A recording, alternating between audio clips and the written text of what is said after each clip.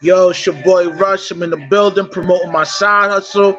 If you're in the state of New Jersey, you need armed guards or unarmed guards, just hit me up on my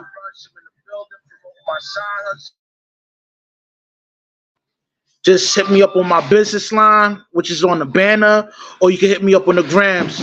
Today I got a few special guests with me on my panel. We gonna get it popping. We about to bring them out. Now, man, salute, salute. Hey, yo, today we gonna expound on the whole, Shaunie O'Neal situation with Shaq. Now, I mean, is Shaq the biggest sucker in the world, man? You know what I mean? Like, when you read the book, she expounds on how she never loved Shaq in the first place. So, is she an ultimate swindler, too? Talk to me, man. My first question to this panel right here is, yo, where did Shaq go wrong marrying Shaunie? Because, looked like he was just a lick, you heard? I don't I don't think he went wrong, Mary. I mean, he got a wife and kids out of the deal. It just didn't work out. Yeah. Go ahead, fantastic. Yo, my bad. Shout out to everybody, man. Appreciate you for having me on. Yeah, man. I don't think it's a lost hell. She had four big A Shaq kids, man. You know what I'm saying? So she gonna be good to go for life. I think the youngest just graduated. Too. I think she's going to college this year. So and she, from what she said, not retracted but rephrased her statement. So I don't think it was a bad thing for him. Like I said, his lineage and his legacy got built and moved on. So I mean, everything worked out for everybody. I'll say, man, I think Shaq went wrong. Because I was looking up something. Wasn't she married or something? Why he first married her? And she had a kid by a different dude. And on top of that, yo, she slept with the personal trainer. Come on, man. Yeah. Shaq ain't go wrong. Come on. Yeah, Shaq went wrong, man. Hold up. I wasn't privy to this. Why they were married? Not only he beat them guts in, but he managed to trick her to get some money out of his account to buy a new crib. You know what I mean? Suck your shit, you heard? Oh well, not you, bro. I retract my statement then, bro. Ain't no way. I'm gonna have to research that. I never heard anything about his. You talking about his ex-wife, right? The one who married him. Yeah, Shaunie O'Neal, yeah. The one that came out with the book called Undefeated. She's definitely undefeated, you heard? I heard the opposite. I heard that he was the one cheating.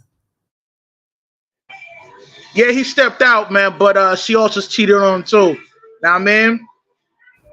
But I mean, when she was married before, and Shaq was cheating on with her, and then they got together. So that's why I'm saying, like, he went wrong because it's like, shit, is she gonna cheat on somebody else? She damn near gonna run the same playbook on your ass. Yeah, that's the playbook right there. Yeah, that's a fact. I don't think he got played. I think he knew what he was getting into. He was dealing with a woman that was with another man. And he took her from him. I think he got what he wanted out of the deal. He was cheating. He wasn't like one of those guys. I don't think he thoroughly communicated that he was going to be faithful to this woman. I don't think a lot of NBA players thoroughly can communicate that. I mean, he cheated. I mean, and that didn't work out. I don't think he felt any regrets or anything. Because I mean, that's a mother of his children. I mean, he didn't have enough respect for her to be faithful or communicate that to her. So I think she was just a vessel to bring his seed in. He didn't really give a damn about that. He had a lot of those guys move like that. They got all the money in the world. He don't really care about these women's feelings. So what did a woman do? Some women can recognize that, and they get what they can out of the deal, and they keep it moving.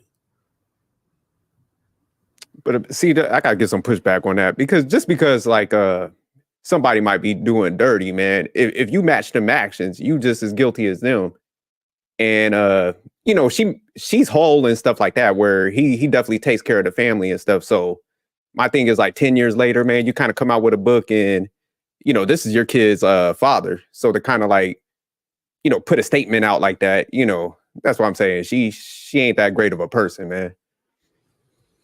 Oh yeah. So yeah, no, I agree with you on that. I never said she was a good person. Making that book, I haven't read it. I don't know if she painted out him to be a monster or anything like that. But the only thing I really heard that was trending in the media was that she never really loved him or something like that. And I think Fantastic says she retracted the statement or something like that.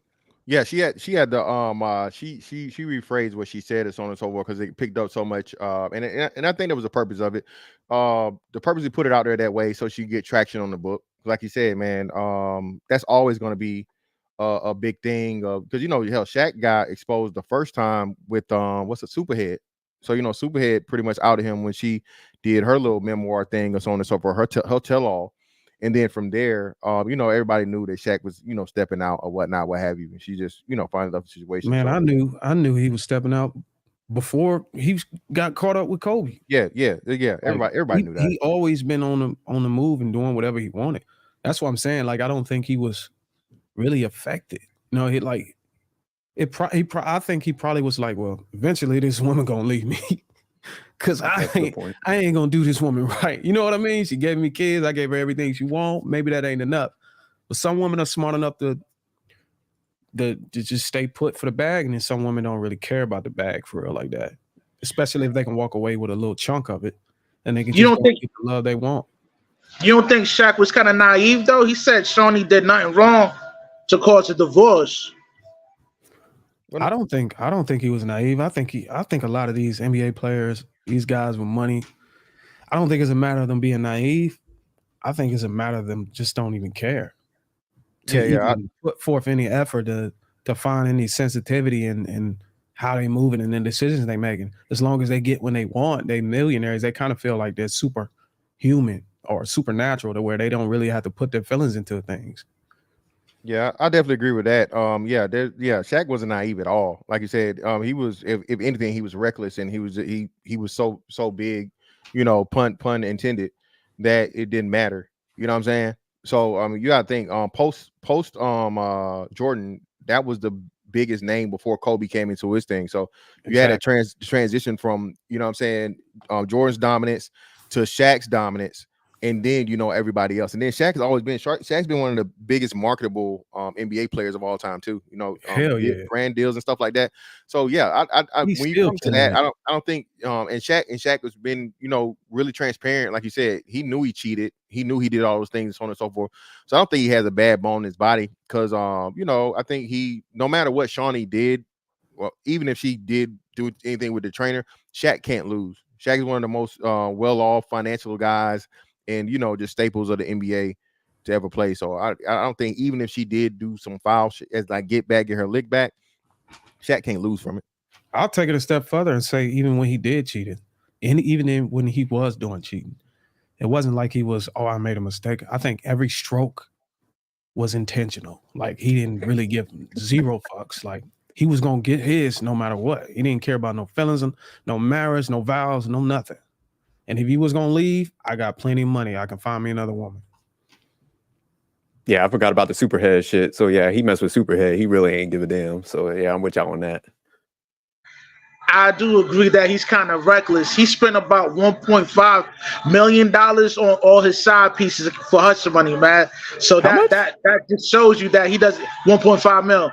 That just shows you he has no type of discipline. I mean, well, from that stage of his life, I'm quite sure he's disciplined now. But I mean, like, it's just crazy to spend that amount of money for hush money. It's crazy. I would say I think it's worth it if you look at the amount of money he had coming in versus how much he had to put out versus hush money. Protecting his brand was well worth it, because if you're gonna play, that's what you got to do, because the game is the game. You got to keep these women quiet so you can protect your bag. You don't want to risk your bag over there. You can throw a little million here, a little million there, so you can protect 80 million. Shit. Well, not even the 800. Shaq had one of the first $30 million contracts. So I think Shaq was one of the dudes to get one of the first Supermax contracts. So yeah, 1.5 for all of his side pieces. That's nothing. That's money well spent and invested. I guess so, right? I'm gonna take it a step further again. Fantastic. I'm willing to bet if he could do it all over again, he wouldn't blink an eye and spend it again. Agreed. I disagree with that. Go ahead, Metro. Soon speak your mind, girl. Okay, so I don't disagree that it doesn't make sense. Like it does make sense. However, I heard him in an interview speaking about his inner thoughts right now, like his inner world, like how he walks through the world now, where he says what really plagues him or keeps him up at night is the fact that when he goes home, it's silence, and the silence is loud, and he tries to occupy his mind with other things, but the fact that his children are not there, they're growing up, there's no wife, there's no grandkids running around, there's no shared family spaces.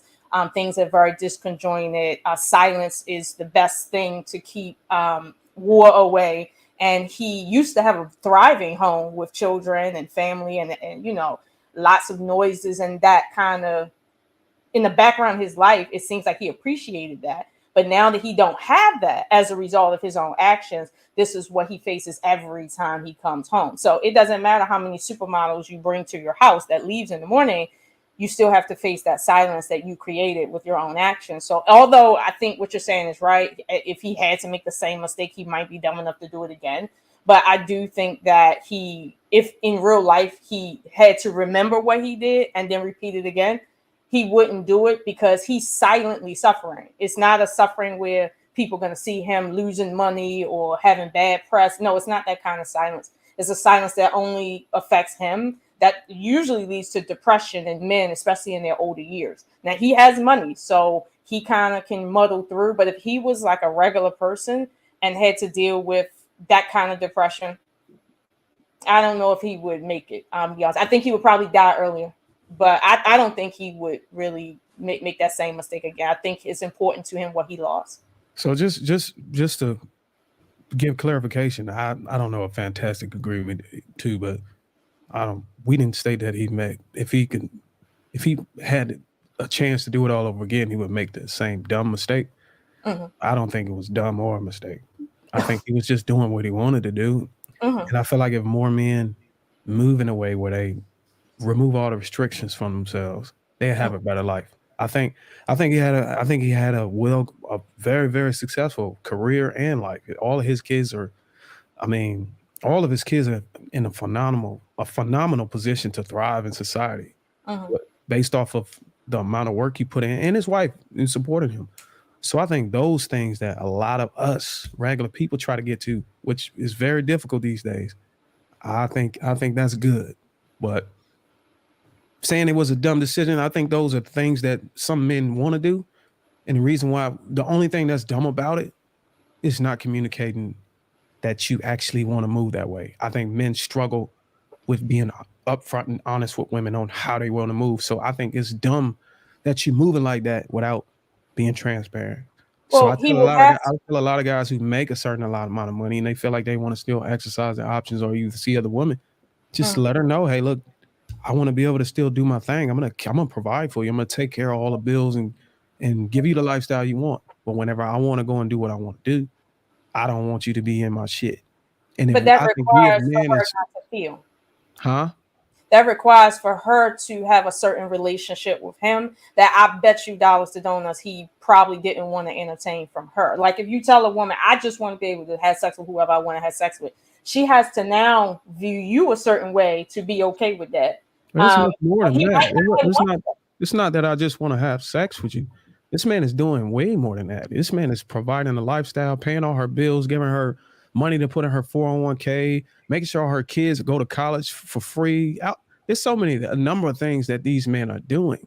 And all they're doing is saying, hey, look, whenever I want to do what I want to do, just don't get in my shit because I'm going to give you the world. But what's the cost of that emotionally? Because you can give a woman bags all day long and buy her stuff. And that's up to the woman to decide whether her emotions are more important or whether a legacy and a bloodline that's going to last forever with inheritance is more powerful.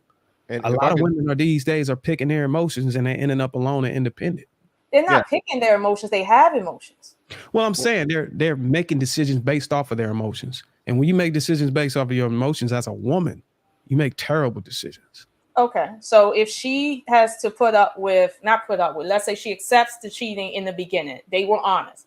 Over time, right? Once the children now are grown and it's just you at the house and he walking out the door to go with another woman and you just there by yourself because you know you ain't bringing Now no you other man loaded in it. the house. Now you loaded it up as if No, I'm giving you reality. Reality is you're gonna do what you want to do for a time, but then that time is gonna change when them children age, and when them children leave that house and it's just you and him there, and he walking out the door with another female to be with another female in some way. just the You're dessert. gonna have to deal with that. No, I didn't say desert. What I'm saying is, if what you're saying is the truth, that he just want to do what he want to do. When those children are grown and he's still doing what he want to do, and she's sitting at the house and she can't bring no other man in her life, that's going to start eating at their relationship on a level that's beyond just, well, do I want to have What kids? would she want to bring another man in her life for? That he ain't. You don't think she would get? You don't think she would get lonely sitting there while he's entertaining other women, and she knows about it by herself at the house in that big ass house? No, if she's smart, she just go shopping. Well, that's what suffices a woman, just to go shopping. I mean, what would you do if your man was out doing his thing, having a career? Would you just sit at home and pout, or you'll travel the world, or go shopping and buy whatever? What's the point of being married then, if that's what you're gonna do? I mean, it's called cooperation. Okay, what's the point? If he's being honest, and that's why a lot of men. Hold on. I want to let Mr. Fantastic chime in real quick. My bad, y'all. Just it seems like he wanted to get his point across, man. So, Mr. Fantastic, man, speak your mind. You heard? Go ahead. So I was gonna say this. Shaq admitted exactly what I think the brother Darwin is right. I can't see your name. Shout out, brother. I've seen you a couple of times. Shaq admitted to that. Shaq said he didn't care. Shaq said he knew what he was doing. Shaq was fully aware of what he was doing. And Shaunie wasn't naive. Like I said, Shaunie made the decision to have, again, 4 Shaq kids. 4 of them. She had 4 kids by Shaq. So despite her knowing that he was out here cheating, right, she still chose the lineage, the legacy, the whatever, you know what I'm saying, so on and so forth. So she had the decision to leave as soon as but because like a lot of women do, you weigh the difference. And she said, okay, I'm not gonna find another Shaq. You know what I'm saying? And I think when she finally got divorced, I think it was towards the end of his career when he no longer had, definitely towards the end of his career where he didn't have, the Shaq buzz or even, the opportunity to money anymore, which is a smart move a lot of the NBA players do. I think the average NBA marriage after their career is over is less than 5 years. You know what I'm saying? Even the big stars and guys. Everybody, the Tim Duncan story, KG was married to his wife for 20 some odd years. And, as soon as he retired, she got up out of there, cashed out on cashed out on that long-term investment. So, again, this is one of those things where, like, I don't see Shaunie as a victim. A lot of women might say that she might be because he cheated, but yeah, she made the decision she made for a reason. But see, that's what I always say, that these women that make decisions like that based on trying to solidify their financial future, and they say, you know what, forget about everything else, I just want money. Knowing what the nature of females is, and they do that, they set themselves up for the worst failure, because after you get the money and then you get used to having money and that no longer is a thing for you, the only thing left is what you had, which is your relationship with your husband. And if that is involving 20-something odd people, I mean, you're human. And I don't care if you're rich or not. You're human. You're going to start succumbing to what humans succumb to after the money is no longer an issue. And the only problem with what you're saying is that just because if a man is providing lifestyle and everything a woman needs, and he's exercising his option, the only thing that's wrong with what you're saying is you're predisposing men who move like this, saying that they don't have the capability to satisfy her emotional needs, be there and love her. The thing that you don't understand, a man can still do all of those things. Him stepping out and getting his cake a little bit, it's just a temporary satisfaction. It's not like he's going to go and fall in love with another woman. He's still coming home and doing what he's supposed to do for his family and his household. Are you sure about that? I'm positive. A You lot sure of men do. It don't even take a man. It don't even take a man who's a millionaire to move like that. A regular man in his nature can go whack off to some pictures and don't feel no connection or whatever to it. It's just once the nut gone, it's things. I think they call it post nut clarity or something.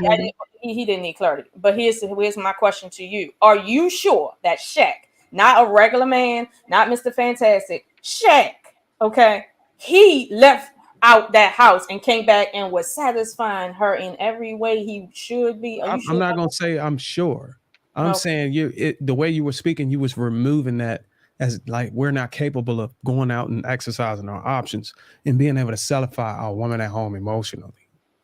Well, I'm I'm not not. saying All that. I'm saying is when Hold he goes hold out on, and hold get on. I head, think Miss Oshun got a point though. Like a lot of Yeah, times I agree. these chicks that got a high level on aesthetics or whatever, they do link up with a sucker, play him out, right?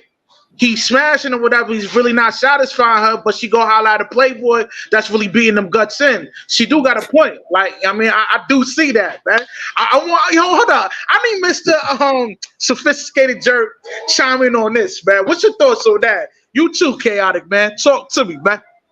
Yeah, so I agree with Miss Oshun because a lot of women like this, they'll play the long game.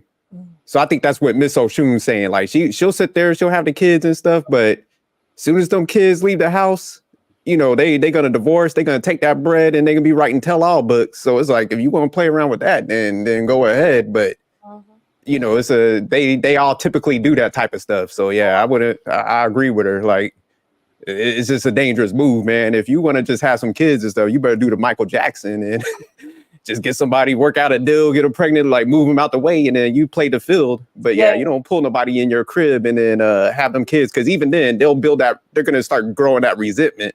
They're gonna start embedding that shit in your kids, growing them a certain way. They're gonna have all these that, like I said, that resentment and stuff. So that's kind of dangerous too, man. You don't know how that shit go play out. but it's not our fault where their resentment come from. You got to understand how society and this culture is programming these women to have resentment against the man from just acting within his nature. Because typically if you want to go back to, if you religious or whatever, if you want to go back to the old days on how relationships became or how people got married, it was rarely, if never, was for emotion or love or any romance. It was all about a man trying to strengthen his alliance by marrying another king's wife or something like that. It was all economic reasons. It wasn't never, oh, I adore her. And until you got these Disney World things, these women are finding these Prince Charmers with all this money. They ignore that whole part. Every time there's a Disney movie, they ignore all the riches. The fact that this dude got a crazy pad, horses and an army to go just destroy other countries. They just focus on him being Prince Charming. When we all know, men looking at the outside, no, that dude has just got the bag. But Disney wants you to think that they're married because they're romantically in love with each other. So they really trying to just get you to ignore the riches. So they don't want to create a bunch of children as gold diggers coming into the data mark whenever they grow up as 18 to 35. But typically every fairy tale, every princess that got a king or a Prince Charming in these movies was pretty much, it was an economic relationship. But you know what happens when, because I know we talking about Shaq, but regular men have a life too, and they have needs and wants and desires too. Pretty much the same. What happens when the risk starts becoming a factor? Meaning you're out there doing what you want to do, and you know you pop one that wasn't in the plan, and now your income is divided, and then your children coming up not liking each other because they know what y'all done. Most of the time, the children are the ones with the resentment towards each other over what the parents did. I know my family from my grandparents' generation had that going on. Then it trickled down to the great grandkids, and the family just got split apart over somebody cheating and having a baby out of wedlock. And then there being this idea of, well, who loved who the most? And it becomes a problem. But what I'm saying is, in real life, it's not just about that cheating moment. Like with Shaunie, she's not a victim. She's not. And if this is true in the comments that she cheated prior to, and that's kind of what led into all of this, obviously life is just life and for her. However, generally speaking, like Russ said, she played the long game. But even in playing the long game, look what you're doing. Your whole life is about talking about him. It ain't talking about the greatness of your current relationship. It's talking about your situation with him. Now you're living vicariously through him. And I'm sure your man don't like that, but you got to do that because you played the long game so you could get some money. And in today's world, you don't need to use a man like that. Like you don't even like him, don't love him. You don't need to use him to get money. You can just get your own money. Like I don't understand that, but that's me personally. But yeah, I understand that they may have had an agreement, but based on what I'm seeing, there was more to it, and it was a more personal situation going on. Yeah, everything you stated aligned with what I said at first. The reason why women are using their emotions now and just building their focus on that. Just like you said, they can go out and work now and have their own thing. But that's the modern times now. Modern women are moving like that. Oh, I can go be independent and die alone. You're not going to do this. You're not going to do whatever you want to do as a man. Now you got to operate toward my terms now, because now I got the bag too. So right, but I think that makes it better. I don't think if even if Shaunie didn't cheat or whatever before that, I don't think that made a difference on how Shaq wanted to move. Correct, but that's the thing. If they didn't have that kind of relationship, because there wouldn't be so much resentment. If that's like if they were swingers, I don't think there would be resentment that they did swinger stuff, because I just don't. I've seen their reality show, and I could hear the tiredness in his voice, the tiredness in her voice. I could see the tension, so I know that it wasn't just, oh well, he left me alone by myself a lot, and I just got tired of cheating. No, it was more to it than that. Like usually it is. But I'm not saying that Shaq did everything wrong, because obviously she got a role to play in her marriage too. If he's out there unsatisfied, then partly she has something to do with that. I don't know what. But you sign up to be a wife to an NBA, not an NBA player, an NBA superstar. And you got resentment about staying at home in $1 million house when 80 to 90% of the rest of the world is living paycheck to paycheck. But this is the thing. This is why men don't really give a shit about why women feel, because you guys take the things that are given to you for granted. We treat you like queen. Even at the top of the pedestal, you can never be satisfied. It's always something. But you want a man to be Superman. You want him to make $1 billion and treat you like he's Shakespeare and never bat an eye at another woman. Literally defy his nature that's just innate in him from when we were born. You get everything from a man since the beginning, even our rib, and that wasn't even enough. It got us literally kicked out of paradise, all the way up into the point where we're able to recreate a paradise in the modern times in 2024, and that's still in it. It's an unquenchable thirst, and there's a lot of men moving in a way where we know that women have an unquenchable thirst for attention and emotional needs and all this stuff, and financial needs too. We can only do so much to where we can still compensate for the things we want and our own happiness. And I think that's what a lot of men are beginning to do. They're beginning to say, hey, look, we can't just keep giving our riches to women. They taking half in the courtrooms. If they're going to take half anyways, I'm going to go and live my life the way I want to live it and have fun and be happy. Okay, I agree with you on the ground. These are the logistics and the numbers. But I'll tell you this. I tell you. At some point, Shaunie probably looked up and wanted what your wife had with you emotionally with him, and knew she couldn't get it. I knew that. Well, yeah. So she had to weigh it. She had to weigh her. You can't weigh shit with him. You don't know what they had. How do we know that? I know what they didn't have. I know that. How can you go on the record and say that you don't know that this man had a loving relationship with this woman? Okay, go watch any footage of him talking about how long were they married. How long were they married? I didn't catch that from that show. Like how long? It was at least 10 years or so. Definitely at least 10, if not in the teens. Mm-hmm. Okay. No, it was 9 years. It lasted for 9 years. But marriage lasts for 9 years. Okay. So they were married for 9 years, and you're willing to go on the record and say there was no loving connection. No, I think there was, and that's why I always said that when she said she never loved him, I don't quite. Let me interject real quick. In the book, it stated that she never loved the nigga in the first place. Now, like Mr. Fantastic said, he think that she only said that for the book sales. But let's expound on this real quick. Don't you think it could have been a possible chance that she really didn't like the nigga in the first place? Because chicks can't pretend. You don't have to leave it up to chance. She stated it out of her own mouth that she never loved her. When a woman says she never loved a man, or she don't love a man, and she marries this man and had kids, that's when you know the relationship is strictly economical. So why does she make an issue over anything outside of economics then? Because women I just explained to you, women tend to be selfish with the terms. Mm-hmm. You already came into it strictly for economics.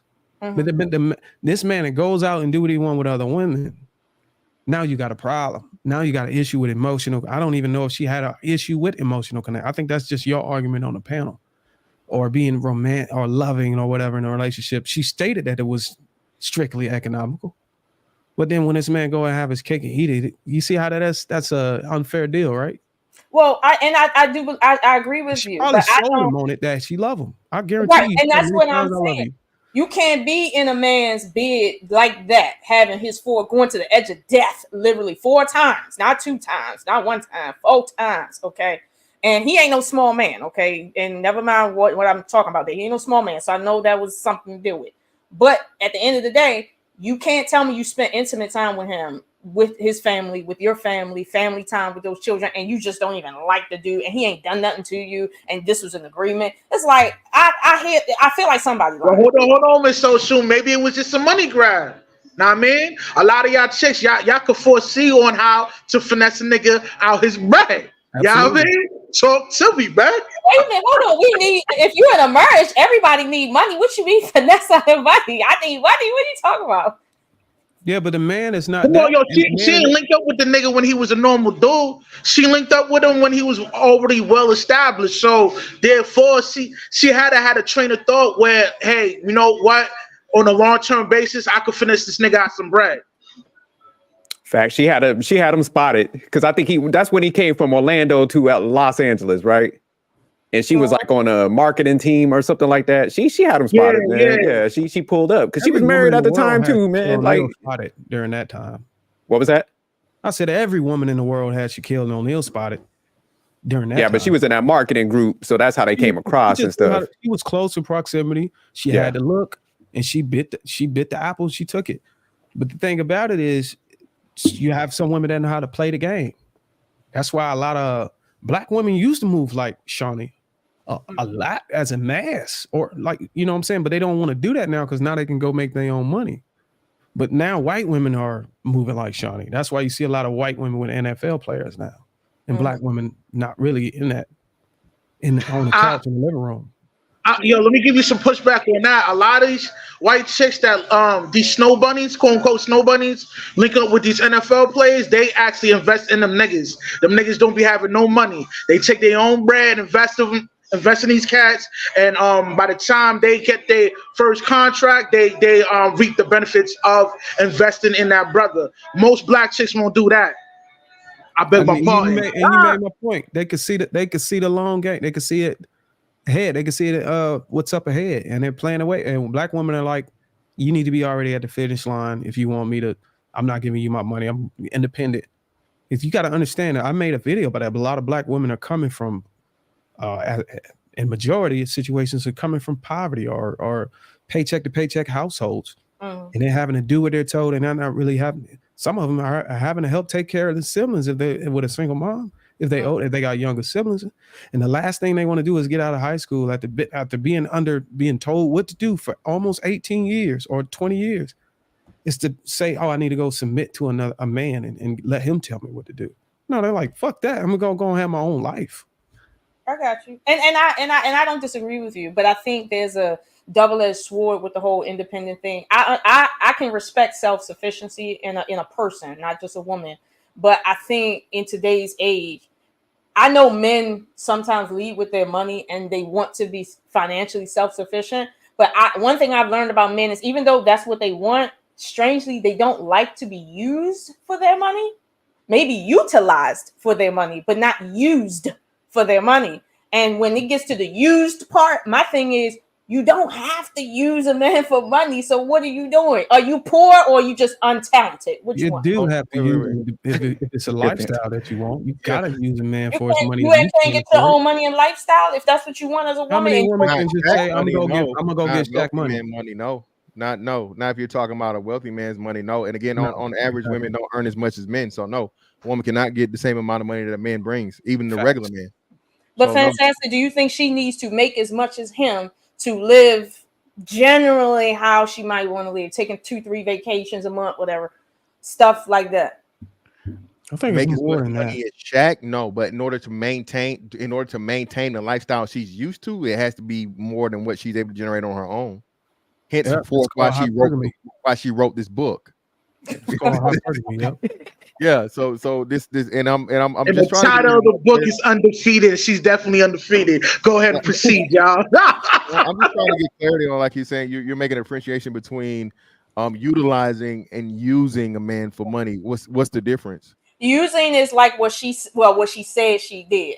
I'm getting with him. I'm gonna create a family with him, but I'm not gonna even like him, let alone love him, let alone want to be around him. But I'm gonna create a family with him, and I want this because I need money right now. Versus her saying, "Okay, I know he got money. I know all of that, but I want to be married to a guy that I actually have a relationship with. I get it. I like to live rich, but I want also a relationship too. Even if it don't work out, at least her intentions is to have an actual relationship versus coming in saying, "Hey, I'm poor. Let me get some money." Like, Yeah. So they used each other, and that's what you're supposed to do. Except it's not supposed to end. You're supposed to use your wife, whatever she can bring to the table, whatever the things that you want out of her, you get those things, and in return, she get the things that she want out of the table, or whatever you bring out of the table. It's just there was an issue with the terms. She didn't like that. She wanted to have an emotion. I don't know. I don't even know if the things I'm saying are true. I'm just going off what you said. So for basically, if she's with a pastor right now, and I'm pretty sure he got money, right? Mega church man or something like that. I mean, yeah. Was it corner church or some shit like that? Yeah. She married a pastor, yeah, and yo, like this is kind of going off track, but yo, what's your thoughts on him marrying Shaunie? Like, do you think he has a problem dealing with being overshadowed by Shaq's like notoriety, fame, and money? He should. I don't know, man. Like, I think before he got with Shaunie, I don't think nobody knew who he was. Basically, I didn't. So I think Shaq's fame actually amplified his name. Mm-hmm. And imagine if you, Rush, go marry Michael Jordan's ex-wife or some shit. Now everybody's gonna know who you are. Why are you smiling? That's a bad example, man. Why you smiling? You know, I'll never get married. My bad. Scottie Pippen's ex-wife. I think the reputation might have be an issue. Yeah. No, I wouldn't wife up. I mean, I smashed, but I wouldn't wife her up. Listen, he said wife.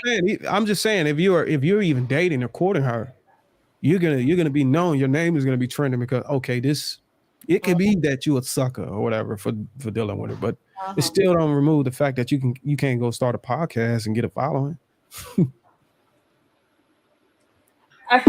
I mean, if that were like, I don't move like this. Know what I mean, like but I'm just saying, if that were to happen, I link up with Scottie Pippen's ex-wife. I wouldn't want the world to know. I'll make sure this, nobody knows about it. Know what I mean? Yeah, but I think the pastor loves.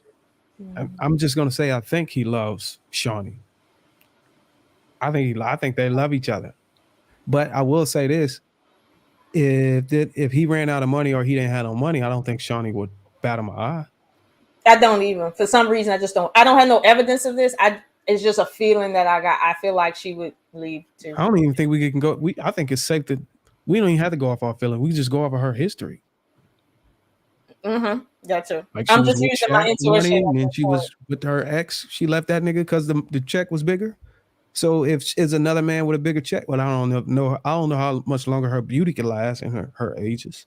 I just know as a woman, if I moved on from Shaq because I was so unhappy with his cheating, whatever the case may be, and I just want to live my life with my new man, I'm not going to do all my interviews is going to be about my intimate relationship with my last man, and I got my new man sitting right there. Nobody want to hear from him. I'm not going to be talking about this nigga. I'm going to be going on with my life. But the fact that she has to keep coming back to him in front of another man, I know she don't care about her new man. Because if you with a new man, you really don't like talking about your exes to him or in front of him. But the fact that you're going to write a book and then do interview after interview after interview and then he should be feeling some kind of way. But if he's not, she definitely don't care about him either. Don't she own Real Housewives of Atlanta? Hold on. Yeah. Michelle Shun got a point. So are we indicating that her new husband is the bigger sucker? Yeah, he is. He's definitely a sucker. All right. That makes sense. That Nah. makes sense. What man? I don't know what y'all. I gotta get an understanding of what sucker. What do y'all mean by sucker? This is my second time on your show. Well, because like what Oshun was breaking down, if she's sitting there writing tell-all books about her ex and she can't move on, man, that's an indicator that she really don't respect you and she don't like you. So if I was him, time she was about to release that book, I wouldn't have been up out of there. Hey man, y'all think Shaq still hitting that? No. Nah, Shaq got too many options, man. Shaq getting caught in too many DMs on Twitter, bro. 19, 20-year-old models. Yeah, bro, man. look. But, I just wanted to say this part of it, right? That's one of the things we talk about in another, the whole aspect of it. Lala Anthony, right? Lala been divorced from Carmelo like a few years now, but everybody's gonna always know her as Carmelo's wife. Same thing with Shaunie O'Neal. Like you said, this woman is, I didn't even know this. Y'all telling me some shit I didn't know. So she's married now and she's still calling herself Shaunie O'Neal. Well, that's the ultimate disrespect right there. So if I don't think she's calling herself O'Neal. Yeah, I think she is. No, I think she changed her name, but society calls her that still. So the name's attached. All these headlines have definitely named her Shaunie O'Neal. So I don't know. But that goes back to what I was saying, that if this is what you want, she knew that was going to happen. And if you're trying to get money, okay, and you know that your husband has to be subjected to that, you probably don't care about your husband. Don't she got Real Housewives of Atlanta? She do. She did, but I don't know if they still. No. She started up the franchise Basketball Wives. So anytime you watch a television show based on that, that's her brand. So she started up Basketball Wives. So she's a multi-million-dollar millionaire. Because some of the cast on there make millions of dollars. So I know the owner is generating a lot of money. So I would go on the record to say, in my opinion, that the pastor is not a sucker. He's actually making an economic decision. Oh Lord. Because you got to believe that Basketball Wife money is going into that church. Or even in his lifestyle. Oh, Lord, okay. I try to see people as human beings, but at some point, I just like I don't know. I can't see these people as human no more. Everything is about an economic decision, but everybody getting money. Why can't nobody be normal? What is normal? Normal is when you see a man, if you're not attracted to him, don't fuck with him. That's normal. Okay, so general, or do you agree that being generous makes you attractive? With your money or just as a personality trait? Period. Being generous generally is a good personality it's trait. An attraction, though. It makes people cleave to you. Whether it's negative or positive, if they want to use you or get some, it's just an attraction, period. Yeah. So people who able to have a powerful way of being generous, which usually come from assets or some type of money. I think that any person that's able to give you the lifestyle you want or anything that you want that's going to take you months and years to get is an attractive person. Well, his money is attractive, but you're going off of the image. What the image can fade. No, he's not attractive. Money lasts longer than your image. Shaq was not attractive to her. His money was. Meaning any man with Shaq's money was attractive to her. She wasn't attracted to him, the person. And that's what I mean. Would you prefer to be with somebody who's fine? No, I'm not talking about that. I'm not talking about that. What I'm saying is what's normal is when you see a guy, are you physically attracted to him or not? When you meet him and get to know him, are you attracted to his personality or not? Can he provide for you in a way that is happy, that makes both of you happy or not? That's kind of normal questions. But when we're talking about business deals and every decision, it's like, listen, that's not normal. But the fact is, these normal emotions are at play. And that's why I asked you what normal is, because a lot of women don't look at that. You got a lot of women moving out here, and what's normal to them is to get in a relationship with a person that can provide.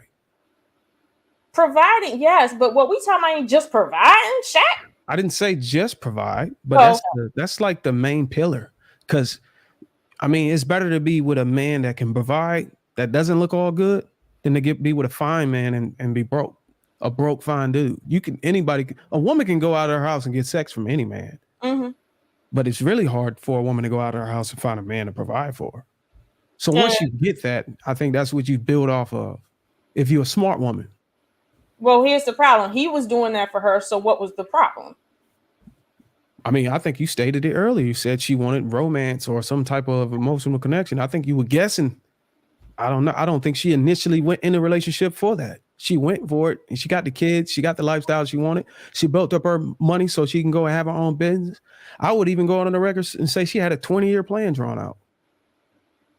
Probably, but I know some accountant or a financial advisor probably helped her out behind the scenes and like, look, be with this nigga for 9 years, divorce, keep you 100 mil, go start basketball wives, good, all your kids to pay for, boom, boom, boom. I agree with that because you know, she got caught stealing money out of Shaq's account, man, and she was basically funding her booty call his lifestyle. So I could kind of see him doing that. I mean, see her doing that. You know, the 20-year plan thing. You know, yo, chaotic man, you've been kind of quiet, man. Oh yeah, what's going on? Yeah, man, chime in. Xbox, bro. Oh no, I don't. I kind of agree with Oshun, to be honest with you. I don't really have anything to say about Shaq or Shaunie or yeah. I mean, what do you think, Rush? You have any questions for me about them or? Yeah, I mean, like, yo, what are some of the red flags that Shaq could have seen before he married her? You know, by figuring out that she stepped out on him. Like, what some of the red flags he could have caught before locking it in? I thought that he cheated on her. he did. Yeah, he did cheated on her, man. But you know that don't count when you do. So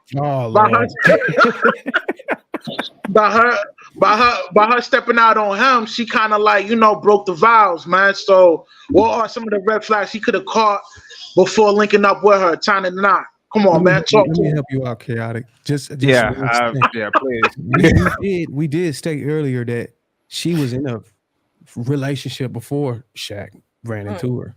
And so she was cheating already from the get-go. So you could say that that's the first red flag. Yeah. Yeah. Well, I don't know, Rush. He married her, obviously. Okay, so what's Rush? So did she initially cheat in the relationship, Rush, in the marriage first, or was it Shaq? Rush. Allegedly, it was Shaq, but we all know how most shit move. Man. You ain't gonna know. I mean, she's entitled to. If I'm not mistaken, when Sharif and his brothers, was 4 of them, right? Mm-hmm. So Shaq actually got out with a deal. He was only paying $10,000 a month. At the time, he was worth $400 million, if I'm not mistaken. So he kind of got out on a deal. I don't know how much he had to pay her in alimony, but he didn't get Jordan with it. So, but I'm big on supporting the courts, man. And truth be told, she should have got half of his assets. To be honest with you, Rush, I'm not gonna lie to you, man. I'm really big on being faithful in marriages, bro. So. Yeah, I just really believe in that, man. So yeah. Shaq pulls some strings, man. $10,000 a month, and you making that kind of, and you worth $400 million. Stop it. He should have been paying a lot more in child support, man. If you ask me. Now see, these are one of the times when she was there. She was being she she ain't love him, but she did her part. And now, because she was a stay-at-home wife, you gonna pay up, and it ain't about her trying to get over on you. But she was a good stay-at-home wife.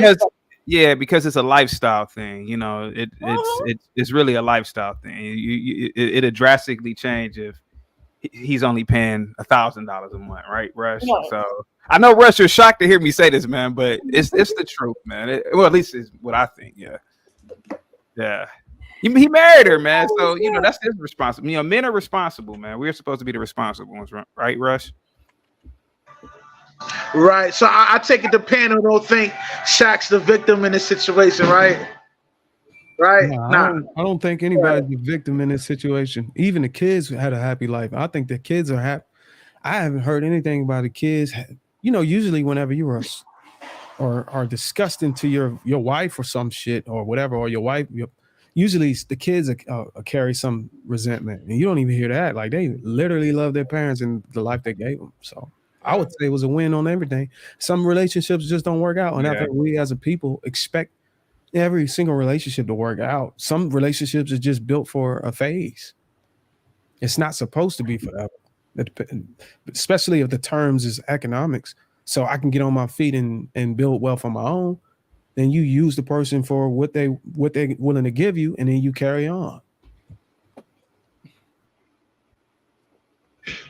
I mean, from the lens of somebody that's normal, it'll make an economic Can y'all stop saying normal? Can y'all just say economically it would make politically sense to correct link or up with. religiously sound or something like that? Because saying normal makes it seem like we're assholes or some shit. No, I mean, no, you brought that up, so that's why I said it like that. But because people like Shaq, they don't worry about bread like that.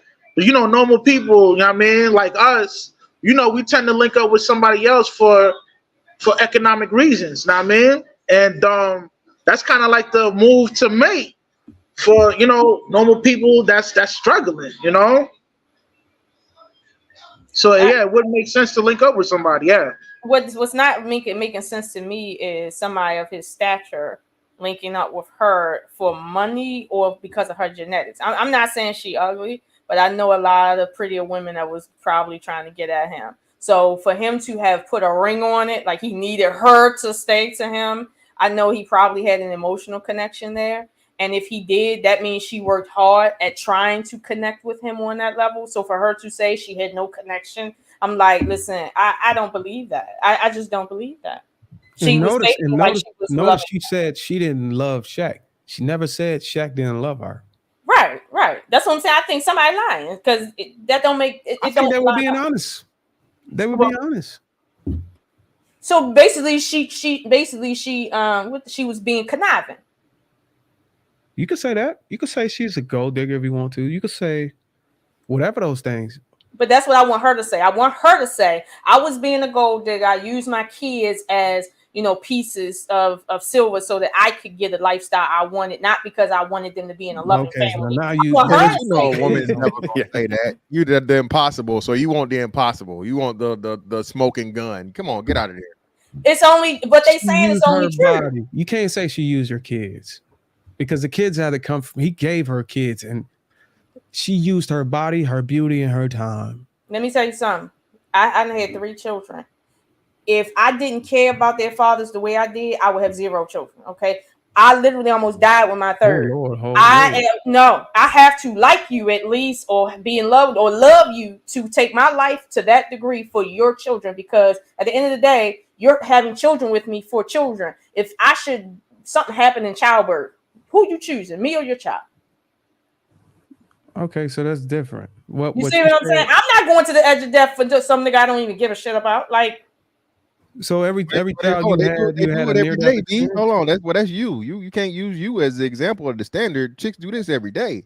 And that's the problem. You going to the edge of death for somebody you don't even care about, but you wouldn't even pick up the phone for people that you should care about. Like, this is the problem. Made a sacrifice for the lifestyle. Hold on, maybe she looked at those kids as an investment, and she got a great return off those kids as an investment. Imagine your mother saying that to you. You was an investment for my lifestyle, not because I wanted a family. Yeah, but don't need to say that. That's how a lot of these groupies think when they link up with these ball players. You know what I mean? They think long term. Shaq obviously didn't think she was a groupie, so this is what I'm saying. She playing both ends from the middle. She wants. Let me revise my statement. Not a groupie, but a chick that looks good enough to swindle a nigga bread. That better? Pull up a picture of her, and you tell me if you would give all your bread to her. Pull up a picture. Pull it up, Rush. Pull up the picture when she was young. Then pull up a picture when she was young. Let's see if you would give all your money to her based on how she looked. She was cute when she was young. Let me see, because being cute is cute, but let me see if you give all your money because of how cute she is. Well, if you're Shaq, you got to think though. But no, if you're Shaq and you have access to literally any woman on the planet, maybe she brought some sort of value to his lifestyle. Maybe that's why he kept her around. Maybe that's why he chose her. Hey, they were like spirits. They were both cheaters. She was cheating to get him with him. So hey, she brought this man his kids, man. Yeah.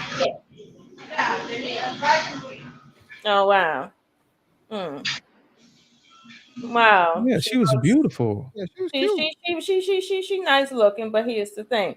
You Oh, telling me she looks man. over the average, she looks better than the average person. Again, but you're saying that, so that's a lot of celebrity wives aren't just these gorgeous supermodel chicks because they have access to those girls regardless. So for Right. them, that is when they start dealing with these women, it really is the woman that's going to hold them down. It really is the woman that's going to be there. It has to have more than just, a pretty face and good puss. And he thought she was gonna hold him down. Apparently, he married her and had She kids. only was there for the money, but somehow he got the impression she about to hold me down POP style. Well, that's the expectations. I mean, we can't know if you're lying. We only can go over by your word. Y'all can't know Exactly. when the chick lying.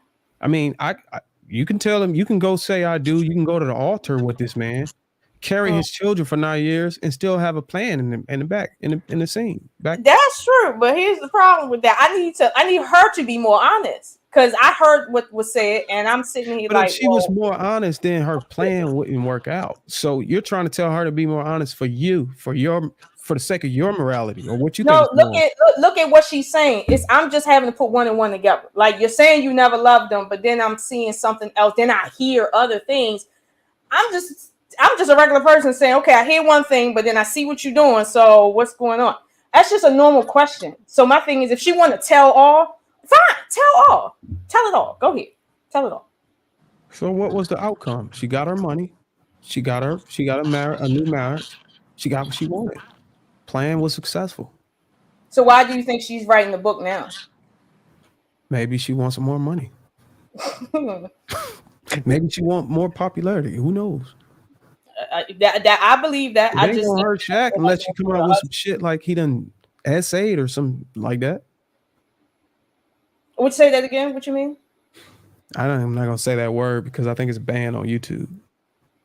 Well, no, I understand what you're saying, but I think once she entered that realm of reality TV shows and just popularity from that, yeah, she's stuck in that social media realm. So she, you know what I mean, to keep her relevance is around a lot of this stuff with like, people's opinions and tweets and stories and stuff like that, shade room type stuff. So yeah, I can definitely see it. You know what I'm saying? She's in that realm now. So, that's the way she makes her money. May I ask a question? What if she doesn't have any relevance? What do you mean? Like, what if those are things that aren't beneficial to her? Whoever you were. I'm sorry, I missed a couple of moments before I got up here. No, it's cool. Well, you talking about Sean? We talking about Shaunie O'Neal. So you're saying, what do you mean by she doesn't have any relevance? So that's what I'm trying to understand. Oh, okay. I didn't know that's who we were talking about. I'll go back. Oh, Shaunie is. Sorry. No problem. I thought we were just talking about general people. No. How do you press this? Her relevance though still is her 90% of her relevance is the O'Neal part. So regardless of whatever, I think that's one of the things again when these women know this. So a woman can't lose by attaching herself to a wealthy celebrity, successful, what even at the local level, right? The him dude of like, the neighborhood. Oh yeah, that's such and such old lady. You know what I'm saying? Oh, old lady, that's such and such ex. And women are a lot of the times their relevance more so comes from the men that they're attached to than themselves, even when they're incredibly beautiful, right? Now, highly successful is something different. You know what I'm saying? Your Rihanna's, your Oprah's, but those are like, 1 in a billion, you know what I'm saying? Situations. But for the most part, like you said, women are known because of the men that they're attached to.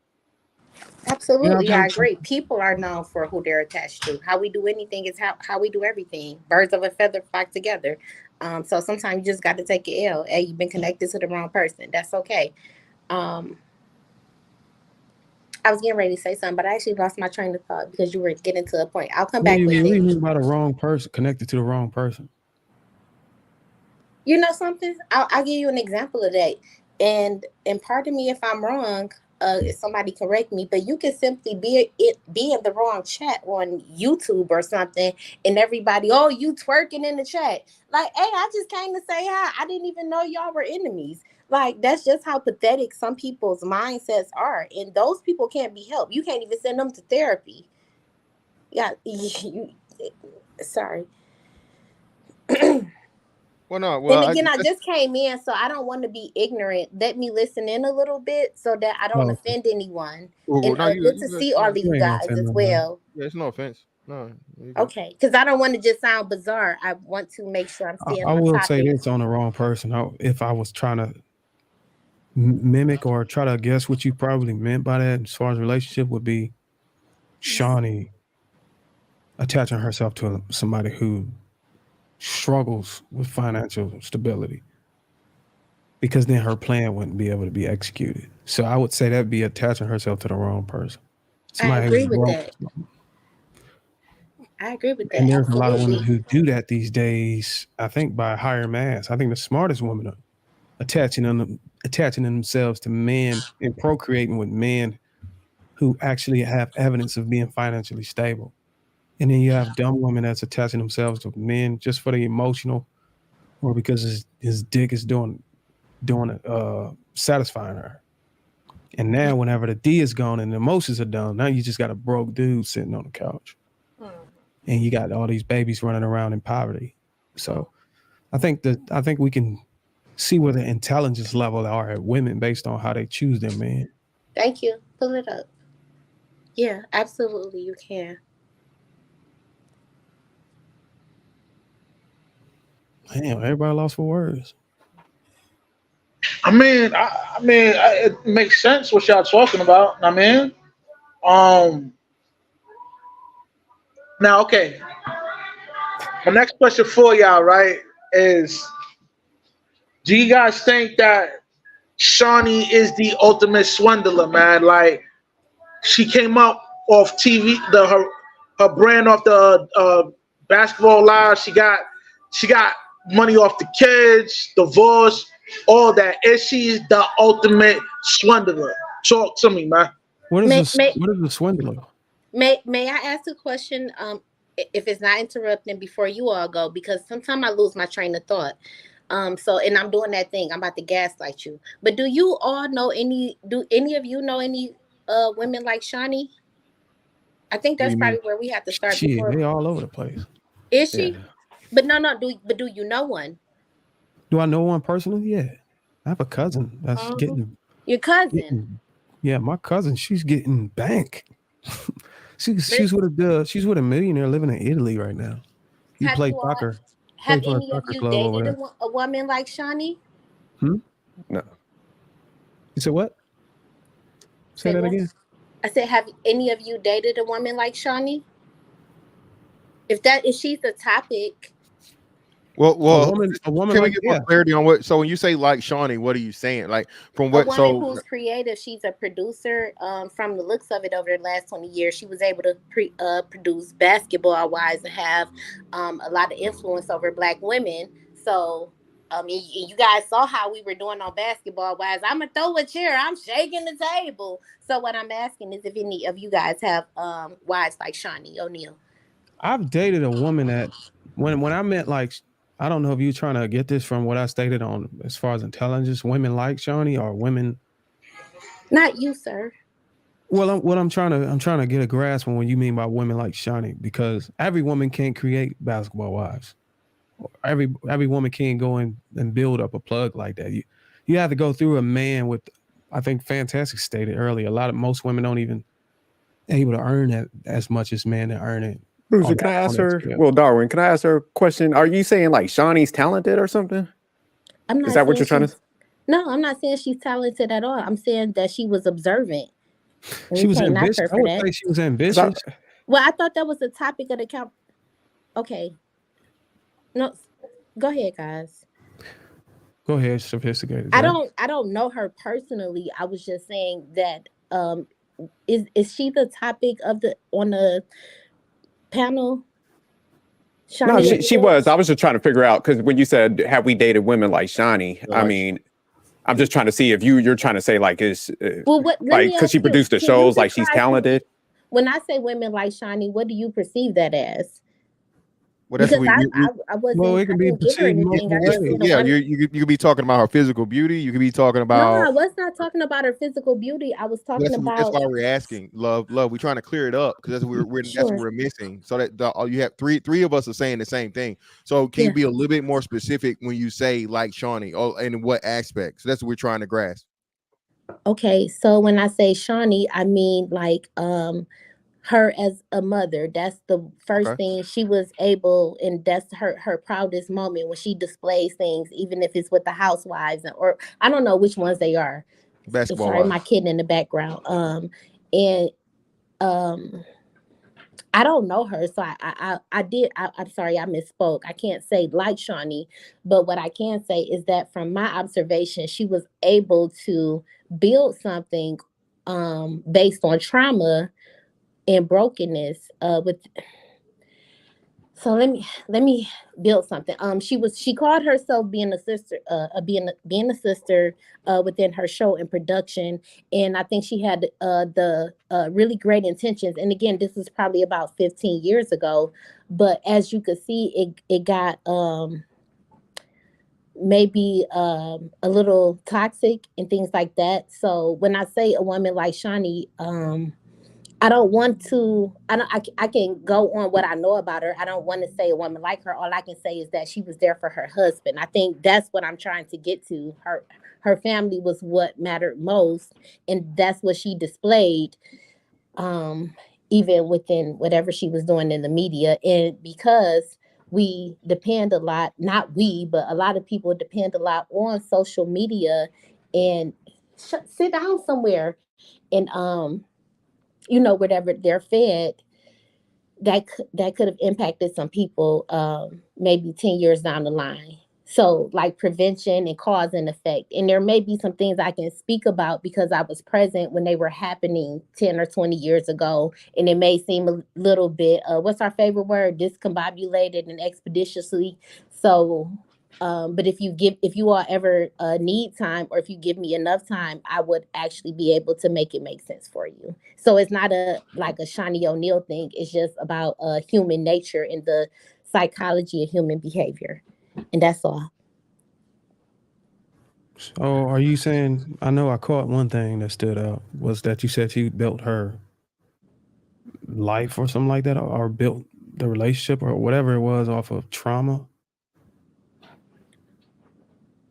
I mean, not her, not the relationship. I'm sorry if I did say that, I misspoke. But she did. She was able to build her show off of that. Her trauma with Shaquille O'Neal, the Housewives. If you look at like a lot, even the white ones. It's not just Atlanta. There's well, I don't know, California, wherever you go. A lot of the housewives, there's just a common thing, and so I don't think it's black and white. I think it just may more so be the nature of what we're seeing in society, and social media does impact that. If it didn't, you wouldn't have such high ratings on those things. So I'm just trying to figure out what is the trauma part. I didn't watch that particular Sometimes you can episode. teach trauma. You can tell somebody they're traumatized, and they're absolutely not. That's why you have so many women. We say it's a sisterhood, but then on there, they're bringing women to the table. Oh, well, I asked you this and I asked you that. Like, girl, because my skirt was a different color, like, that doesn't mean I'm not a sister. So I don't know. Maybe that's why I said, sorry, guys, if I got carried away, because sometimes I try to get everything wrapped up at once. But Nah, you good. I just think Shawnee, I'm gonna take a crack at it, but I think she leveraged Shaq to create that trash ass show. So I wouldn't say she's like talented or nothing like that. no, I wouldn't say she's talented at all. But she does have she and it may not be her story, it may not be the truth, but she did display something. I don't care about her story. Actually, I didn't even know who she was until I saw how ignorant all the women on her show were acting. So that's what she was able to show us. Thank you.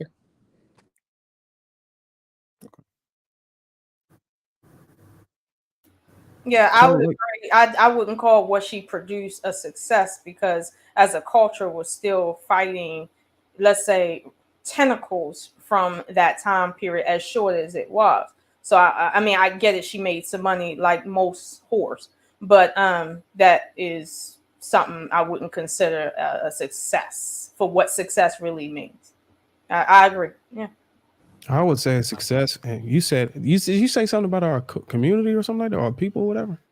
Be okay. When Basketball Wives came out, it gave birth to all these other wives show. I don't know if it gave birth to Mob Wives or whatever, but when I watched Mob Wives, right, it was a lot different. Okay, it was based on the life of women that are with mobsters in jail. It wasn't based on hair and nail and all this other stuff. And it's like it wasn't. So now we got a lot of people watching television being influenced by this now new culture. And now I'll be honest with you, everybody wants a bag that they can't pronounce anymore. Whereas a couple years ago, that wasn't the case prior to this show. So I've seen the change in the culture at this point. And my thing is, if it's a success because everybody likes the show, that everybody don't like the show. If it's a success because it helped the culture, it didn't help the culture. If it's a success because I don't know. I didn't say the show was a success. I said whatever she planned to do and whatever she planned from the point that she met Shaq to where she is now, I would say she was successful in that. But she's successful in what as far as her show having a positive inspiration on women to be called successful. I'm not saying that. I'm not going to argue that on that. But I would say the woman is a successful woman when you compare her to, I don't even know how old she is. What, 49, 50, something like that? But here's the thing: is she really successful? Because we all know she's unhappy. We all know she's really lonely. We all know she doesn't have a good spirit about her life. Is she really happy for real? Is she married though? Hold on. How do we know? Why are we assuming this? Because my parents were married, and my father was the most unhappiest, and my mother was even less unhappy because of the type of person she was. So being married don't mean you happily married. Well, great point there. But I'm just saying, I don't. She hasn't ever. One thing that Shaunie has never done publicly is have any type of, I want to say, emotional breakdown, instability, or any type of image like that. So I even in the thing with her moving from Shaq, it was never bad blood between the two. And once upon a time, her and Shaq was like, it was a funny. I think it was like 2 years ago. Like maybe we should get back together. It was like a little thing going around and so on and so forth or whatnot, right? So I definitely want to get back together. Yeah, it was like a couple years ago. Yeah. I need to see. So it went viral because it was like a little joke or something. It was either Valentine's Day or Mother's Day or something like that. But and too, well, actually, I don't know if you guys are aware of this, but the Sharif, he had to have a heart surgery. I don't want to say a transplant, but Sharif had a issue. So I think parents having to come together at a moment like that for their child. I think it was around that time too. So I don't know, but getting back to the point of where you were saying about the success part of it, or not even success part, you're giving her improper credit because that was an offshoot of Housewives of Atlanta, LA, so on and so forth. So she was in that same timeline. She didn't help Mob Wives and all those other things and so on and so forth. It's just a continuation and the expansion from the Housewives of whatever city, what I'm saying, thing. And then they started doing the different sports and whatnot, what have you. So let me ask you this, but not to over credit her either. So let me ask you this, Miss Ashar. If you went to the school that one of the kids just graduated from, it's called Union Grove. It's right up the street from me. My nephew just graduated from there Monday. And let's say her kid was in that school and they had a school project and they said, all the kids, we want to see whose mother is the most successful. Who would you think that would be the most successful? Shaq's son's mother, right? Probably out of all the mothers in there would be considered the most successful woman in that parent in that school. That's what I'm saying. You said the success is relative. I think you're talking about successful relationship or successful marriage. No, I'll put it all generally speaking together because again, success is relative. If I'm successful because my son grew up and got money, but we're gonna dismiss the fact that he's an addict. He can't hold down a relationship. We're going to dismiss the fact that he doesn't have no spiritual connection. We're going to dismiss the fact that he's also a criminal behind the scenes. And I'm talking about the worst that there are. We're going to dismiss that because he has money and call me a success story with raising him. What did we dismiss about Shaunie? What I'm saying is to say, is she a success in terms of her show? That's why I said, if we look at the show, that's she was successful in terms of her life. I think that was her goal. her life. I don't think her goal was. I don't think her goal was to give 9 years up, so she could have a. Was her goal to get divorced? It probably was. See, that's not the success. I don't care how much people might think. My mom got a lot of money off my dad and got a divorce. I don't see you as successful. If it's her goal to go into a marriage for 9 years and leave and have her own life and have her wealth, if that was her plan going in and it actually was executed, then it was a success. She succeeded in her plan, but is she a success? No. Why not? I'm differentiating. She successfully executed her plan. If you could switch your shoes with her, would you switch them? Hell no.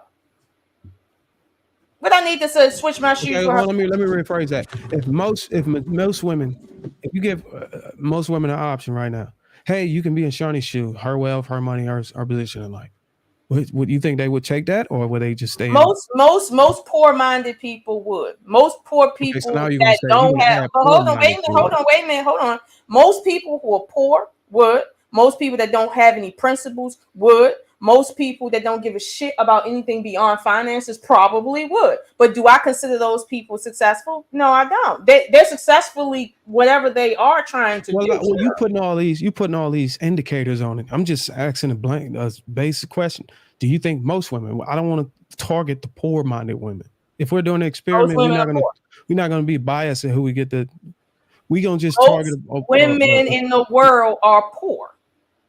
I mean, those are your words. I don't believe most women. I know, and those are statistics. Most women are in the world, not the U.S. The world are poor. Okay, well, but the answer to the question is what? Do you think most women would choose to be in, have Shaunie's success, right? Versus the one that most women would choose that, but they would choose that based on the fact that they're poor. No woman with money that doesn't worry about money is going to choose to be in an unhappy relationship and go to the edge of death 4 times for a man that she wouldn't even spit on. Like, and you got money? Yeah, no, we're not doing that. I beg to differ. I think most women would, I don't think women with money. Given a large percentage of our, especially black women, are people being paycheck to paycheck. When they get money, they don't want to be with the man anymore. What is the average salary for a black woman in America? I know what my salary is. Well, I'm saying, like, does anybody know the average salary of a black woman? It's about 44,000. Like 45,000. 25,000. 44 to 45,000. Yeah. 45. Yeah, it's like 44,000. 339 is the national. Yeah, I would say, probably 100% of those women would give up their jobs and careers to have the millions of dollars. And you see why we have the divorce rate so high, right? Even in other countries, because people are making marriage decisions based on the fact that they're poor, not based on need. That's not true. What that is. People are making marriage decisions based on emotion and romance and love. They're making decisions based on needing a bag. Sure, the emotion is I'm poor and I need my basics and I don't got it. Yeah, I guess that's an emotion too. I guess. Yeah, but. Yeah, I think both of you guys are right, man. We have to factor in a level of emotional attachment with it, and financial benefit aspect as well. A lot, like I said before, a lot of people are linking up just to get by together. Like right now, like the average person to be able to buy a home have to make over $100,000 a year. Know what I mean? So that would take two forms of income to be able to purchase a house, not only to have the funds for it, but to be able to stack up a down payment for a crib. You can't do that. Most people can't do that on their own. Know what I mean? Not everybody makes 100 bands a year, So I think both of y'all right. Yo, Raw B, man, talk to me, man. What's your thoughts on the whole situation with Shaunie swindling Shaq for his bread? Because in the book she said that she ain't never loved a nigga. You heard? Yeah, I didn't actually think that was pretty cool that she put that out there for the world. I don't think anybody needs to know that. If you existed in that marriage and you raised those children together, your personal feelings are your personal feelings. I think it was a bad look for the children. I think it was a bad look for the legacy. I think it was an extremely bad look for her, because now moving forward in relationships, can any man really take her seriously if you stayed with this man that long and you didn't know what love is and you didn't know if you were in love with him? Yo, hold on, let me check real quick. Yo, it looks like she got herself a new sucker though. She got the pastor dude. Know what I mean? Like, come on. She got her. You know what I mean? She got something going on. Know what I mean? Yeah, she got something. Wouldn't that be a good look for men? Because now, if we can get enough women to be honest about how they really want to move, we could see all this stuff. Because if you're saying, hey, she should just hold that, I think exposing it will probably get a lot of women to be comfortable with just telling niggas what they really in the relationship for. Like, just let me know you about my bank account. That's so not. I don't get hit at the end. Well, damn, I wish I would have known. But I think if you can get another, and that's the other side to it. Like, we're trying to get men to be more honest about, damn, look, I want to get more pussy. I want to get more cheeks on the side. And we're trying to get women to be more honest about, like, I'm in it for the money. If that's what you in it for, be honest. I don't think it's a bad look. I think if that's what she really in it for, she needs to be honest about it, regardless of how it painted to be. Because I think but it's not about how people under the pressure that they can't be their authentic selves because they're going to be demonized. Again, if that's what you want, if you wanted to date economically, let it be known. If somebody call you a gold digger, take it as a compliment. But again, because you didn't let me finish, I don't think you get the point that I was getting to. It's not about her level of honesty, because this is after the fact, right? So when you're honest after the fact, it don't matter. You are still showing that you have a propensity to be dishonest during. So anybody getting in a relationship with her, doing business with her, has to look at her through the lens of she literally lied and pretended to be in love. Well, how do we know she lied in the beginning?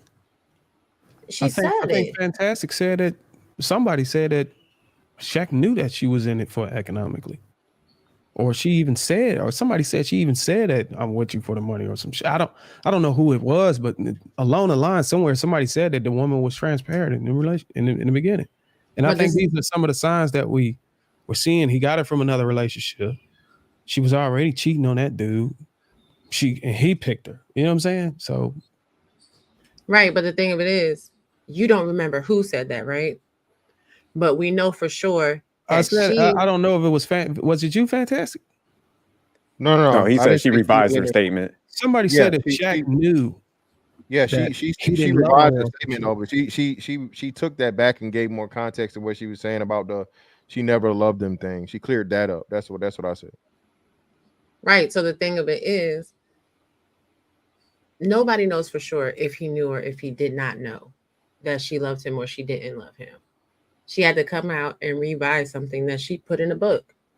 You have editors, you proofread the book. She proofread the book. She only revised and provided context and clarification because people were really like, dang, you really played in this man's face.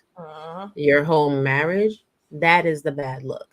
Of course, people should be honest. And of course, honesty is sometimes really hard for people in relationships. If you don't know how to be honest, if you're afraid of losing somebody, if you're afraid of losing access. So we all need to, have a wake up call about that and move in better intention in relationships with that. But that still does not take away from the fact that in that moment, her admitting that is a bad look. She admitted that she lied in her marriage. That it's a bad look because society is making her revise what it's. But that's why I think when society says it's a bad look, or when people respond in a way where it makes you feel like it's a bad look, that's when we take away authenticity from people, and we leave it up to people to be in finesse. Because I have to lie, I have to finesse you because I don't want to look bad. Versus, I just want to tell you, hey, look, I'm just with you. Like, if I'm with a girl and I just want to smash, hey, look, I just want to smash. But I don't want everybody to know you telling her, why would you say that? That's bad. Just tell her you love her and you want. Okay, I'll finesse her. But I think I hear you, but I think that's a justification, right? The accountability, because the accountability is key. The accountability is to say that what you did in that moment was wrong. It was horrible. So saying that it's a bad look. What was wrong? What was in the scenario I gave you? What was wrong? I'm talking about in the topic that we're talking about, Shaq versus Shaunie. Okay, all right. When she said she didn't love him, that was wrong. taking accountability for that and simply saying, yeah, I messed up. That was a trash move. I should have been honest. That is how you encourage honesty in people. You So can't. when she revised it, what did it state after that? It didn't state that. It didn't state that. It was more so like, no, it's not that I never loved him. I thought I was in love, but I didn't know what love was. You know what I'm saying? Like she tried to put a lot of word salad to it instead of simply saying, instead of simply saying, I was wrong, period. And this is how I'm moving forward as a person. It's safe to say that it still stands that she really never loved him. She just had to twist the words to be politically correct. Exactly. Which makes my point. You cannot be authentic without the world demonizing you and say, oh, you wrote that. That is so wrong. My children are going to grow up or whatever it is. We cannot. My point is we can't be authentic. Well, my point is we can't be authentic until we learn accountability, right? If you do something that's crappy and people whitewash it and people make you feel better about it and they coddle you through it, you don't learn authenticity. You don't. And then you wind up repeating the same behaviors over and over again. You just build a better escape hatch in the situation so you don't get caught up. When you have to sit in the emotions, when you have to sit in the responsibility that your actions caused, that is when you have true authenticity. Because now moving forward, being put in the same. How are you applying that to what the topic was?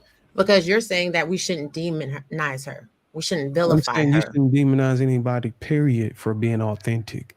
If the woman said that she didn't love this dude, and that's truly the case, I don't think she should be demonized for stating it. But because she stated her true feelings and what was actually real, she got demonized because the word doesn't appeal to the most people. They want to keep that hidden. It's painful to hear that because everybody want to continue to live in a sweet world, you know. Nah, because she wasn't authentic to him. To him, yeah. She wasn't authentic to him. She didn't say to him, you know what? I didn't love you, and this is why I'm leaving. She waited until after she left. She waited until after she made a lot of money and her franchise had failed. And then she wrote a book and she put that in the book and she capitalized off the sensationalism. And then she revised her statement to be politically correct to capitalize even further. That's not authentic. Well, what I mean by authentic, I mean, she's stating how she truly feels. Whether she did it early, later, hid it or whatever, it's still her true feelings that she stated. But we're not demonizing her based on her stating that in the book. We're demonizing her for the fact that she's saying it to us today and not back then. If you're going to attack her on it, is to say, well, you should have told him that before you married him. Don't change the statement. You know what I'm saying? Keep the statement, but maybe you should have, just like him. You could say that he wasn't authentic whenever he probably sold her on the fact that he was going to be faithful or something. Right, but he had enough her in return to also be upfront. That's why I think I stated this earlier. A lot of men are struggling to be transparent about whether or not they want to sleep with other women when they can just communicate that in the beginning. And then women need to be upfront and honest about what they want to communicate in the beginning, and they're not doing that. You got a lot of women that want to get into relationships economically, but because it's not politically correct. But it's not that it's just politically not correct. Those of us who have children know, even if you're not with their fathers, it is never the last thing for you to do is to publicly state that they come from a union where there was no love in it, that you hated their father, that they was born from scorned emotions. Even if that's the truth, as a mother, you know to keep that to yourself. At least I can give Shaq credit that he ain't trying to make money off of saying wild shit about his personal dealings. Like, he had to do interviews after her, clearly. But I give him credit. At least he not doing that stuff that Raw B is further elucidating about the fact that she's getting money from being authentic now. That's not how you do this. You be authentic for free to your man. You don't be authentic to strangers to get money, and then we supposed to praise you for being an upfront girl. Like, that's not how this works. And then you also got to look. Go ahead, Ron. I'm sorry, George. Go ahead. Yeah, I was just gonna say you also got to look at it like not only is she dragging down Shaq, she dragging down the man she's with, and she's still trying to eat off of Shaq's name. So that's where I think the issue is. Everybody has to push back, and Shaq did have to come out and address everything. You know, he just made a statement. It was like, I understand why she wanted to leave me, so he took ownership for his actions and stuff. Right, because the thing is, if we want women in this modern era or whatever, like if we want people in general to be authentic and honest, right? Then what do? You make an example of the inauthenticity. Don't do Yeah, this. I get what you're saying, but I don't agree that society wants people to be authentic. Well, Because you know what?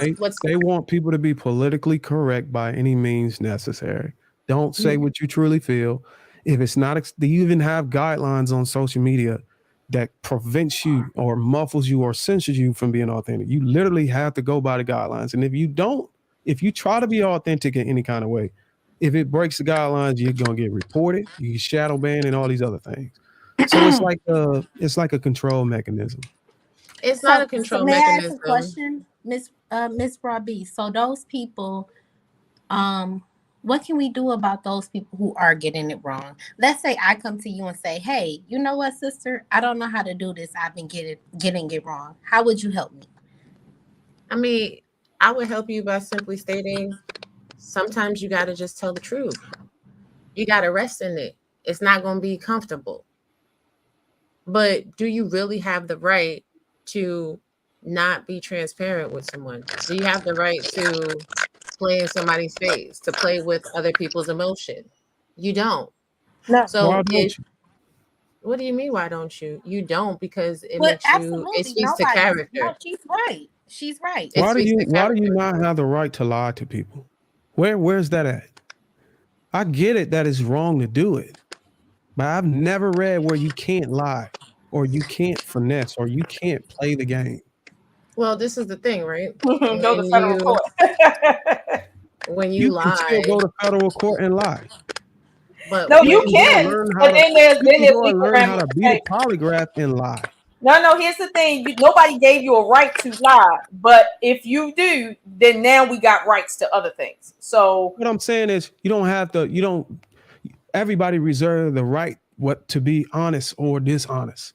It depends on your personal morals, your character, or whatever plans you have, or whatever you're trying to achieve. It's up to you. Nobody can say you can't lie. They can say that it's wrong to lie, but they can't say you can't tell a lie. But again, we're talking about authenticity, right? But again, Right. we're talking about character. So of course, sure, you can lie. But if you want to be authentic with people, because you want people to be authentic with you, that requires not lying. And that requires, when you do lie and you have to sit in it, that you sit in it. That you don't make excuses for it. And that's that where you don't say we that. can agree to disagree for the sake for everybody else to chime in, because I've been in control of soldiers in the military, and I couldn't tell them how I truly felt. Otherwise, I would have lost my position. So therefore, I wasn't authentic. I had to go by the regulations, and it's a way to keep the workplace safe. They have a policy. So in order for me to be authentic, I would have to tell these soldiers how I truly feel, but then I would be reported. But So, isn't there a time and place for everything? Hold on a second, Lola. Okay, so now you move the goalposts. You can move the goalposts, but just acknowledge the things that I'm saying resonate. Right. So I'm about to acknowledge what you're saying specifically. Now, are we talking about authenticity in the battlefield or in the workplace, or are we talking about authenticity within interpersonal relationships? Because there's a difference. Mm-hmm. I'm not. Well, what I'm trying to do is not. We could play some. I'm trying not to play semantics as much as I can with words. What I'm saying is, there's things that you can't say to soldiers.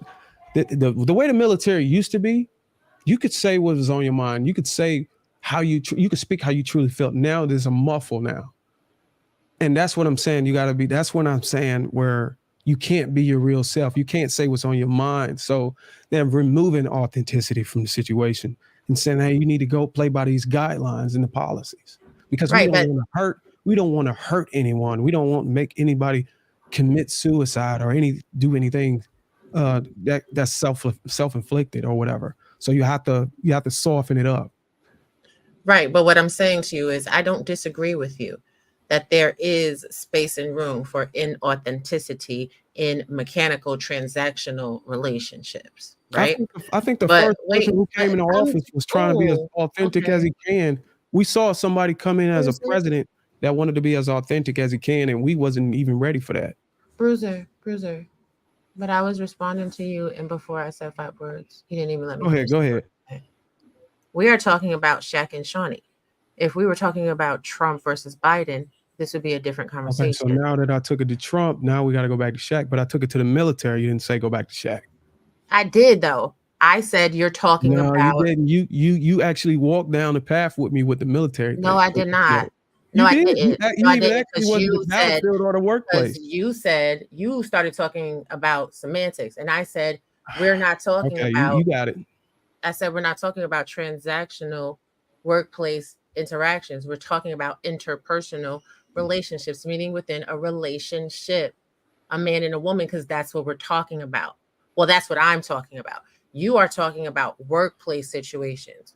You are talking about political situations. Let me ask you this: Have you been in a relationship with a man and put on a dress and ask him, "Do you look fat?" No, because I'm not in delusional land. If the dress doesn't look good, if the dress doesn't look good on me, I know it doesn't look good on me. Has any woman ever been in a situation where you thought you was fat and you asked your man, "Was you fat?" I've never had that problem. I've never had that question.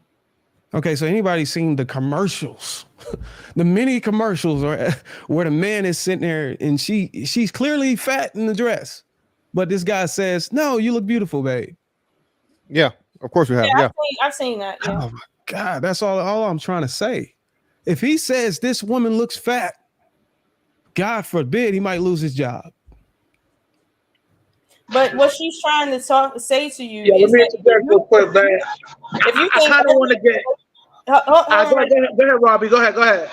If you think every relationship is transactional, right, then you're going to get it wrong every single time. A relationship that is transactional has different dynamics than relationships that are not. You can't confuse that. And if you do, you're going to be stuck at points like, well, why can't we lie in our relationships and it be okay? Like it does when it comes to organizations creating deals. Have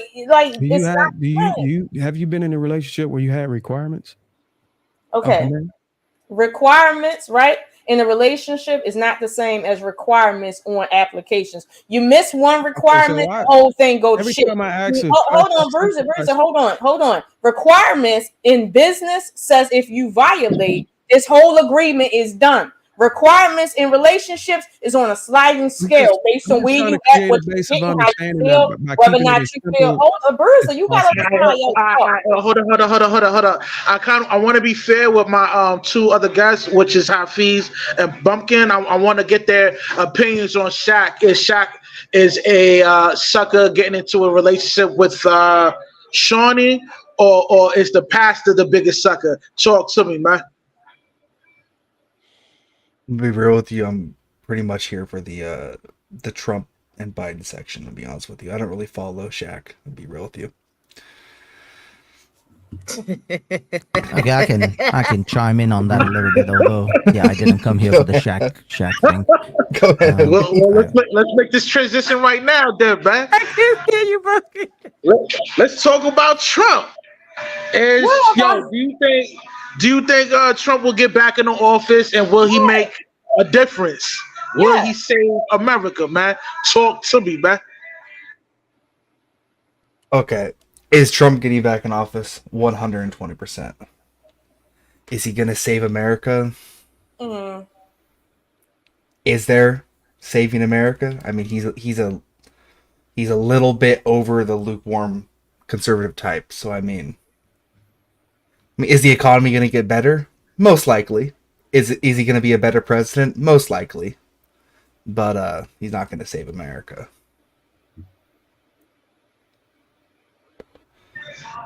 I mean, some people will think that we're too much in the negative, and for us to even like bounce back from this horrific economic crisis that we're in right now. So, what are your thoughts on that? Like, do you think we'd be able to bounce back? If not, I mean, if you do think we'll be able to bounce back, how you think he gonna be able to save this economic crisis, save us through this economic crisis? Well, immediately, because we've seen a prior Trump presidency, so we can look at that and sort of indicate. For starters, gas prices are gonna plummet. For starters, you're gonna see that within the first 5 months. I don't know. I've been seeing gas prices lately like $4.50 a gallon, especially in my home state. Gas prices are gonna plummet. As far as we've seen countries bounce back before from a worse economic problem, but it's the matter of he would probably have to cut some military spending to do it. Which there's no problem with doing that, by the way. If you guys didn't know, no country's catching up to America. Like for example, right? When the military created the F-15 Raptor, right? Do you know who they competed against? What tests they put that machine against? Our own. We were competing against ourselves, the U.S. Yeah, but when you say that though, you kind of know the military spending wouldn't be the place to take it away from. It would be foreign spending. It would be Ukraine money. It would be a whole lot other things than military spending. That falls in that falls into military spending. Well, no, that's not. No, that's separate. That's money outside of the military budget, bro. It's not military budget. It's separate. And just so you know, I just retired out of the Navy. So trust me when I tell you this. All right. This thing. Yo, let me shout out the super chat real quick. Yo, shout out to Sophisticated Jerk with the $10 super chat. I appreciate you. Salute to you and everybody else on the panel too. Yo, welcome to the Labudo Network. You heard? Yeah. So yeah, that's a separate pot of money, bro. That's why Congress had to vote on it. That's not the same pot of money. Military budget is set up, the year before, fiscal spending, all those different things. So the military budget is military budget. Foreign spending is separate. And especially when you have to vote on it specifically for a package for that which includes other things outside of military spending. That's not military spending, brother. Okay. So you ever heard the term splitting hairs? That's not splitting hairs. I'm really You're not splitting hairs. I'm not splitting hairs. I'll be more specific next time. How about that? Is that better? I'll be more specific. Okay, well, first and foremost, you were just you're well, the ultimate point is this thing of military superiority, as if we're still in the Soviet Union days, is a lot less than what a lot of people understand. Do you have a immediate threat from a manpower standpoint? No, but technology wise, that's where a lot of the stuff is coming through. That's why cybersecurity is so huge right now. So a lot of the military deficiencies or vulnerabilities isn't necessarily a manpower or war fighting technology thing, as much as it is cybersecurity and access to other things and whatnot, bro. So I'm just saying that's just your take on that is just a little off.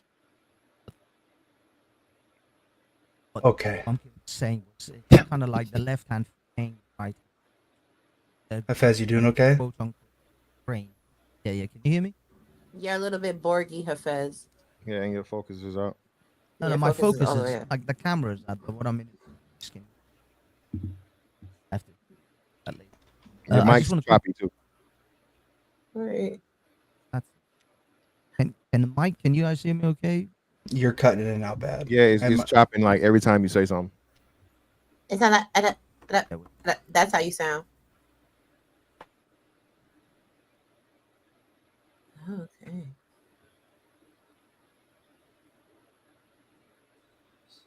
Okay. Does anyone else have an opinion on Trump and Biden? I don't think that Joe Biden is going to make it back into office for a second term. I think if he makes it back into office, that we will have the first Black woman president. I do think that Donald Trump is going to make it because if something happens to him, Kamala Harris is the next in the chain of command, so she would be the first Black president, even though it would be an interim president, first Black female president, absolutely. But I do think that Trump is going to make it back into office, and I don't think anybody should really be surprised. Like, what? I think the economy It's always shit. And I think actually, I don't even think I know. During the periods of Democratic and Republican presidency, the economy goes up and down. One political party puts a whole bunch of budgeting and spending into place, and then the next party comes in and they get the credit for it. And then they leave whatever the situation is, either good or bad. And that's just how it goes in a cycle. Right now, our economy is slightly messed up. It is what it is. And whoever the next president is, the next couple of years should be a little bit better. It looks like it's taking an upturn, but whatever. Like, I don't know why people act like these parties are so different. And I really don't understand what people's issue. They're not. And I don't understand the issue with Trump. Like, actually, I do understand. The issue with Trump is that Trump is not a career politician. So he's not coming into political power doing the things that all politicians do. He doesn't have the whip in his pocket. He doesn't really know how to move and shake the senators and the congressmen around to get things done. And he is outspoken. He says whatever he wants. You can't stop Donald Trump from being authentic because he doesn't care. This is why he got banned off of so many social media platforms, because he's going to say and do what he wants to say and do. Like, they're trying to stop him from getting votes. They're trying to let illegal immigrants vote. They're just changing the whole landscape of democracy in America. So, I'm here for it, and I can't wait for the election. So, my bad. Chaotic, go ahead. Well, Robbie, you said both parties are pretty much one and the same, correct? Yes, that's how I feel about it. Okay. You mind if I ask you one question? I'm not trying to be vulgar or anything. Which side of the aisle pushes for gay butt sex? But Jesus. No, I'm just asking the question. Just asking the question. Which side of the aisle pushes for gay butt sex? And the promotion of it, the promotion of it in schools, libraries, literature. Go ahead. I'm sorry. I'm going to respectfully decline to answer that question. Okay, no, I see where you are coming from, but we do have to admit that the Democrats and the Republicans and liberals and conservatives have different world views. So I was rocking with you, but it's not really one and the same. One side wants your kids to cut off their penises and pretend to be women, and the others, never mind. Go ahead. You guys got okay, I think that might just be, two sides of the same coin, a remix that Robbie was saying. I don't know. And I honestly believe in that. As much as they may fight and bicker in public behind doors, like you said, and we start seeing this a lot of times, especially the Republican Party, it's a lot of rhinos out here, right? As they say, that act like they're for the people and they're for all these different things, but you see how they vote when these things come up. That's supposed to be conservative policy. As far as Trump goes, we thought this in 2020, but and hopefully this time around with no planned planned sickness, we'll say this, they don't have the leeway to make the rules and the excuses they did the last time. But yeah, I there's no way by the polls, by the feel of the people of all races, all ages, that it seems like Biden's going to be able to repeat as president, and Trump has to be the option. They're only making it easier for him because even now the liberal mainstream media is saying how this is a political witch hunt. All of these cases and trials against him, they're trying to break him. You know what I'm saying, and I guess bankrupt him or whatnot, or take away from the campaigns, campaigning time, and he's even having success in that. So there's just, from the looks of it, there's really no way for him to lose just by all measures. And as far as the economy goes, I really don't. And this is my conspiratorial aspect of it, my tinfoil Tuesdays. I don't think he's going to be able to fix this, because I think they're going to purposely pull the rug from under it once they find out that there's no way that he can win. The economy, if you know anything about it, has been falsely held up for I don't know how many years. We never ever came out of a recession in 2008. And the stuff that's going on now, stock market and all these different things, bro. It's just, something that inflation, the lies about inflation, a lot of these things. Fantastic. There's a rumor out saying that minimum wage is going to be up to $50 an hour. So does this mean that most of our banks is gonna have a banking collapse, just like Hold on, Cuba. wait a Because minute. Cuba, Man, hold on. What you mean? Rush, the federal minimum wage is going to be $50 an hour. Rush, yeah, man, that's the rumors, man. You know what I mean? And where That's did not you a hear good this? thing. and The prices is gonna go up. if I may ask you, Rush, and respectfully, are you on blotter acid currently? Respectfully, yes. Like, Nah, listen, man, I'm man, doing shrooms. it's funny he brought that up though. Even seeing the minimum wage being raised in Cali, they seen the immediate negative effects of that, man. You can't raise the minimum wage of the very, very bottom and lowest tier workers, you know, skill wise. Again, I know people got to make a living. I'm not disrespecting people, you know, doing that, but you can't pay fast food workers $20 an hour, man. And then the rest of the economy does not, you know what I'm saying, go up the same route. You know what I'm saying? You paying McDonald's and what In-N-Out Burger out there. Shout out to Cali, right? In-N-Out Burger, $20 an hour to get your order wrong, yet and still that was I think what was it before, like $10 some. So you had a literally 100% raise in minimum wage. $7.75. Well, even crazier. So more than 100% minimum wage raise, right? Which you know the surrounding economy is going to immediately raise prices to soak that money up. But then on the top end, you know, your doctors, your lawyers, your even your teachers and whatever, they don't see the same amount of money, and people just don't have a very, very low understanding of economics to the point where they think that's a good idea in the first place. Well, it's about inflation. Like they want the wage rate to match inflation, and you can't. It's something that should have been increasing over time as inflation increased. Right now, if you are making, so to Bruiser's comment earlier, if you're making $44,000 a year, 45,000, you need to be making at least 36,000 just to afford a basic apartment, right? Because all the places that you rent from. Yeah. Now, we're not even talking about home ownership. We're talking about renting. They want 3 times your income, or they want your rent to be 1/3 of what your income is. So by the time we take into accountability, like bills, Wi-Fi, lights, gas, water, car payments, car insurance, everybody is set to be impoverished. Now, to Rush's point, if they do raise the minimum wage to $50, that's going to be when we are going closer to universal pay. And if we go to universal pay, what effect is that going to have on these classism conversations and high value this and low value that? So I don't think that will ever happen, because in order for American culture, especially, to continue to succeed, there needs to be the haves and the have-nots. Mm-hmm. There will always be a lower class of people. It's just the way it always is and the way it always will be. It doesn't matter what system you live under. Even communism had lower class people. That's just the way it is.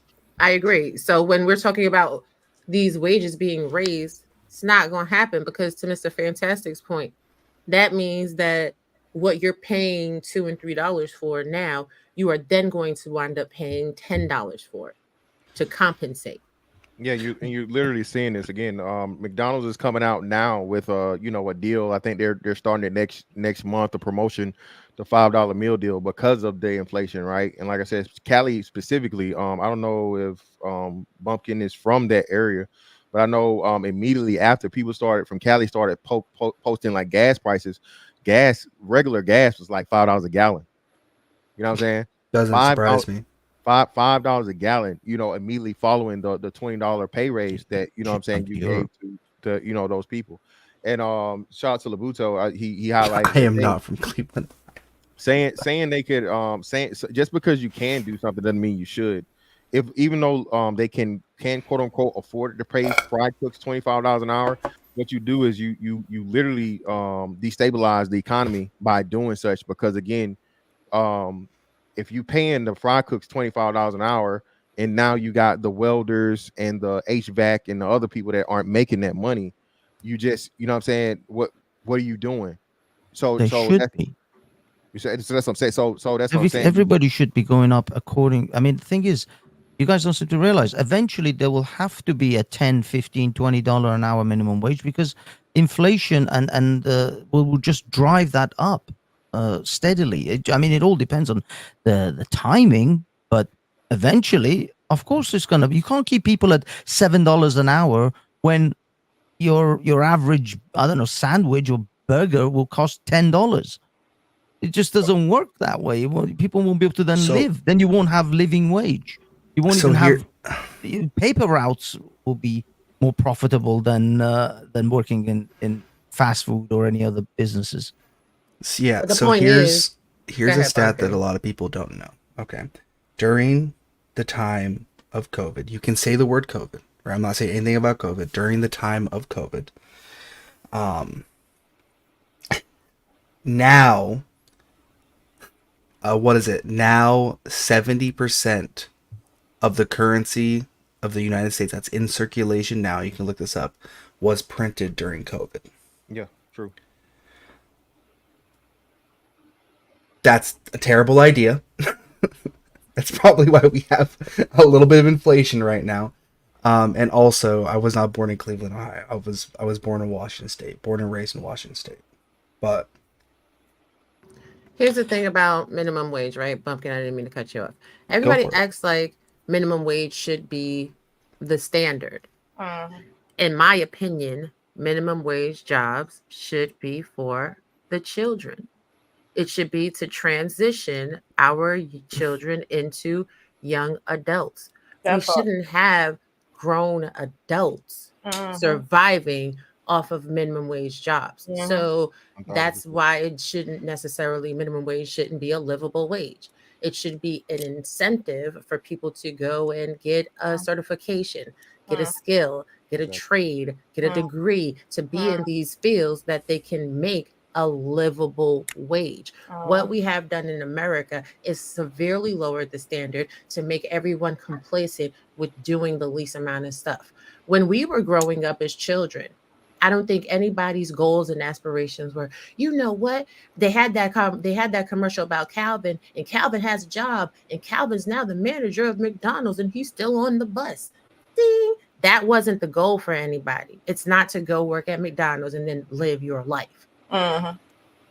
Well, that all depends on where you are, because I know people in Sweden, in Britain, who have entire careers and they have a house and children and everything, working for McDonald's, working for Burger King. But part of the reason why our country is in shambles is because our children don't have jobs to take, because you got grown adults in these jobs historically in America that were reserved for teenagers or young adults coming out of college, going into college. And now you got grown people taking them. So where are the kids working at if all the adults are taking up these? They're The not thing- working. The thing is, you guys are.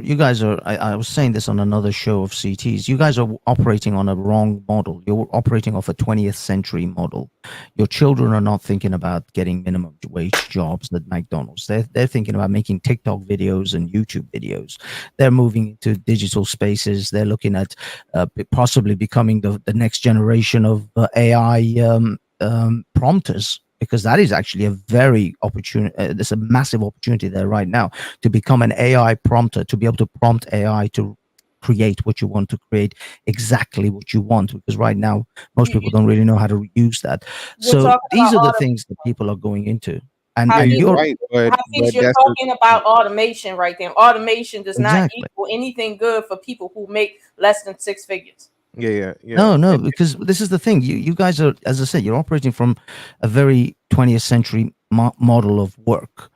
Kids are not looking that way, especially Gen Zs. I know that. I don't know. We don't Maybe care about how Yeah, they Then- but Wait, they're not looking Hafiz. at. They're not Real looking at going into manual labor work as their but actual Hafez, job. the problem with that, Hafez, is that you said exactly what they're using it for. They're using it for entertainment. They're not learning to master it and make money from it. So that's a very small percentage. There's never been more millionaires made from the internet than ever Yeah, I before. understand it, But it's see, still, this- it's still minuscule. Hold on, Robbie.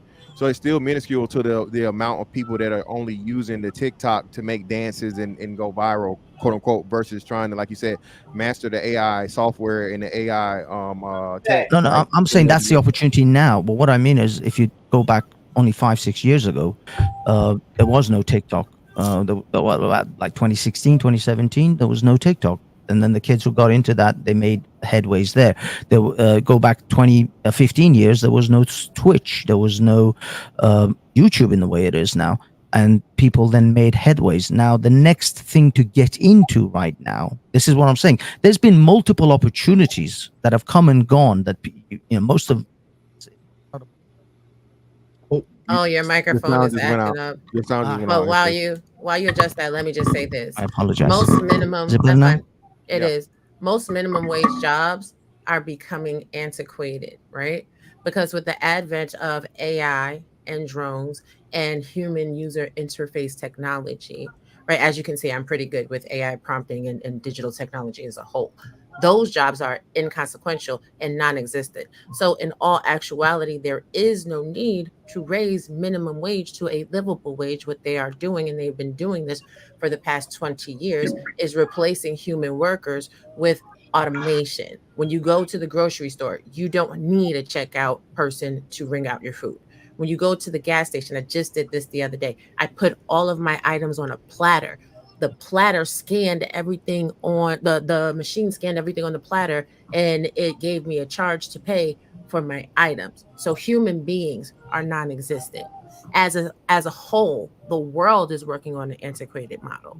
So when we're in America and we're having this fight about increasing a livable wage, no, increase the demands of education, increase the quality of education so that technology becomes the forefront. But when we start talking about STEM, and we start talking about encouraging our children to learn coding and things like that, people talk about TikTok. And the reality is, TikTok is now what the NBA and the NFL was. One in 100,000 people might make it to the base level. But everybody thinks you can pick up a phone, turn on your camera, and you're gonna be a millionaire. You not. 14,000 people start a new social media presence every day, and they do not make it. It takes the average person on YouTube 9.7 months to achieve monetization. And even from that point, it still takes them another 6 months to get their first paycheck of $128.31. So we are setting unrealistic expectations when we encourage our young to think that they're going to become multimillionaires off of the internet. They're not. Not multimillionaires, but you can make. There's a lot, Yo, because you're not looking at my the bad, gradients Steve. beneath it. I want to allow Dr. Brown to interject real quick and get her perspective, and then we'll go right back to you, Hafiz, man. My bad for interjecting so abruptly. You know what I mean? Welcome to the Labudo Network. Go ahead, Miss Brown. Talk to me, Doc. Let's go. I was actually just taking it all in. I think it's interesting, all of the perspectives that have been presented so far, but I think it's the thing that nobody's looking at is how does minimum wage or wages in general shift over the course of time. So if we have an inundated system of wages, right, the minimum wage, and it's not moved in decades. However, the economy has grown, and inflation has happened, and we've quote unquote overcome inflation once, twice. Prices are now relatively high, and they've increased 3, 4, 5, 6, 7 times for everything across the board, from groceries to gas to commodities to retail, clothing, cleaning supply, etc. Right? In that same said country, but the minimum wage has not been risen. It's got you've got to ask the question about whether or not we're doing accurate reporting on earning and the quality of that particular economy in that country. And that is us in America. The reality is minimum wages do have to shift. They have to raise. And it's long overdue. I'm hearing you guys talk about the fact that these low earning jobs are for kids. And of course, we like to think that, but there is a large amount of the population in the United States that are disabled individuals who cannot go to college, who cannot, complete higher education. They just, they can't. So then what do you do with those people? Do you make it the responsibility of their family members or lack thereof? Like, what then becomes of the abundance of those people? Yep, but those people are anomalies. They're very, very a small population. So I Oh don't no. think that would justify. You know what I'm saying? They don't make a large disabled people don't make up a large percentage of the population. And then furthermore, like you said, from working standpoints, I mean, they will be limited to those type jobs anyway. So I mean, I don't know. So, correction, they do make up a large amount of the population. You have some people that are developmentally delayed, and you can see the disability, and then you have some that you can't see the disability, and you have some who become developmentally delayed as a result of traumatic brain injury. Just because those people have had those experiences, or just because they were born with those experiences or diagnosed with those conditions as children or adults, doesn't mean those people cannot or will not or should not work. They still have to be able to provide for themselves. Yeah, they do go unacknowledged, but Is that the question? Well, hold on. Did she finish her point? Y'all saying let her finish her point, but I mean, it has to be interjection points.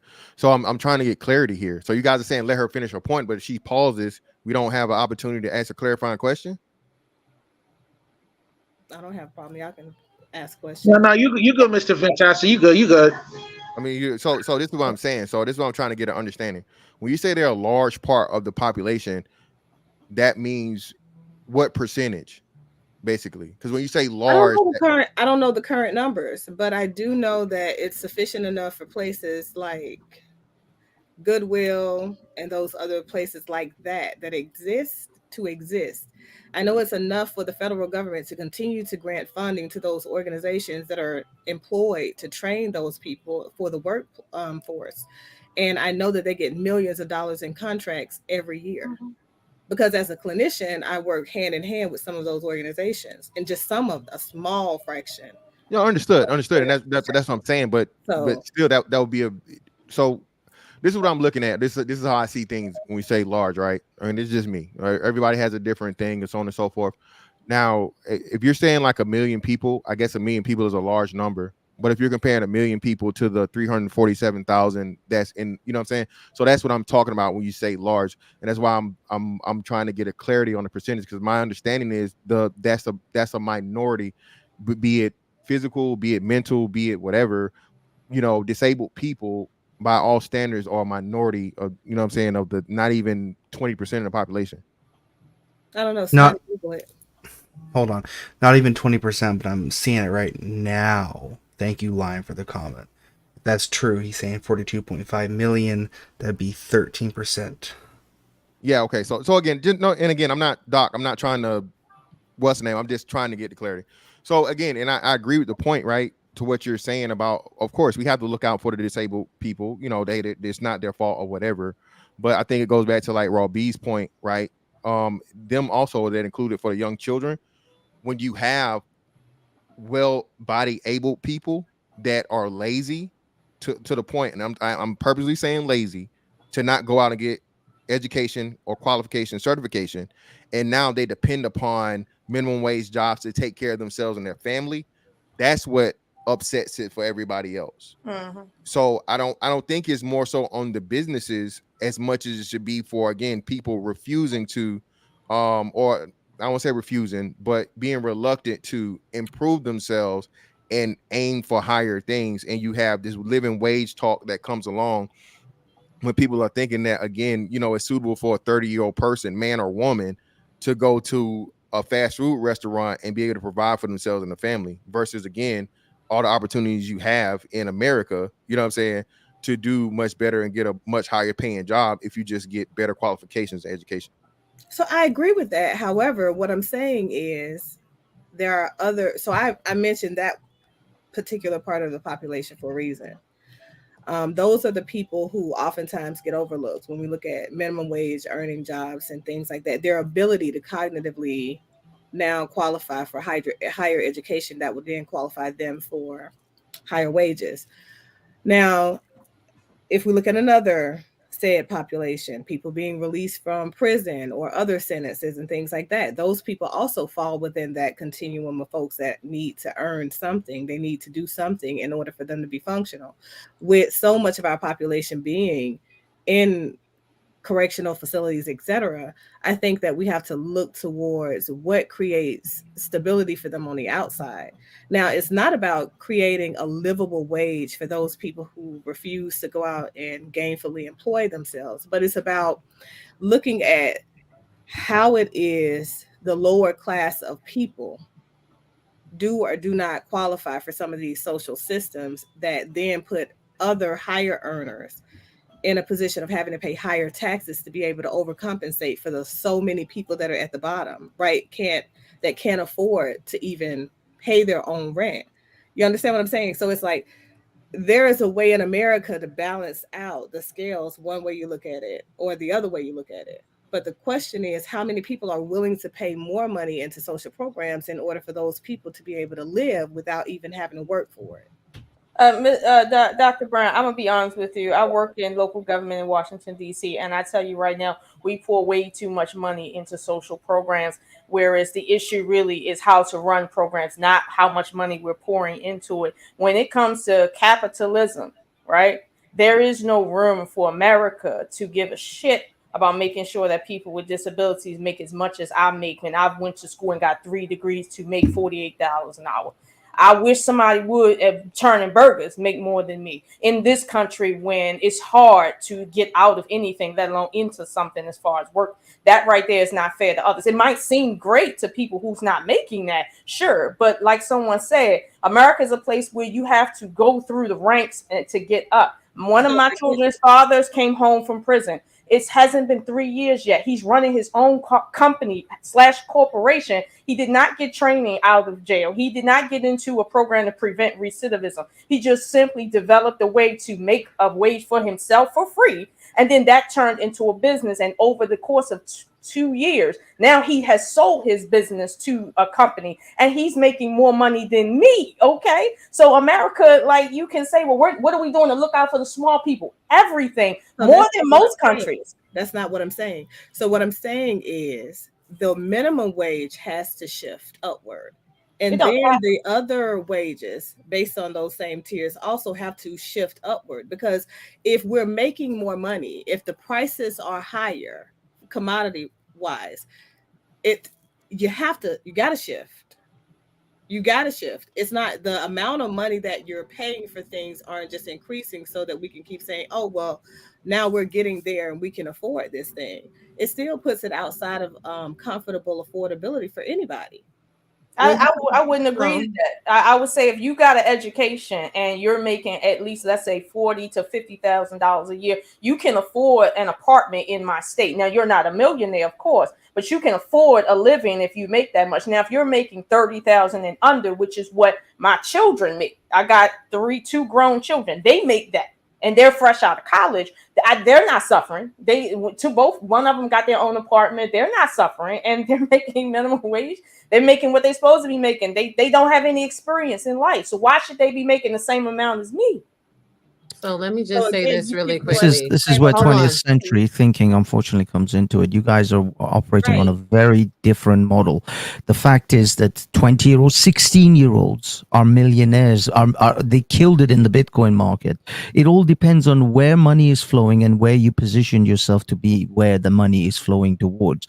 If you position yourself in front of it at the right time, you can be 10 years old, or you can be 20 years old, or you can be 50 years old, and you'll either make money or you make no money.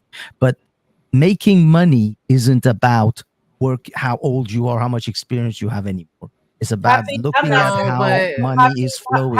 Hafiz, I'm not saying it. The American way is you get it how you live. If you're 16 and you can find a way to make $1 million, get it how you live. If you're 86 and you done made it, get it how you live. America has not put caps on anybody, no matter their age, to get money. What I'm saying is what she's talking about in terms of policy.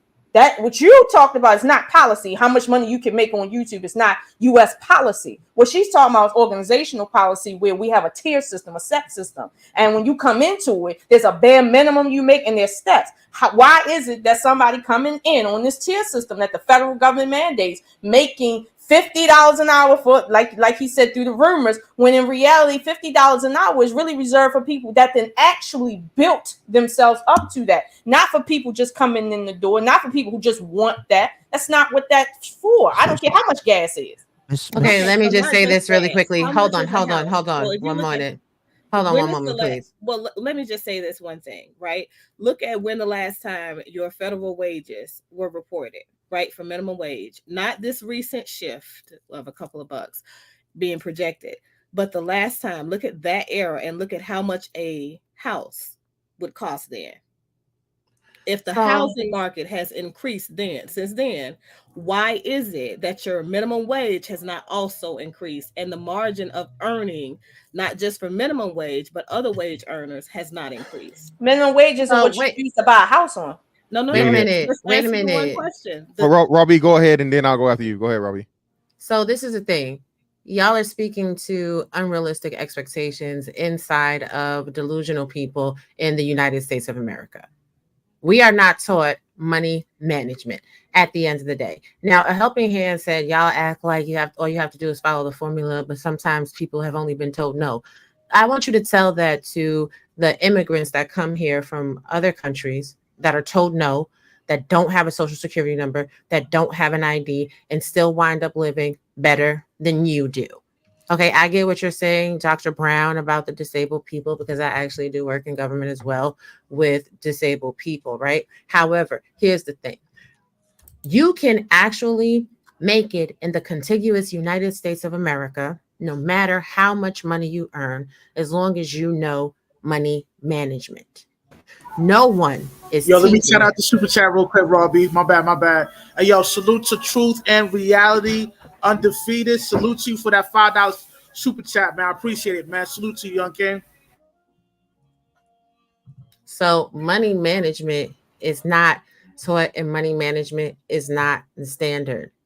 Most people have no idea how to actually manage credit appropriately to buy the things that they want. As far as the comment about the housing market is what it is because supply and demand. They have supplied these homes and they have made you believe you need a mohair faucet.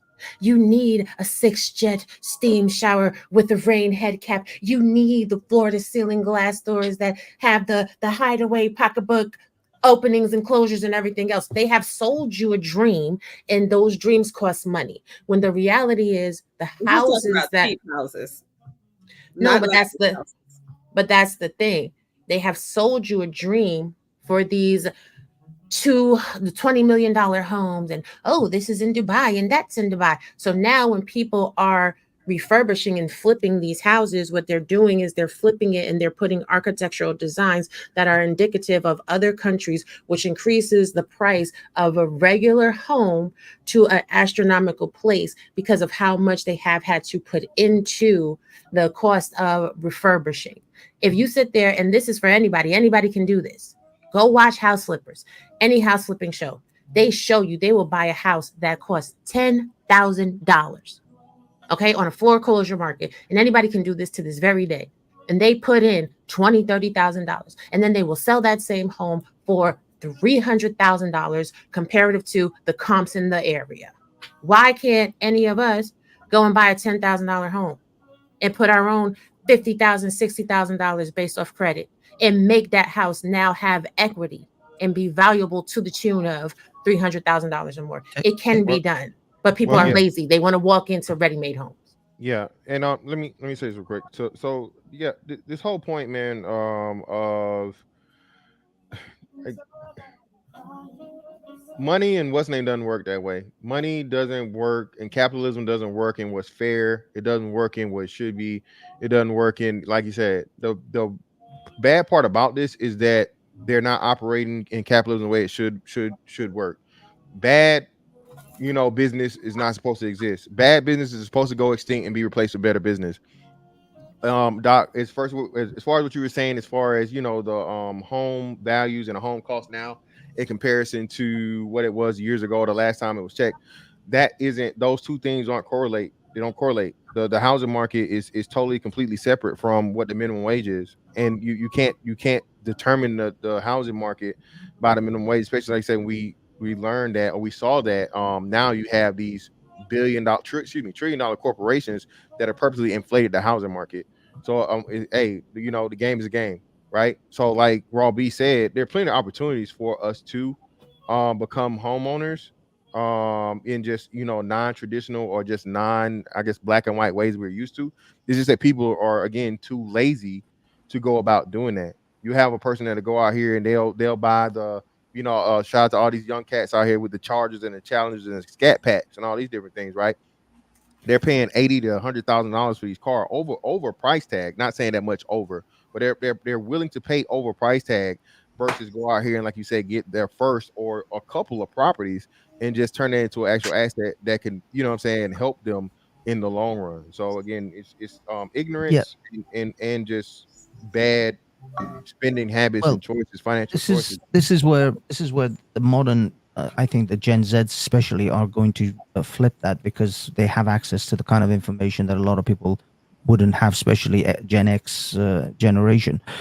Has anyone here read Rich Dad Poor Dad, or do you know what I'm talking about when I say Rich Dad Poor Dad? Robert Kiyosaki. You've all had access to this book. What from that book have you utilized in your life in the last 10 years? Most people are not financially trained. And you're right, Miss Robbie was right in regards to not money management so much that they don't get taught at school. It's financial intelligence. Your children do not get financial intelligence training in school because the schools are not designed for that. The schools are designed to make you a worker bee, to be a good worker and go and work your way up the ladder and have a boss and have a job. And that is what school is supposed to be. So if you think your kids are going to school in order to become entrepreneurs and become savvy and have financial intelligence, I'm sorry, that's not what the poor, at least the rich, teach their kids this. The poor just let their teachers indoctrinate them into some kind of LGBTQI2 spirit sort of habits, but they're not going to teach your kids financial intelligence. You have to do that. You have to teach your children how to read a bank statement, how to write contracts, how to read contracts, how to negotiate contracts.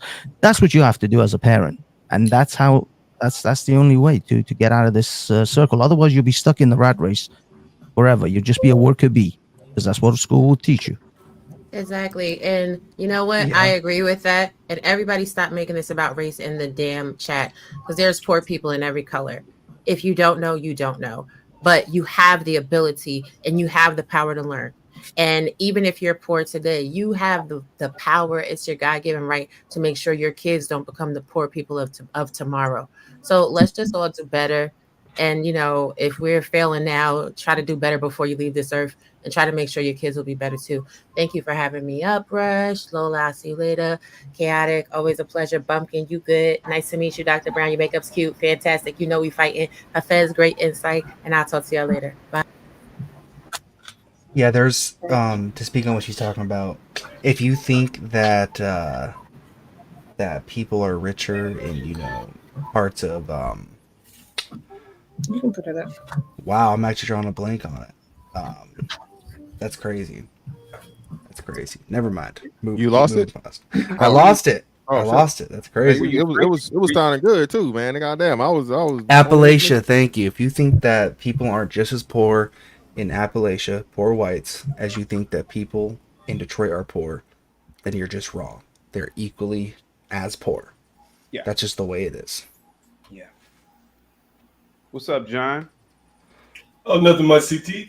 It's a good panel. I just joined, so I haven't heard much of the conversation. Okay. We were mostly talking about, I guess, financial intelligence and also minimum wage. Oh, by the way, one thing on the minimum wage, although I did say that it naturally has to, grow with inflation. Otherwise, it just doesn't make sense to be at $7 for the next 50 years. It's just not possible. But what will happen to those minimum wage jobs, those Burger King and McDonald's jobs, is that those companies will automate. Eventually, your Burger King and McDonald's will become a vending machine. As essentially is what's going to happen. I mean, there are vending machines right now that sell you freshly made pizzas. Yeah. And so that's what we will eventually, it will be not, I mean, it won't be exactly a vending machine, but it'll be something akin to a vending machine. And so automation is just the way it goes. I mean, someone mentioned earlier on, go back 10, 15, 20 years ago, you had, in my local McDonald's, they had like 15, 20 checkouts with 15, 20 people taking your order. Now they've got 2 and the rest are touchscreen monitors. That's it. That's I want- automation right there. I did have a question for Fantastic on something he said, if you don't mind expanding on it. Sure. I would ask you, what does the minimum wage have to do with home ownership? You said something about minimum wage and home ownership. What do they have to do with each other? That wasn't him. It doesn't. I said it doesn't. Oh, I thought it was Fantastic or something. That was me. I was talking about not home ownership, but the cost of housing. So housing, not necessarily home ownership, housing, because that's what the housing market qualifies you off of. You have to make 3 times your wages are what qualifies you for home ownership. Or does anyone know anyone that makes minimum wage? No. So why are we even talking about minimum wage? I mean, it's a good conversation to have, because essentially when these politicians are elected into office, oftentimes they're talking about increasing minimum wage. These are things that are social issues that guide who it is that is elected for office, because there are some people out there making it, right? Do you know anyone that makes it? Some people. Yeah, but that's not a good. What profession? What job do you think pays minimum wage? Yeah, but it's clear. It's clearly. Hold on, John. Just real quick, John. It's clearly a number of people making minimum wage, brother. So we can't, just because you don't know it, anecdotally, you can't eliminate the fact of the matter that we know for a fact the minimum wage exists for a reason. So therefore, a lot of people minimum wage. Name a job that pays minimum wage. Name one job that pays minimum wage. Well, I mean, I don't know, but I would presume that in the United States it would be your Burger King, McDonald's servers type of jobs. No, they make more than. They don't. Okay, but what I mean, I think the basic thing about minimum wage is, they say a rising tide lifts all boats. If you are dependent on the scale of wage in your particular area, if you're essentially a wagee, and if you don't have self-employment, then when minimum wage rises, everything else has to rise accordingly. So if minimum wage rises 2% or 5%, then your wages should increase with that in that same sort of scale. So technically, especially government jobs, your police officers, your fire people, your teachers, they depend on those sort of figures. Maybe if you're an independent entrepreneur or you have other hustles that are going on, it might not affect you. Especially in the private sector, it really doesn't affect you. But in the government sector, minimum wage does have a bearing. What's the lowest minimum wage per state? I think it's $7.25 in Wisconsin. The lowest it can go is $7.25. In my state, it's $7.25. So $7.25 in Wisconsin. Do you think anyone in Wisconsin is making $7.25? I can guarantee you. Okay, so here's the thing. Oh, my apologies, guys. My apologies. It's Georgia. It's at $5.15. I didn't even know. Oh my god! You think anyone in Atlanta is making $5.15? But no, hold on, chaotic. No, that can't be right. That's the state minimum wage. You sure Georgia's not $5.15? Hold on. My data could be wrong. The federal minimum wage is $7.25, so every business has to go off of that. Yeah, you can't go lower than that. Okay, right. You're probably looking at wages and tips for like waiters. So waiters, it's $7.25. My apologies. No one's making less than $7.25. Do you think anyone in the city of Atlanta, which is in Georgia, which has $7.25 minimum wage, is that right, CT? Yeah. We think anyone in the city of Atlanta, Columbus, Georgia, Savannah, Georgia, what's the other big city in Macon, Georgia. Macon is a big city? Well, in Georgia, yeah. Right? Doc. Valdosta. You think anyone is making anywhere within $1 of minimum wage? Yes, I in my state they do, but I'll tell you who they are. I'll tell you who they are. So I like to think the Midwest sort of operates how America used to operate. Either it's behind or they decided not adapt. I don't know. High school kids, they make that. Okay, so at small grocery stores here. Okay, Bumpkin. I should have said other than high school kids. Are there any adults, people that are taking care of families off of minimum wage? I don't think you could raise a family, or you could even support a family. So talking about the minimum wage, if it relates to adults, should be a non-starter because no one's making it. It's not even a relevant point. Well, but it is. That's what I'm telling you. There are several. I mean, I can't speak to people I know personally in my personal life, but professionally, I know plenty of people who have gotten government benefits because they make minimum wage and they have all of these kids and they're just not qualified to get, you know, a Okay. higher earning job. Now, Okay. my argument would be go back to school, go to night school, get a trade, etc. But then Ne- we don't have adequate childcare, and then you got to pay for that. It's just what I'm saying is, yes, there are single mothers, there are single fathers, sometimes without the best background, haven't made the best decisions in their life, and they are earning that very low wage. Dr. Jefferson, can I ask you a question? Go ahead. If someone grew up in America, maybe they didn't grow up the whole time. Let's say they spent 6 years of a child in their childhood in America, which means they had the opportunity to go to schools, nutrition, things like that. And they get to be 18, 19 years old and they can't make more than $7 an hour by just coming to work every day. They got to go get more schooling to get more than $7 an hour. It's people in Jamaica probably making $7 an hour. In America, just showing up. So I You say could get $15 an hour just showing up. right. So I get that, and look, I can't argue on from a personal position. I can't argue that, but I'm saying that the reality is that's people's reality. They wouldn't qualify for these government housing projects and food stamps and all of that at one time if they were not people that could not earn money. What I'm saying is, what I'm saying, right, is that these particular people, because of their life choices, don't deserve for me, you, or anybody else to judge them because of their poor life choices and say that they need to be paid less because they've made bad choices in the past if they're now prepared to make better choices in the future. I think you might need to clarify that, because I don't think anyone is saying that America or any country is trying to penalize, for instance, single parents. However, when we talk about aiding single parents, right, this is where we got to draw some lines, because if your sexual decisions is being underskirted, supported by the federal government with dollars that obviously you didn't earn, now we got to start talking about, is it the government's job to support you in your bad decisions, or is it the government's job to set a standard based on the living wage of the cost of materials coming from all over the world? Should the government even care about the fact that you got too many kids and can't afford child support, even though you're earning 3% more than the state's minimum wage? Is it the government's job to worry about that? It is, because we live in a nation. Exactly. I was just about to say that, because it's not really the government. It's everybody that's a taxpayer. Personally, I'm not a taxpayer anymore.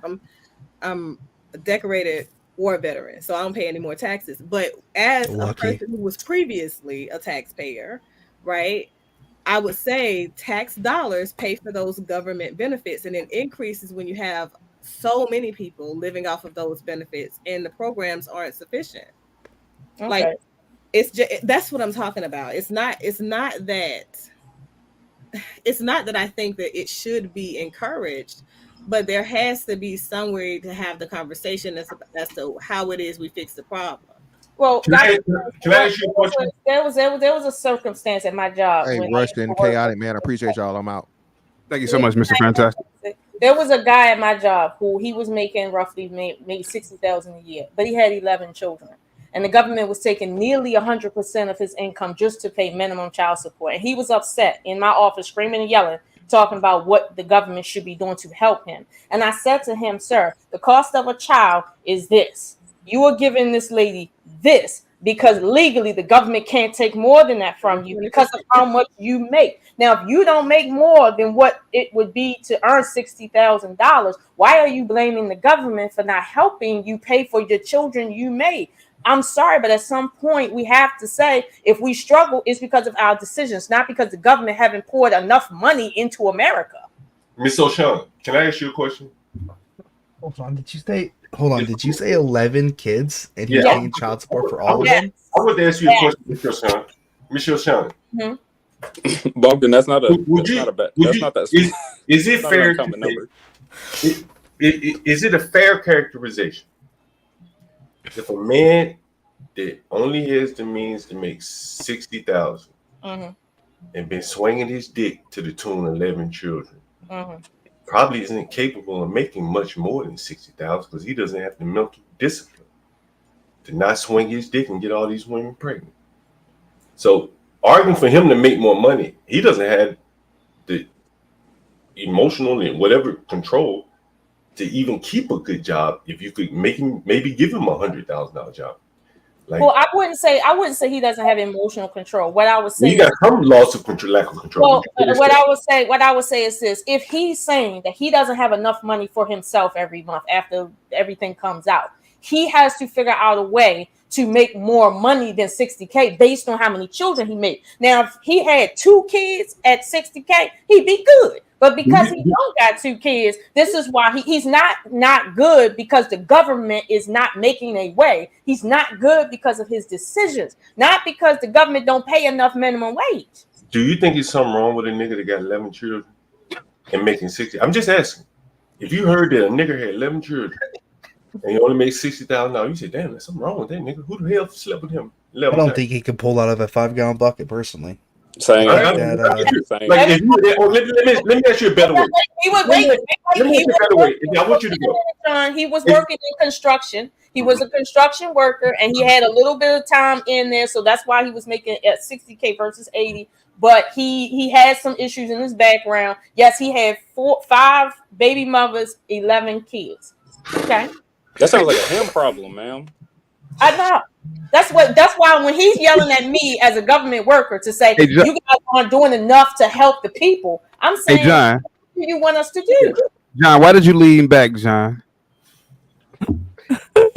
Why did you lean back, man? I think the government I don't think any government's going to be able to help this man. Hold on. John, what you could be in Sweden and he'll have problems. If you have to start eating some of them kids, man.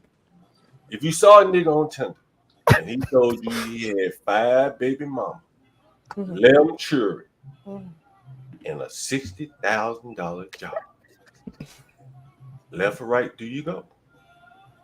But I bet I know where you're going, but I bet you in Black America, if that nigga put his mind to it, he can get to 20 babies. Yeah. He get to 20. He might be there by now. I don't get it. In the 8. Nobody on here saying he can't get to 20 if he don't put his mind to it. Right? Tell me you can't. He's probably there. He's probably there. He needs a John, are you saying that babies? And John, are you saying that not only will he get to 20, but he'll still be in Miss O'Shoon's office wondering why the government can't help him out? Oh, yeah. The government needs to do something. They taking all my money. Hell, if you got 20 children, you're not gonna have much money anyway. You know what's even crazy if there was about no this? government, you could be back in the Swahili somewhere, back in speaking Swahili. If you got 20 children. But John, what he couldn't understand is I showed him a copy of the court documents that two of his baby mothers submitted at the court. I said, she said that she pays $800 a month for that baby, right? You, for one child, you only paying upwards of $205 a month for that child.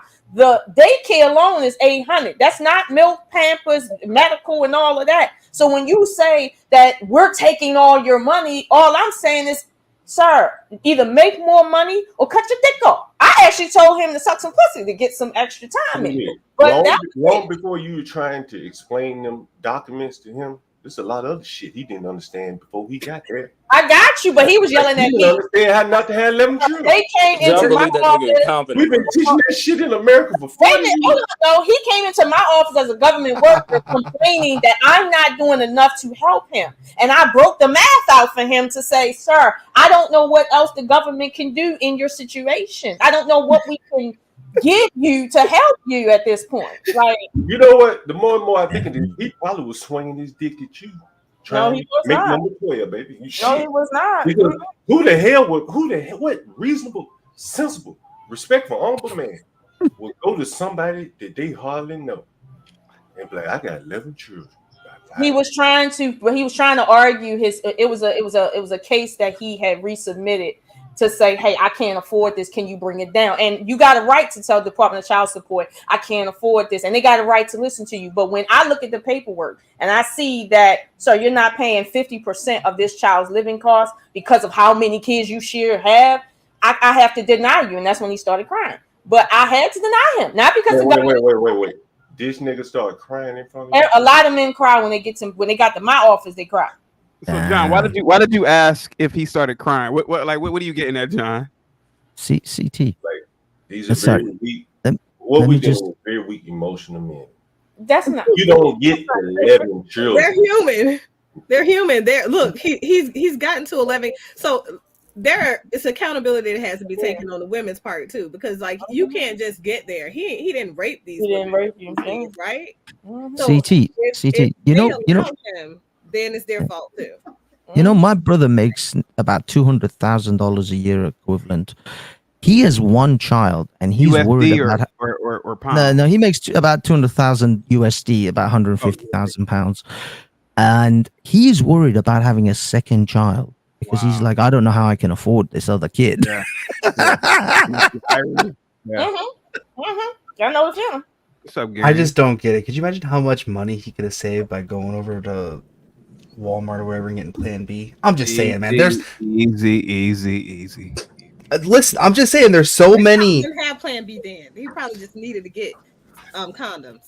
Yeah, he don't. Yeah, he there's so many contraceptives that you can stop pregnancy with now. It's just incompetence. He deserves what's happening to him. That's what It's just incompetence. Some people just incompetent to do anything, and it's not the government fault. Now, I will. A lot of times I take it for the government, but on that, I will say if the government isn't trying to help where they can, sure. But in certain cases, it's not a government. It's not a government issue. CT, did you notice something? What? One guy said, "Why don't you just go buy some rubbers?" Yeah. That boy's pull-out game is weak. You know, I can't remember what they said. And I tell you all the time, CT, a white man is just, he go incel on their ass. Yeah. Yeah. I ain't got no money. $60,000 white single man. Oh, yeah. You say, hey, man, put your dick down. Yeah. Put your dick down. You don't work that motherfucker. Yeah. You don't work it, bro. Feeling personally attacked. Hey John, hey John. When I was in college, man, I was in my master's program, and I was at the gym, and it was this white boy working out. He was talking to another white boy. He had to be about 26, man, maybe working on his master's, PhD. I don't know. Man, he said, "Yeah, man. When I get out of school, single white man making $60,000." He said, "No, I'm sorry, it was like $70,000, man." Oh man, you should have saw how happy he was, man. Because he understood that's a lot of money, dude, for one person, man. By yourself. So yeah, so John is right about this whole incel thing, man. He's better off just by himself, man. He's like, but yeah, I'm also right that not one person on this panel. Yeah. That nigga just to take some time to yourself, man.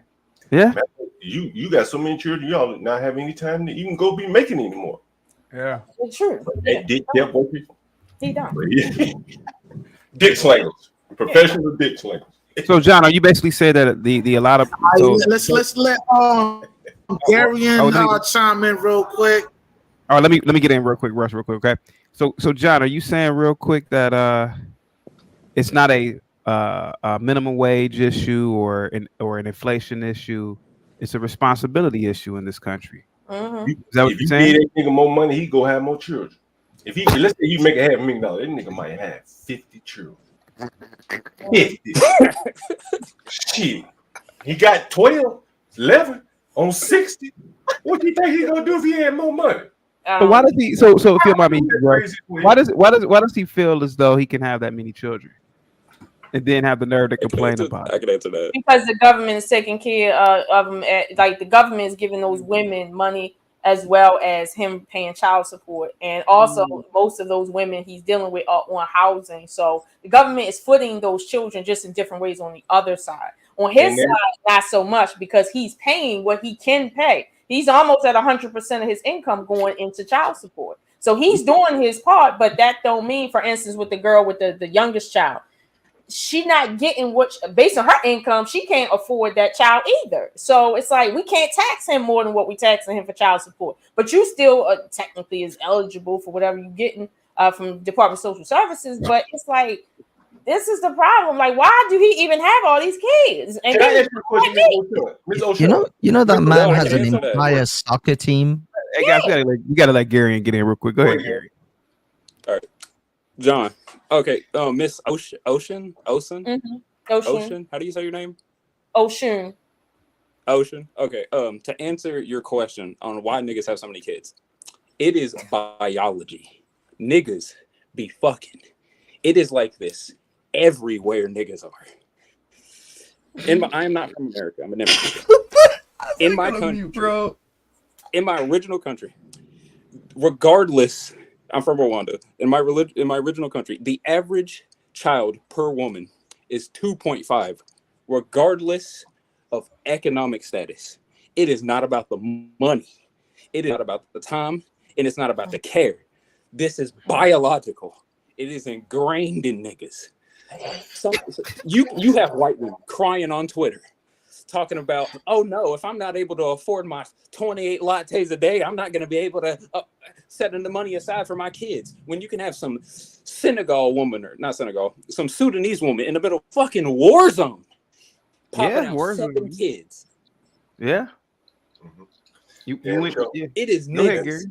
Niggas. Yeah. You gotta accept your biology. Hey, Gary, you came in pretty hot, man. Are you on some? You did a bump or something? You came in pretty Nah, hot. I was listening to John, and I was just holding this in my head the whole time. Okay. It is Well, you know what? ingrained in I niggas. have, but you know what, Gary? I have had that question when I've seen, let's say, women from those countries, and they have so many children in the middle of They such don't a care. hard place. But I've no. Here's the thing: if y'all know I'm from Baltimore, and it's hard to live in Baltimore. With Yeah, kids. the accent. Yeah, said I it know all. that accent. It's hard. But when you have one child, and that's when I had my oldest son, I sent him down south to live with his father because I couldn't afford to chain him to the radiator, as they say. So it's like it was hard. And at that time, I only had 2 kids.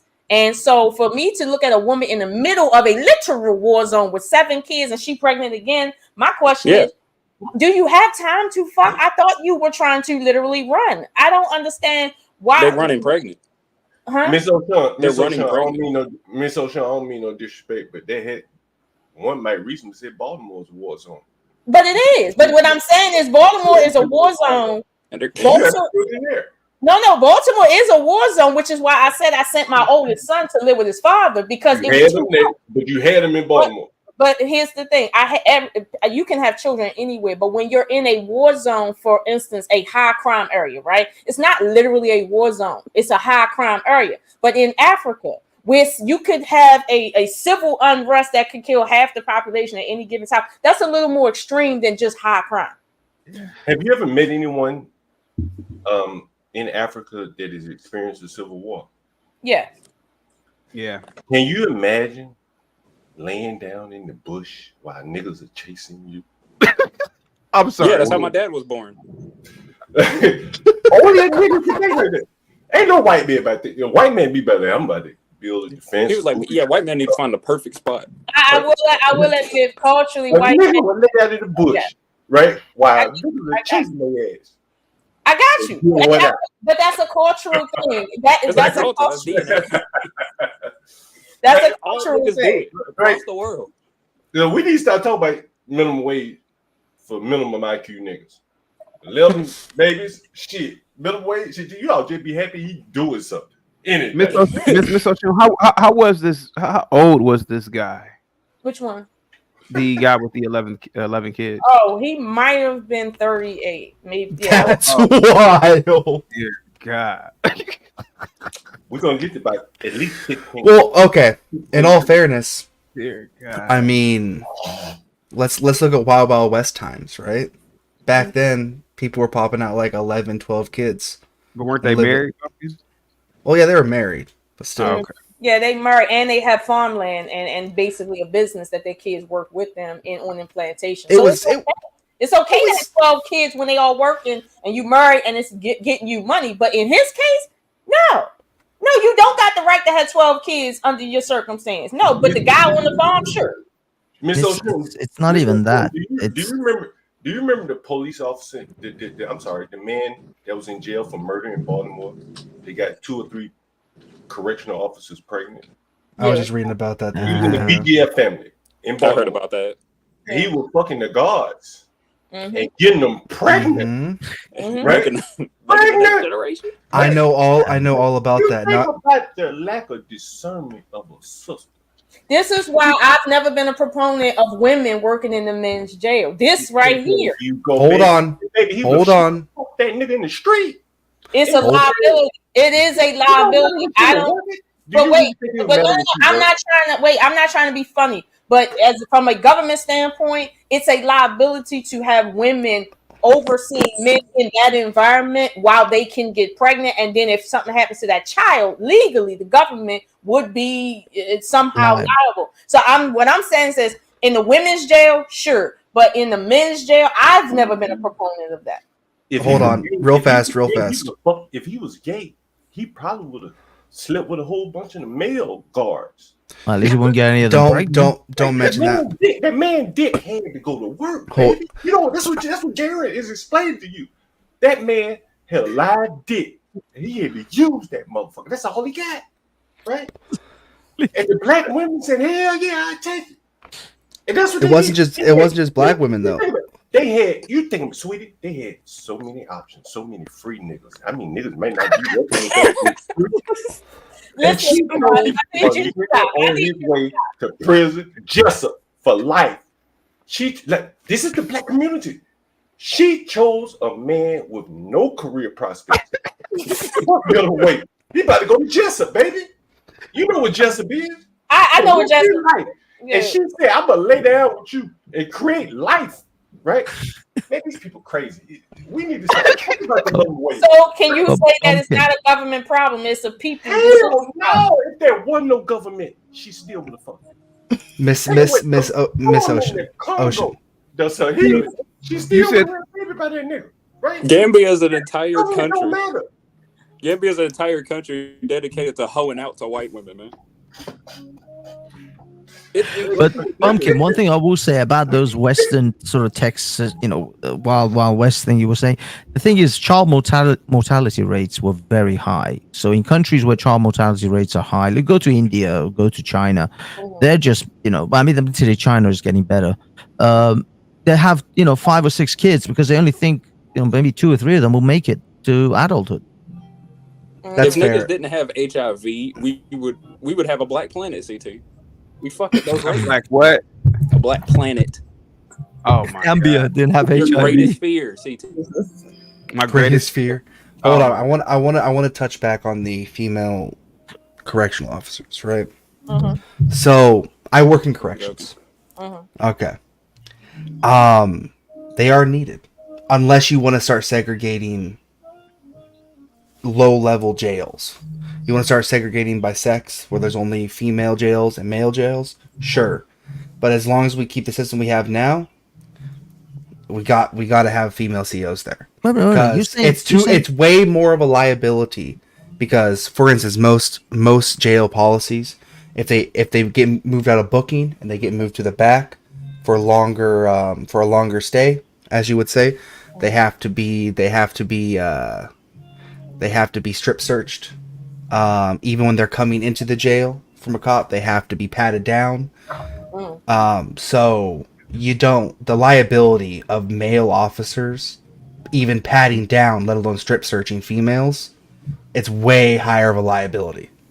No, are you saying that are you saying that men shouldn't strip search women, correct? Obviously, yeah. Okay. So you're saying women on women is fine, correct?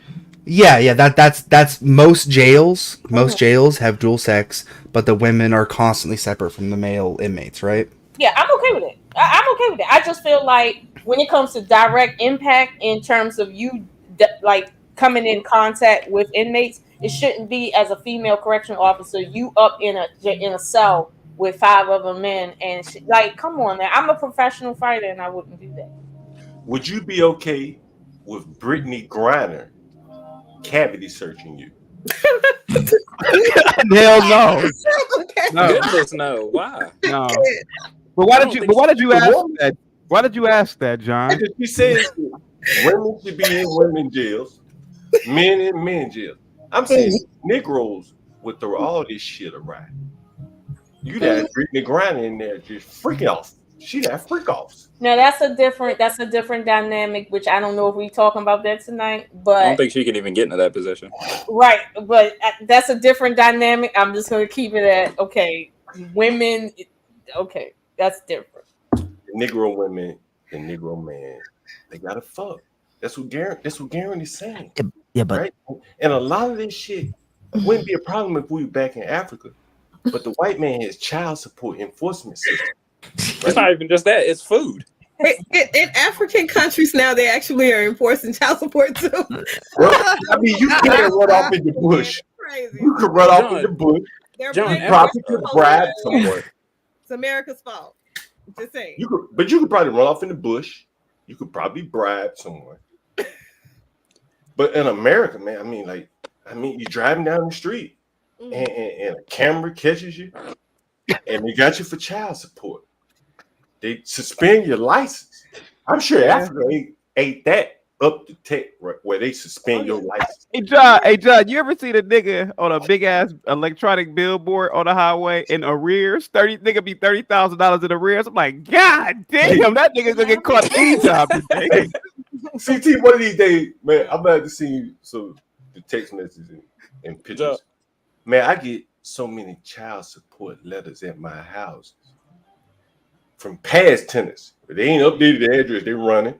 Oh, and the letters will come here. We looking for you. You behind on your children. At every house where the niggas have lived, is the government chasing them, trying to collect some money for their children. That's true. Yeah. But to a degree, the government isn't like, okay, I don't know why people see the government as the culprit though. Right, Like, I was just about to say that. like, Like, how it's is not the culprit. It's It's niggas. not the culprit. Oh, It's okay. niggas. No, John is making the argument that it is the culture. It is the culture. And it goes back to I get what John is saying. It's a Okay. beautiful argument. Okay. Beautiful argument. Yeah. John, Okay. I want to tell John this. John, most of my tribe got wiped out during the genocide. Do you know how long it took to get our numbers back up to the millions? Stop. 5 years, nigga. 5 years. In 5 years, 5 years. millions of people. Yeah, we went. Hold on. Let me see if I got my number. I think it was 2.2 million down to I think 600,000. 5 years later, we were I think 1.3 million. Gary, if you did stand-up comedy, that'd be a perfect bit. I swear. That would be a perfect bit, man. About what you just did. That's funny as hell, man. Gary, are you familiar with Swahili culture? What? Are you familiar with Swahili culture? A little bit, but I don't speak it. So I was in Tanzania, right? Oh, the albino killers. Hell yeah. Well, I didn't see the albinos. And so a young lady, and I mean, she was a nice-looking young woman, right? And they brought her in. She was like their household helper. And in the Swahili culture, apparently, I don't know if they do it also. Someone may come on here and correct me. But they teach them how to be women. Yeah, they do. How to please a man. When he come home, and I'm talking about this is like 13, 14 years old. It's not like 22 after they graduate from college here in America, right? Yeah. At 14 years old, they send these women off to like how to be a woman camp. They do have schools for that though in Tanzania. They have whole schools dedicated to. I forgot what it's called. That's what I'm talking about, right? And they teach these women how to, you know what I mean? Like do things the right way. Cater to a man, What do you right? mean? Yeah. How to Cater get to a down. man in every way, right? Yeah. How to undress him when he come home from work. Yup. Give him a bath. Yup. All of that type of thing. Excuse me. You got a lot of the women here, that may be better served at learning that. They may be closer in culture to that. If the liberals saw that school, they burned it to the ground. Are you kidding me? The feminists would burn every brick of that building. We barely got buildings. The Tanzania barely got buildings as it is. But John, let me ask you something, right? Okay, in Tanzania, I can understand them having schools set up for women to learn how to get married because marriage is the modem for which most people there, almost all of them, will be any type of stable. However, in cultures where marriage is not the modem from which you're going to get remotely stable, because we all know what our marriage numbers look like here for real when it comes to finances, how would finishing school essentially help that situation? Well, I haven't fully thought this through, but you can't go wrong by having finished women versus this raw product that we have out here today. No, you can go wrong, but I'm hoping that you tell me how, so I don't have to overstate you. Well, I'm just thinking you know, and I'm freestyling this here, but you have a lot of young girls who just come out, they have no understanding of men, they don't have any fathers around, no men around, and at least this finishing school teaches a woman how to cater to a man. A lot of African women show more deference to a man, or Caribbean women, and maybe not all, but maybe, you know, show more deference to a man. Maybe that has to be taught. And a lot of these women don't show as much deference to anybody, let alone their man. Well, part of the reason why American women wouldn't that just wouldn't work in America is because you're gonna enforce schooling for women to know how to please a man. From a governmental standpoint, I don't see how that's going to benefit the government. I don't even see how that's going to benefit society, because the truth be told, you can teach women how to manually undress their men. Not that our American men even go for that, but you can teach us how to do that. But how that translates actually person to person is where it's which supposed to measure. Is this worth it? Like, is it worth the cost benefit? Like, is that really worth it? And truth be told, it's not. You're saying that women don't know how to please you, right? Meanwhile, No, I'm not saying that. Okay, generally, but the type of men that we have in America, as Chaotic Truth has beautifully said over the course of the last year, is they ain't shit. So you're gonna teach women how to cater to ain't shit niggas? No, you know, again, I think it's a. How do you think that's going to turn out? How? No, you're right. And again, as I said, I'm freestyling here, but what I do think is, like, you got all these very, very educated women. No, take the education out. You're going to teach women how to treat men better. That ain't gonna be better. Like, tell me how that's gonna work out. But where we are in America today is a lot of very educated, intelligent women, and a lot of, more or less, you know, men that are straddling the lines, whatever, if you want to call it that. Like, that's a conflict that almost can't be resolved. And I think maybe the best bet is the women to take a step back, but the men can't step up. So I don't know, you know. It's not that men can't step up. You're forgetting the biology of men versus women. Part of the reason why women excel in certain jobs that are more think based is because that's just where women excel at, because it's not physical based. Most men are physically based. So jobs that are physically based, that's where they excel at. Right now, we're in a transitional period, and we're going to be here for about another 100 years. And so while people are transitioning and becoming more and more homogenous in our job relationships, okay, this is where we're at. We're coming out of a time in history where most men did all the physical labor. There were no women doing most of anything except for things like, seamstress, washing clothes, things that did not like really need heavy lifting. That's what we're coming out of just under 100 years ago. Okay, hold on, not 2,000 years ago, 100 years ago, which is like 10 minutes ago in relative to time. So you have to give the society time to merge. Don't say men are not excelling just because they just not excelling. Most men don't want to sit down at a desk and think about like numbers and paperwork all day. And most men are active. Active jobs, that's just what men are biologically. They're more active. So they're not sucking at that. It's just not what they do. Let me ask you this question. Do you think that black women, and I forget the words you said women excel intellectually. Do you think black women are excelling intellectually in corporate America today? I'm not going to talk about corporate America, because corporate America and black women make up such a small amount of the population. I'm American. I don't give a fuck about anything under 10%. Okay. Do you think black women are excelling in government America now? Now, I would say when it comes to government, yes, black women have a very good presence in government. I can tell you that from my own. But I didn't ask about presence. I asked about, are they excelling intellectually?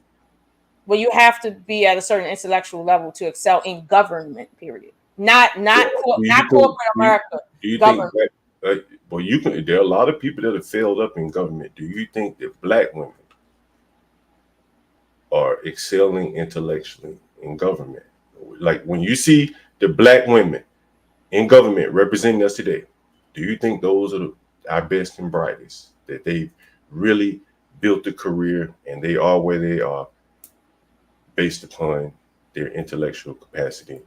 And When their it, I will tell you this from firsthand experience in government, not corporate America. I'm making that clear, not corporate America, but in government, Black women have came up in the ranks, and I truly believe this is my personal belief that they came up in the ranks based on their own merit. So I'm not going to say it takes a whole lot of intelligence to work in this on any particular position. I'm not saying that, but Black women have earned their seat at that table specifically, and I'm not saying that Black men, for instance, don't have a presence there, right? And they haven't equally earned their right. But I'll be honest with you, Black men had more of a presence before Black women had it. But it is an equally earned position in government offices, like all these different departments and stuff like that. Yeah, like it's a well-earned position. Just to clarify, when you see the Black women in government in these positions, wherever you see them, you think that they have intellectually gotten there and earned their position.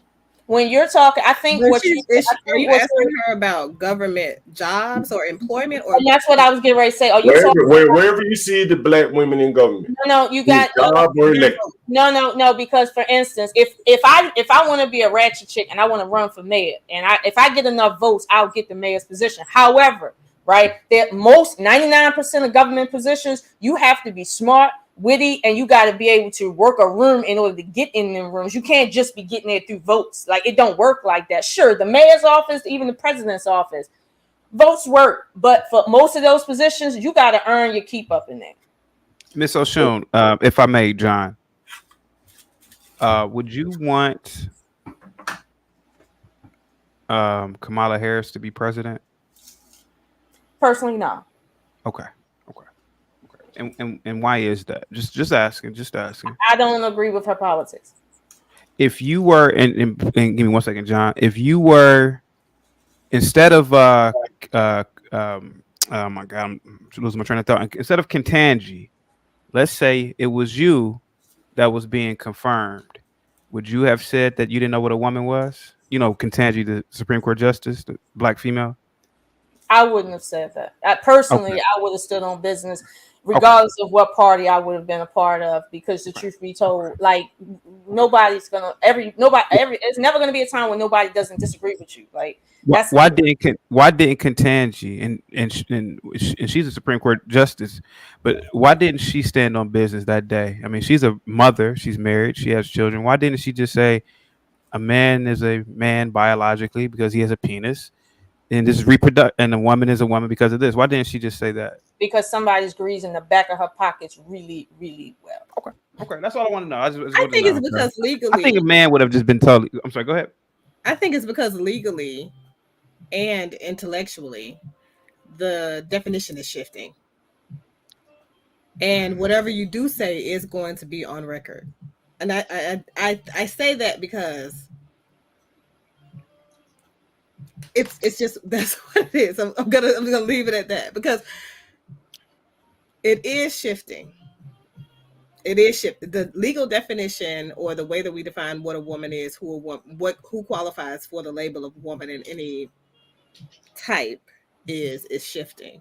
And it is because of political movement. And I do think it's politically driven, but I don't think it's her being paid off. I think it's her being very careful because as a justice, her job is the interpretation of law. And if she is quoted saying a particular thing, a person who she rules in a certain way in the future can then go back and easily get a case overturned where they say that she's exercising biases because she's made a public statement endorsing that she feels like. So let me ask you something, Dr. Brown. If she would have sat on a case where there was a biological man that assaulted and killed a biological female, but that biological man's identified legally as a woman, are we going to say she's not going to judge that based on a biological man attacking a biological female and the biological shift in responsibility in terms of fighting? she's not going to judge it fairly. She's going to judge it like two women of equal estrogen levels.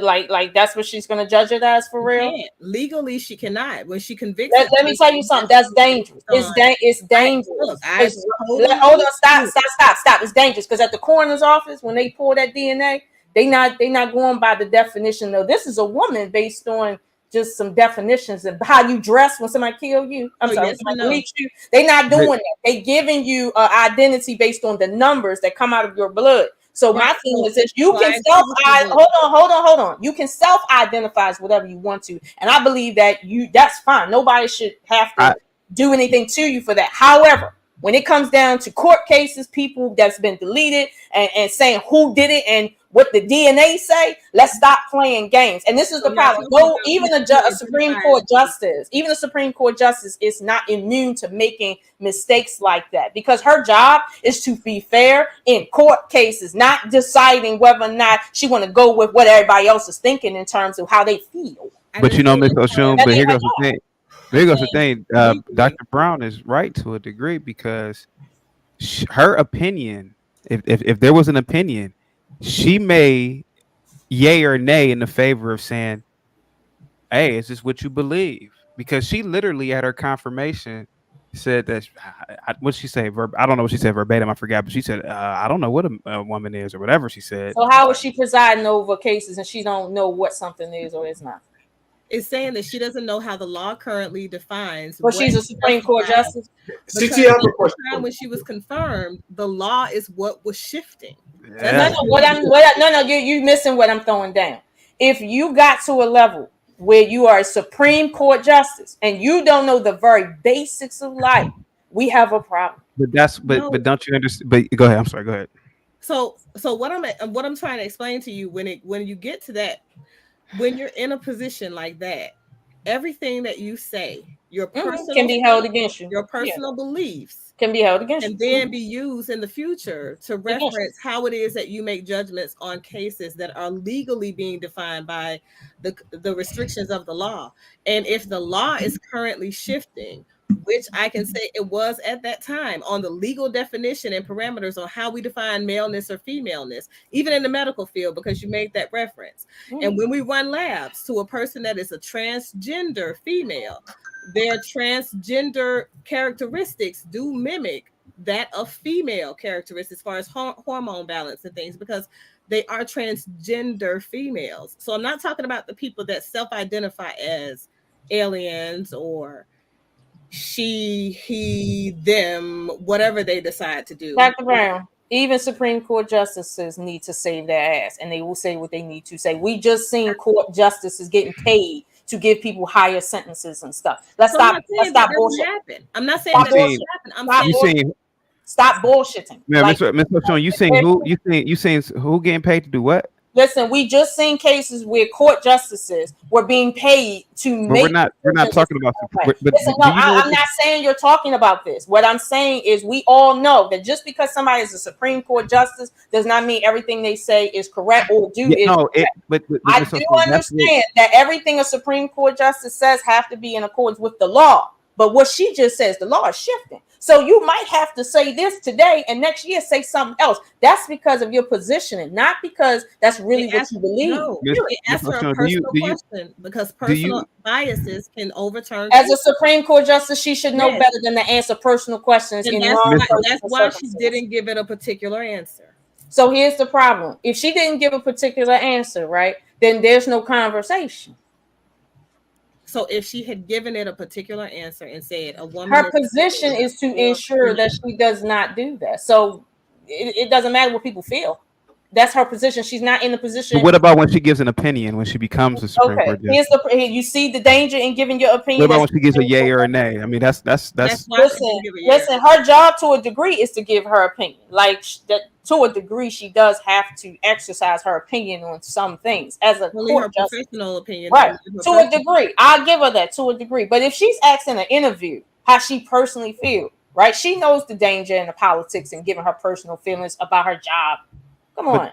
But she would never be in an interview as a justice. I'm only giving you the groundwork, which is when you're in certain positions, it's better for you to play politics. In other positions, it's better for you to stand on business, but it depends on your position. But at any rate, okay, the truth is politics is politics. I live in DC. The whole city is politics, down to the bathrooms. Everything is politics in DC. So it's not about how you personally feel. It's really not. But don't make no mistake about it. Just because somebody say I'm with this, don't mean they with that. It just means that organization is paying them the most. Well, that never I mind. just don't think that particular situation. That's what I'm saying. What I'm saying She is, gave up.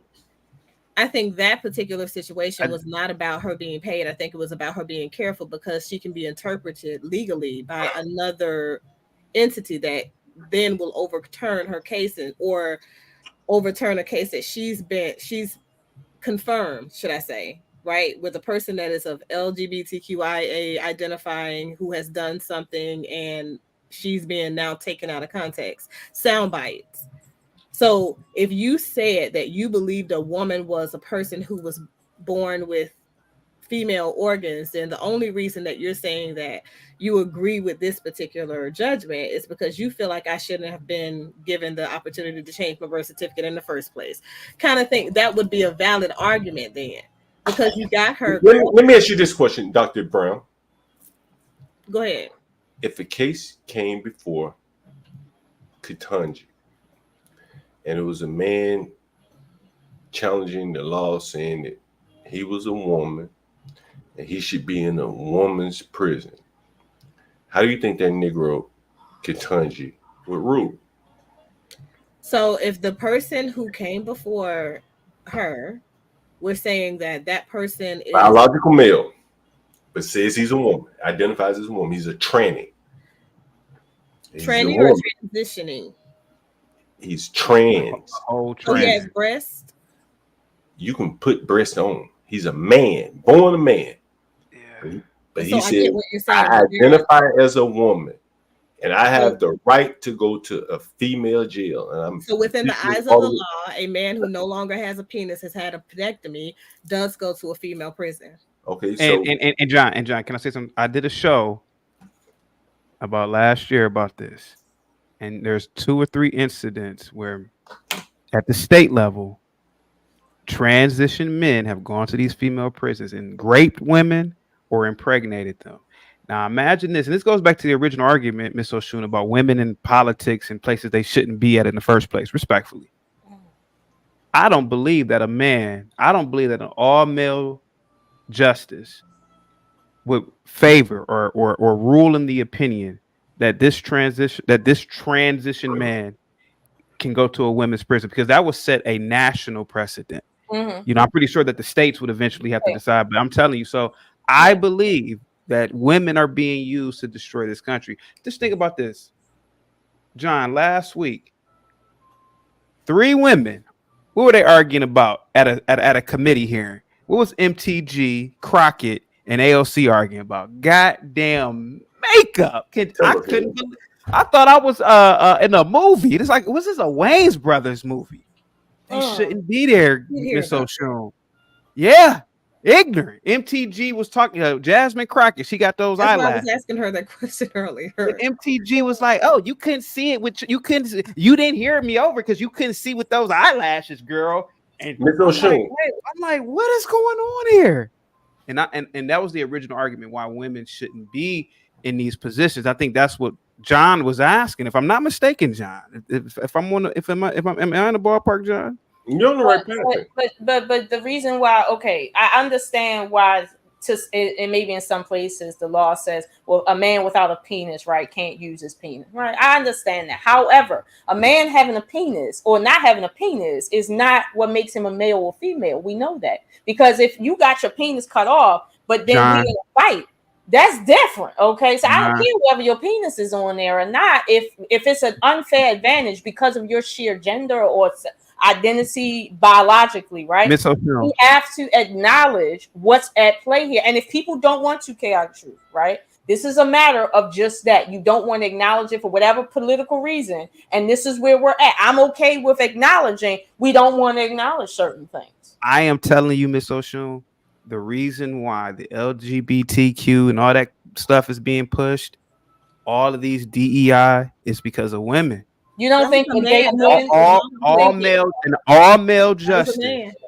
You It was don't a think black gay man. men are at the heart of this? I was just about to say, and it was a Give me a- black straight man that approved all Give of me a these second. additional rights for the LGBTQIA plus Just give me a community. second. Just give me a second.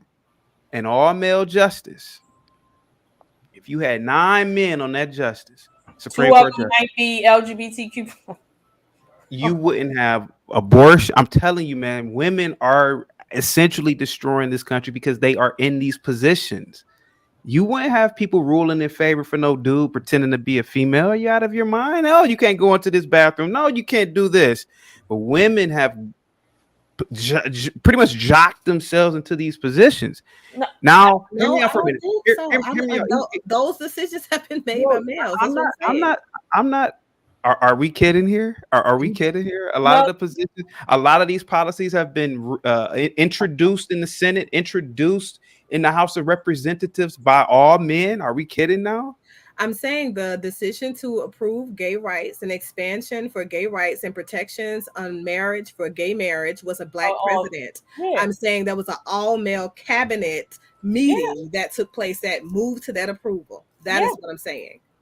And that was Obama. Yeah. Black male president. The most recent one at that. Yeah. Ma'am, can I ask Miss O'Shea a question? Mhm. The man that you talking about earlier that had 11 children, Mhm. have you ever told that nigga to get fixed or stop fucking so much? Have you ever suggested, like, as opposed to talking about making more money, have you ever talked about fixing himself? You ever talked to him about that?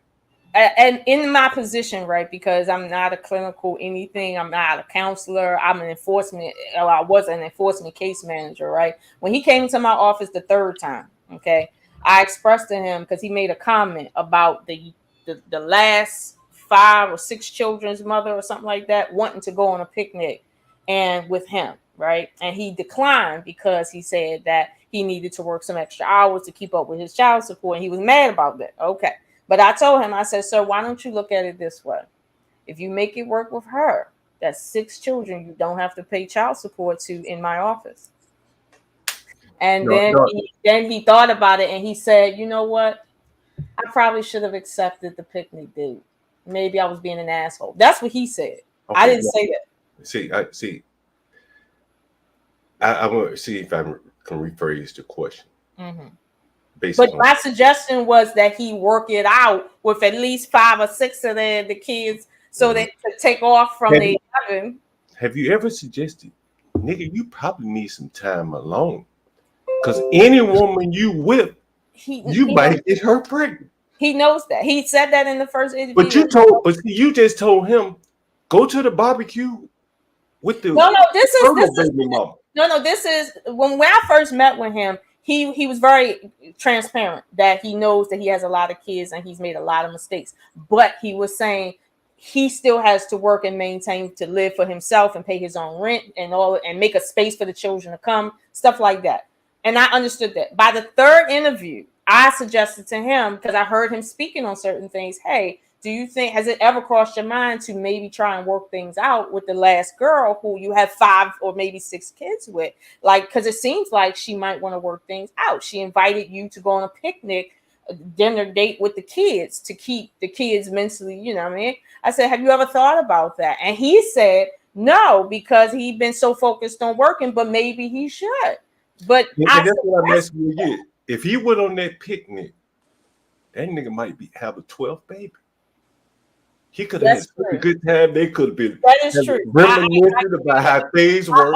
Yes, I be back in there with more child support payments due. That is true. So have you ever suggested to him that you needed some time alone, like time out? He said that to me in the first interview, so I know he knows. I just suggested. I didn't say, hey, you need to do anything. I just said, hey, did you ever think about maybe trying to work things out? Like, you know, she seems to be pretty reasonable. So reasonable. Yeah. She had 5 children. That nigga, she reasonable. Here's the thing. What would be unreasonable? 6 or 7? Listen, she was the last one, so that's why I said maybe there's still feelings there. Wait.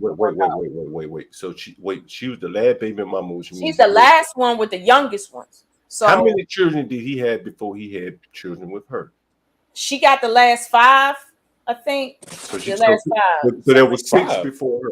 So there was 6 before her. Yeah, 6 or 5. Yeah, something like that before her. Yeah. Do you see what the problem is here? I got you, but I'm just saying, as a case manager, I couldn't say, hey, you got a mental problem. I'm not a clinician, or I can't diagnose him. But I could say, hey, she wants to go on a date with you and the kids. Why don't you and her try to be mommy and daddy again? You could be in like, relationship advice. You could advise them relationship wise. Yeah, I could. I definitely could. Yeah, I could. Just a little bit. You think about the woman, she probably need her man to cuddle up with, and you matchmake it over there. Hey, Joe. Hey, Joe, real quick. So I did some research, and Dr. Brown is true to a degree when it comes to the homosexual thing. It was males. It was a man named Herbert something in the 1920s who was one of the first people to push it, right? But in the workforce, Miss O'Shun, Oh, shucks. who forces people to use pronouns? In the workforce, who forces people to cease jokes? You can't say these jokes here. It ain't people like me and John. It is mostly women. It's women. So, I didn't. Yeah. So let's be honest here. Yeah, men. Yes. Okay. And she is right. Obama was instrumental with the whole, gay rights, and especially, same-sex marriage. Mm-hmm. But let's be honest here. Who really pushes the gay agenda? It's women. So that's all I'm saying. Or any other of these movements. But that's all I'm saying. They push policies that are very receptive to that. It's not just that. It's policies that are receptive. I'm sorry, to that sort of lifestyle. Like, yeah. Women who watch The View. Oh, child, not women who watch The View. I don't watch The View. I mean, it's chaotic. Remember when we were watching that clip from The View when they were talking about gay men, and they said, "Ooh," and I forgot that one old white woman's name, where she was like, "Ooh, I can't live." Joy Barr. Yeah. Yeah. She was like, "Ooh, I can't live without gay man. They do my nails so good. They do my hair all right, and they're just so easy to talk to." It's those type of women. Yeah. That's a shame. I thought the only people that use pronouns are actually part of the LGBTQIA. No, if you are in a company or if you're working at somewhere, you might have to be forced to call people by their pronouns. Oh, he didn't call me my pronoun. But men on the construction sites don't have to worry about that. It's in these stupid offices. I gotta say it, man. That is true. When's the last time you seen a lineman talk about, hey, make sure you call them by the right pronouns, or someone. Yeah, somebody put it in the I-beam on the skyscraper. Yeah, someone putting in a sewage. You better call me my pronoun. Yeah, what about a but the problem, y'all, it's not every. But wait, the problem is not every gay person wants to be called by a different pronoun from their biological setup. Not everyone does. No, man. This is the problem. But wait, this is the problem when it comes to just normal human behavior. I understand O's and zeros. If you want to put a bunch of stuff in between and then tell me I'm not respectful because I didn't remember that you are a self-identified male, but you want to dress like a male, but you want to be called a woman, and this one look like a woman but want to be called sir, and this one over here don't want to be called anything, and this one over here is good with the regular. Stop. I'm human at the end of the day. Just stop this. Right, that's what I'm saying. Like, this is a interesting conversation because I think the only people that really push that are part of that rainbow. I'm a whole woman. I wish somebody would call me this, or you know what I'm saying? Oh, what's your pronouns? What do you think my pronouns are? I'm a woman. This is stupid. Like, what are you asking me? I get your point, chaotic. So I'm not trying to minimize what you're saying. Oh, no, you good. It's ridiculous. But I came up here for John because John done brought me back up on a panel. John, friend. Hi, friends. Do you ever tell men that you know that have multiple children to go on ahead and have a vasectomy? Or is a vasectomy outside of the realm of normalcy for you? Yeah, a vasectomy would be really, really highly recommended. That, not gonna lie, that's the easiest because they can still fuck, but they don't gotta worry about the whole baby mama drama. Exactly. And this is a thing, and Chaotic can tell you, because me and Chaotic have tussled for a long time. We've known each other for a long time. I have always said people need to close their legs, stop having sex, and men that don't want to have children need to have a vasectomy. Agreed. And every time I say this, there's all this pushback. Black people can't do that. Black people don't plan families. And I'm a black person that plan families. Like, I don't really get this. I don't understand why people Well, I act mean, like there is a stigma getting a vasectomy. It definitely prohibits the the third leg to jump up. I mean, that's that's no, the it stigma that doesn't. They comes with don't want that. that You know, anyway, though. But that's not true. So anybody You that's asked me. You asked me, Rob. I I'm did, just, I'm Jordan. just saying that's what I I'm hearing, man. wouldn't tell any man to go under the knife to not have children. When there are many other ways to not have children without undergoing a surgical procedure. Hell no, I wouldn't tell anybody to do that. But I've had many men. Hell, I had a man recently. I should show you the text message of what he sent me. And I wanted to tell him, focus on yourself. And if you get that shit right, a lot of your women problems will go by the wayside. I don't have women problems. Hell, I ain't got nobody to complain to about no women problems. Because, like, I focus on myself. Like, I think a lot of these men, they live in rooms, halfway houses, shelters, their mama's house, and they got 2 or 3 damn women. So hell yeah, you're gonna have problems. But if they got themselves stable, then a lot of these problems. They living in where, John? Wait, but they living in where? Shelters, rooms, halfway houses. Right, I Couch, was so couch, confused. right? Like, listen, you know what's so crazy? And I've had to like retrain my whole vocabulary. Niggas be like, man, I stay over here. I stay over there. I stay over there. I stay over there. They don't live anywhere. They just stay places, right? They homeless. And until you can find you a place to live, you don't even need to focus on women. I had a nigga the other day, man, I think my girl cheating on me. Hell yeah, she cheating on you. You live in a room. What? What is In the it? ghetto. Keep it going, Right? John. Keep it going. Yeah. Right? Why wouldn't she cheat on you? Everybody striving to get better, right? And again, like if he just focus on himself, be in that room, work, save your money, he get out that room, and then maybe there'll be a woman that wouldn't cheat on him, would take him seriously, and not take advantage of him. But he trying his best to string this woman along on a damn shoestring budget, and it's not working. And the women, they so damn desperate, they're taking. And in many cases, they had 11 or 12 children by it. And there's the problem. Like, I talk about all the time, we need more black male incels. Yeah. I had a black male incel paint my house. Hold on, Robbie. Do you know what an incel is, by the way, Robbie? Yes, I do. Involuntary celibate. Yes, thank you. Okay. No, like I had a white male incel paint my whole house meticulously. I didn't even ask him to do it. He went and bought the paint, painted the house, and then asked me for $1. We need more niggas doing that. He didn't ask you for $1? Not $1. He later killed himself. What? But he painted my He's house. an incel. He's an incel, Robbie. I mean, you know. I had a whole Niggas house can't full of survive white being men. incels. I had a Can I whole ask you- house full of white men. real quick. How did he do it? By the way, just I have no idea. Okay. But he He had got to shot have by a police. ladder. Just ask. He had to have a ladder because it's like it's a row house in DC. Yeah. It's meticulous. It wasn't like half painted. He missed the spot over here. Meticulous white boy. Yeah. Great. Yeah. Niggas need to do that. Yeah. Right? If they did that, somebody might, hey man, can you paint my house? Right? But they're so busy chasing women Yeah. that they don't do anything productive. Yeah.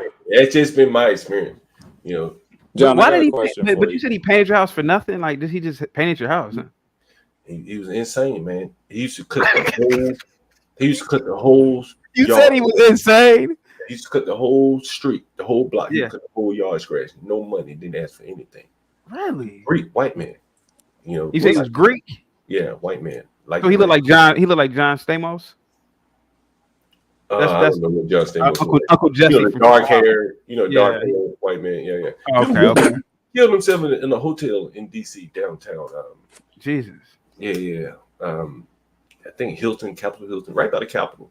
Well, sometimes that's a good thing, man. You know, some people just can't be here. You know, but go ahead. You asked me the other day, like, what would it be Y'all like? ain't shit for that. You asked me what would it be like with a white man versus a black man. You know, you asked me yesterday or the day before. Yeah. This is what they would do. They'll paint your whole house, cut the grass, keep the neighborhood clean, go back in their house. But a nigga would be stirring like hell. Woo, man. Hey, a week or two, man, they'll tear your fucking house up. Yeah. If they can't get women, man. And if one of them getting women and the other one can't get women, like, then you got a problem. If both of them get women, then you got a problem. John, I got a If question one of for them you. getting women, then you really got a real serious problem. Yeah. John, I got a question for you. Do you think niggas have free will? Yeah. Okay. So, John, you basically overall you are saying that if more blacks became incels, we wouldn't have to worry about conversations about minimum wage, child support, etc. Right? I get what you were saying overall. I don't think the ladies are. The minimum wage for many blacks, my experience, I once asked a black man, and I kind of raised this young man. He used to live across the street from me. And he's slow, dyslexic or whatever, but read shit backwards, right? Left to right, right to left, right? But he used to go along with me on my properties, cutting grass. He'd run through a brick wall, get his hands nasty. No problem. Yeah. But he just couldn't put it all together to work and make hay out of it. One day I asked him, I said, man, what's the minimum wage you work for? He said, $8.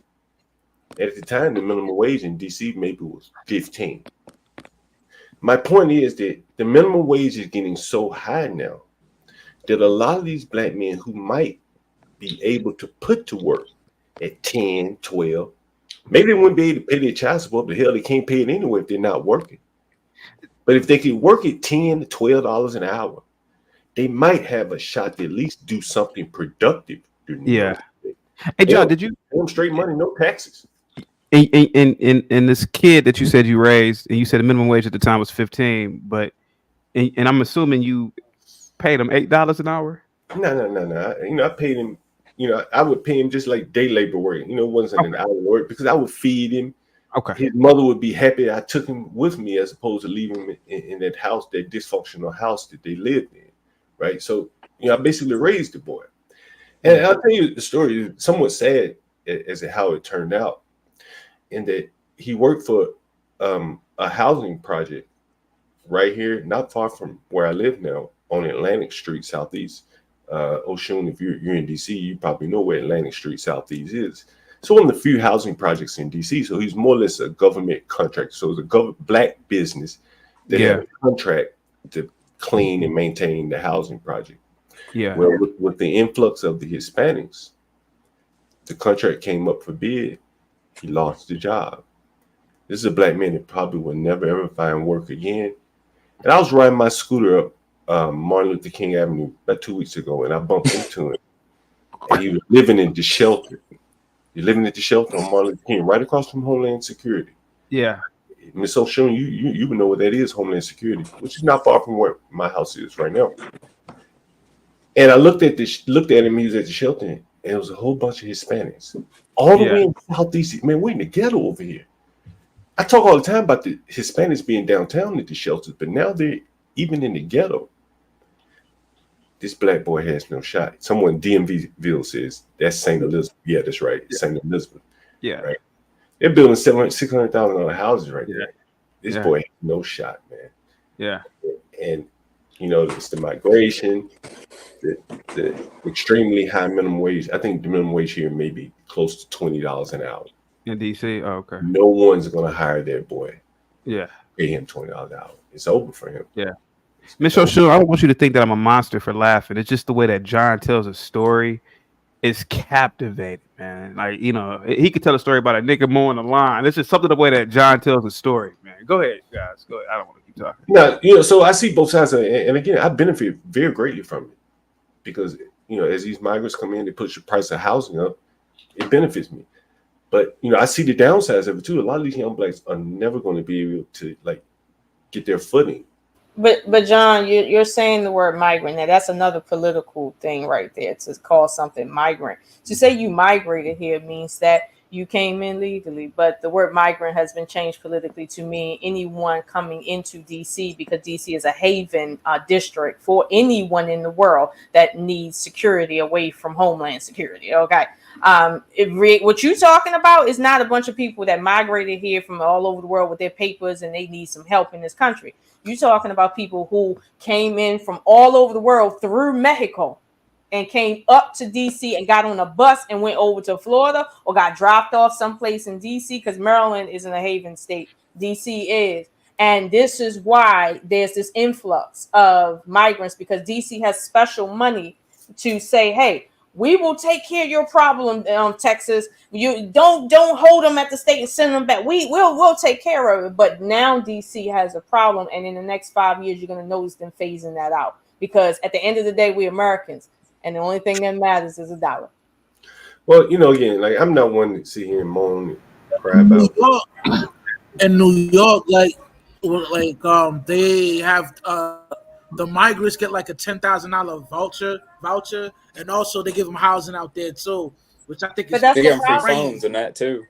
That's the problem. You get that there's money set aside to have them housed, no matter what the circumstance is, working or not.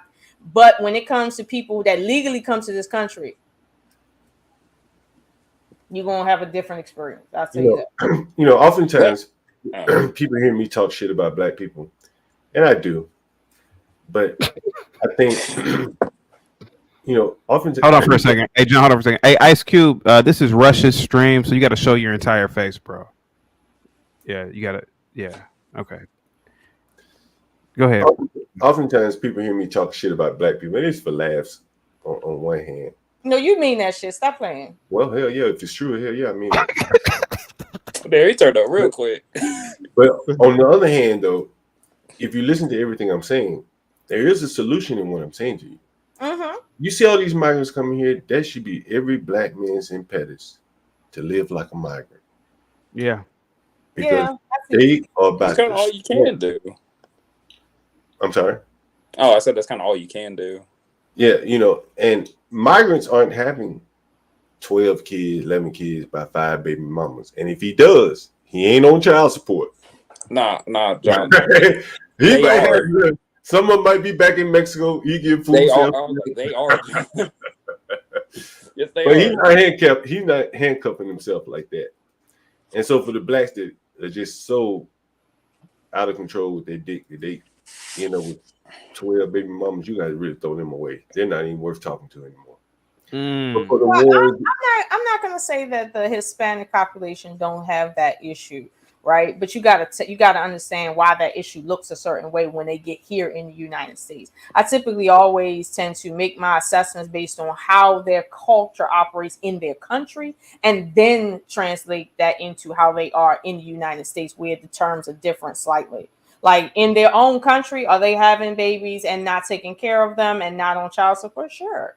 Over here, not so much. You know why? Because unless you have a social security number and trackable to some degree, like you might have 12 kids and not on child support and while receiving housing here. You might. You also get more money if you register as an immigrant with a child, and if you're married. Like if you have proof of that, you actually do get in. You actually do get more benefits that way.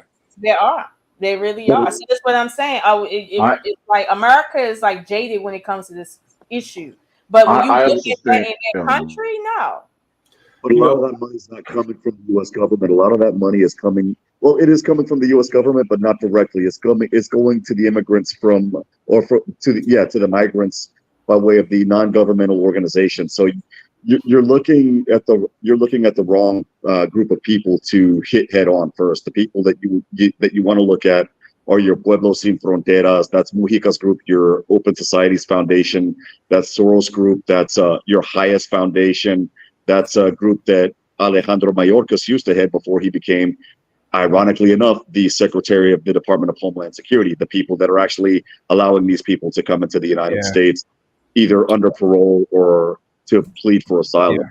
In that regard. So you have to look at it from that particular group, and then from there you need to trace it back to what's known as the IOM. The IOM is the International Monetary Organization that actually gives the money to the migrants. That's the United Nations. But oddly enough, the people that are the country that's giving the UN the money to fund that is us. It's Black Suit, if I would call it. It's known as the round robin. But what you want to do is you want to go after those NGOs and then go after the UN first. And then after that, have a sit down with our government, our Congress, people that are in power here. But keep in mind one, that Department of Social Services and Department of Human Services are locally funded programs for this issue. Locally funded. Okay. This is not, a lot of these grants are not federally funded. They're locally funded. This is why DC can house all of the migrants from all over the universe, while Maryland and Virginia, right next door, is saying, hell to the no, we have no place and no money for them. It's actually both. It's locally funded in the states, but they actually get their money federally. And DC, because it's DC, that's the federal district in the United States. That's direct federal money. But they all of them get their money from two groups. It's number one, the Federal Health and Human Services Agency. So that's the first part. That's the agency that's going to fund the states, and then that's going to fund DC directly. And then the second part is the Office of Refugee Resettlement, the ORR. That's the group that's funding your shelters, your endeavors in Washington, D.C., your CHSs in Florida, North Carolina, and Tennessee, your Southwest Keys, which is Texas, New Mexico, Arizona, and parts of California in that regard. So you're right, but it's partially correct. It's both ways, unfortunately. Sir, I managed the grant for DC for the homeless migrant population. Hey, go on, Chaotic. What were you about to say? You were going. Oh, something just hit me, Miss Ocean. Can you hear me? My thing is frozen on my end. Are you a mandated reporter? No. Oh, you said you work for the government, so I wanted to know if you were a mandated reporter, because I wanted to report elder abuse in DC, but never mind. So real quick, I just want to make a quick comment. Miss Ocean. By the way, Rush, thanks for letting me on. Appreciate it.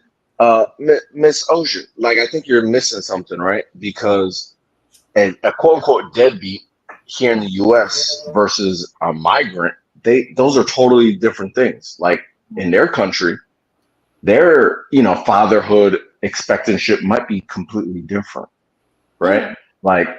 So you really can't compare what they doing or what they got back home to here, right? So I'm gonna go ahead and put it. Oh, real quick. By the way, I think I'm playing a little matchmaker. I think John Goat is in DC. I think you say you in DC. I mean, if you guys want to go out for a coffee, a beer, or something. I don't know if you're married. I'm sorry. Respectful. Join the stable, baby. Join the stable. Well, Ice Cube. What I guess my point was that. And I think maybe I might have said or missaid a word, right? And that's my point, that when we talk about these migrant populations, right, and how many of them have children versus paying child support, right, we have to look at essentially what does it look like in their country for real, and then separate that from what it looks like in America, because the dynamics are different. Like, to say Black men are the most deadbeats, but we have no data coming out of Venezuela. You see what I'm saying? We have no real data coming out of some of these other countries in the same way that we have reporting in America. We can't sit and compare. That's my point. We can't compare. And I don't like to compare. But if somebody says, hey, the Black community has a lot of violence in it. Well, what about down in Mexico? They got a lot of violence down there too in their communities. You telling me they got more violence down there than we got up here? Agreed. Like, what are you talking about? Violence is everywhere. People seem to think that just because you're in America, you're supposed to be in a lavish situation. No, like that's not automatic with America. Like, we got just as much bullshit here as everybody else. CT, I have a question. I had my hand raised, so I really didn't want to be rude, because I really want to get this question in, particularly to the Black women. But if there are any Black men on the panel or in the comments, I would love to hear their answer to this. Miss Ocean, Rob, someone else that want to answer. What'd you say, John? Can you repeat the question? I have a question for you. Anyone that wants to answer, I would love to hear your response to this. My grandmother were cleaners. They cleaned for white people. And I've often wondered, why can't I find black women that speak in English, that look professional, that would clean my houses the way that I have to pay all these Spanish women? Why can't I find a black woman where I don't have the language barrier? But all I can find is Spanish women that clean houses. So my question to you, does anyone know of black women that clean houses professionally? I do. I do. But I'm in the Midwest though. So I don't think I count because I'm an immigrant. That's kind of all they Right. do. Hold on.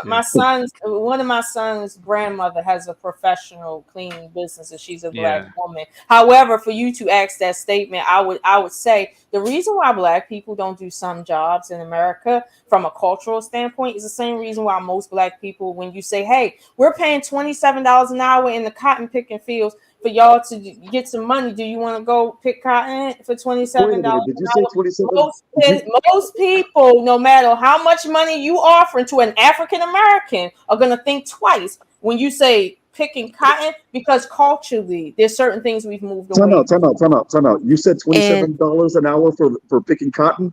I'll take my albino butt out there in a minute. I don't see, that's the thing. If you're not African American, you don't understand the references that I'm talking about. You don't. My mother's black. So I do get it. I don't expect you to, but what I'm saying to you is this: that we have a history here with that, and I'll be honest with you, that's a really big market. Picking cotton, all of us got on cotton right now. I don't know one black person, not man or woman, that has ever worked in the cotton picking industry. Okay, so Miss There's a O'Shaunie. whole nigga Miss on O'Shaunie. TV who did a special because he owns a cotton farm. Hold on, Gary. Miss O'Shaunie, you're in DC. DC is probably 40% black now. You don't find it ironic that I've never had a black woman cleaners? No, I don't find that ironic. I don't, because we spend the majority of our time in this country cleaning. So now we don't want to do that no more. Okay, so you touched on something, right? So the black women have more or less ceded the cleaning business to the Hispanics. Y'all don't want to do that no more, right? We really you've spent your time cleaning. Yes, sir. You don't want to do it anymore. Is that why you think that most black women don't want to do it? I'm not gonna say most, but I'm gonna say based on my experience, I don't know any black women that look on that job favorably. Not most. And two, generally speaking, like most black women want to get in other fields that are more thought based than just physical. Let me ask you this question. Do you remember a day without an immigrant in DC a few years back? Not offhand, but go ahead. A day without an immigrant, and right there at 6th and 8th H Street Northwest, I remember there was an empty hole in the ground, and there was no work being done on that day without an immigrant. And at that time, DC was about 60% black, and I'm assuming these niggas weren't immigrants, which meant so this is the thing. Which means that construction site could not run without Hispanics. That's fine. So as you said, so it's interesting that as you said about black women don't want to clean. Is it possible that black men don't want to do something like construction? They want to do some smarty-arty shit like work in the office or something. Is that that's what I'm saying. There's certain jobs historically that we black people in this country have done that we just don't want to do anymore. What about security? Hey, what about security? But then you'll have an anecdote that'll go to something else that's totally different. And the good example that I can give you is in Natchez, Mississippi in 2017 when the former Secretary of the Department of Homeland Security started enforcing I-9 checks. I-9, that's your verification that you're legally allowed to work in the United States. When they did that, and they basically exploded this whole chicken farm full of migrants, and half of them ended up in ICE custody. You had a whole line of black people, and you had a whole line of people that were legally allowed to work in the United States that lined up ready to work. And another example of that would be the onion fields in eastern Oregon, literally the exact same thing happened. There was an I-9 compliance check in 2020, like a month before the George Floyd incident occurred. And sure enough, you heard people aren't going to work. This is jobs that nobody wants to work. And the next thing you know, you had a whole line, half a mile long, full of black people ready to work. And when the news crews interviewed some of those people, they said, well, hey, look, we're sick and tired of quote unquote being on the government teat for so long. It's time for us to make our own money.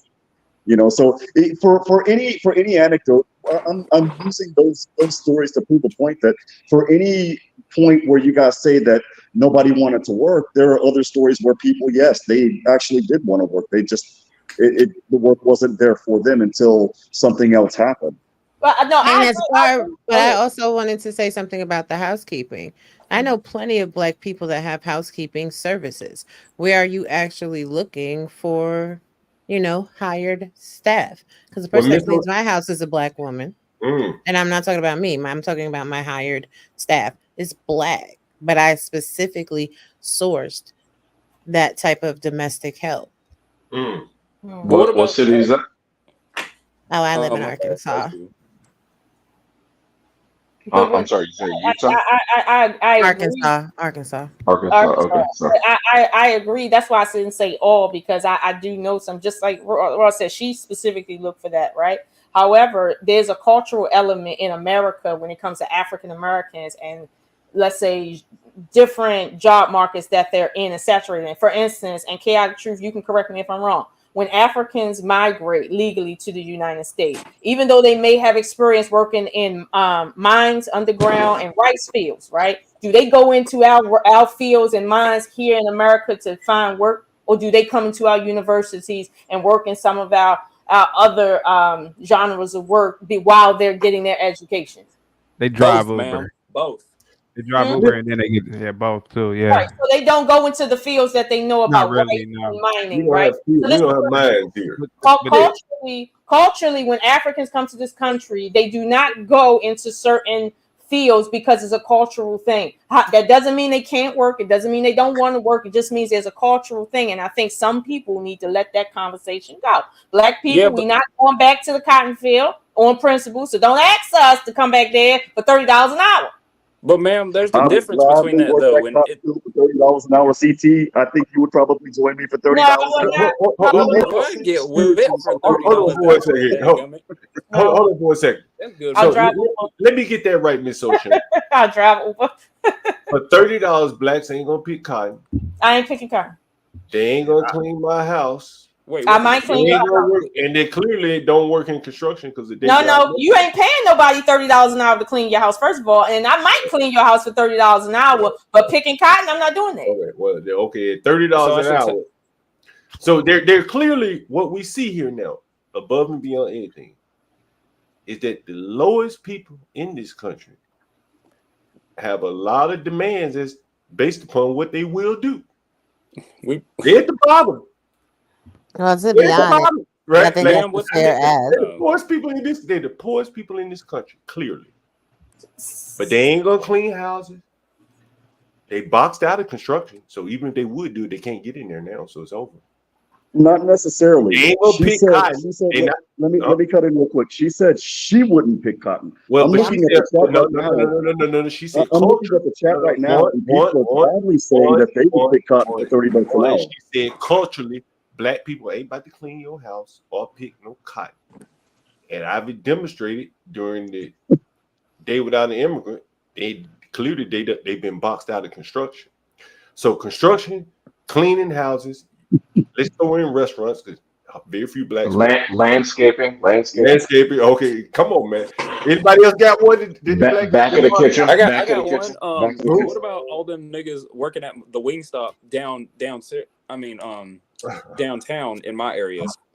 Historically, American niggas are always stereotyped because they just love chicken. They just love chicken, and on Twitter they like, no, we like chicken. Okay, some people like chicken. But shit, man, we may go all night. We've been made fun of historically for liking chicken. Doesn't mean we don't want to be treated like that. And then we have an all-black Wingstop downtown. You want me to go to those 8?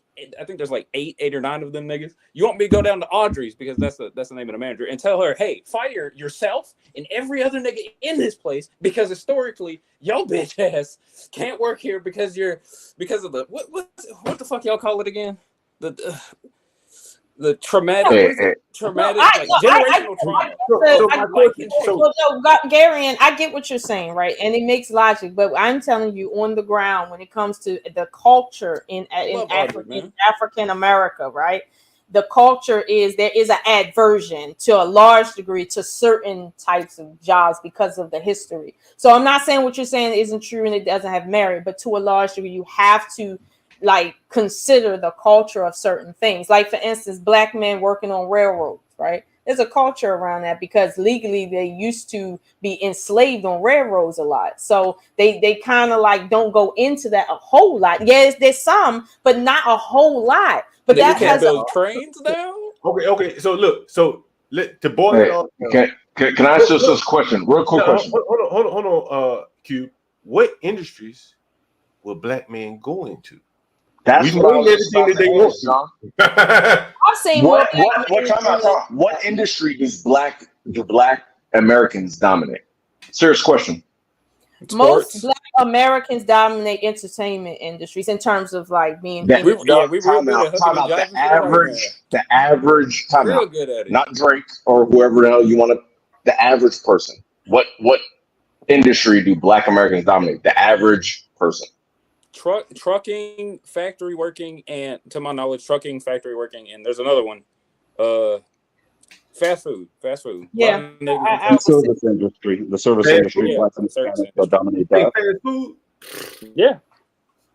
John, I don't know about you. Trucking? I don't know about you, man, but where's Red Savage? Work fast food. It's either Taco Bell, Wingstop, Popeyes, Bojangles, or what's it called? Walgreens. All niggas. Wait, Tom, you're feeding a family off that? I don't know. I'm just asking. Maybe I don't know. I'm asking. I see a lot of men here in my state working for like MVA. I see a lot of men in my state, black men working, like contract work, like for BG&E, for the electric company. I see a lot of black men like doing technical stuff like that, not that manual work per se. I see a lot of black men more so in the technical part of the, let's say the city worker stuff. I see a lot of that mechanical stuff, high level mechanical stuff. I see black men saturated there. I see black men saturated to a certain degree when it comes to the industries where, for instance, if you have insurance industries, I see a lot of black men on the back end of that. Now, I know not too many people think about that, but here in this state and everywhere else, there's a lot of black men working in all the shit in the back. So they dominating. That's what I'm saying. Like every time I call, it's a black man picking up or a black man coming to pick me up.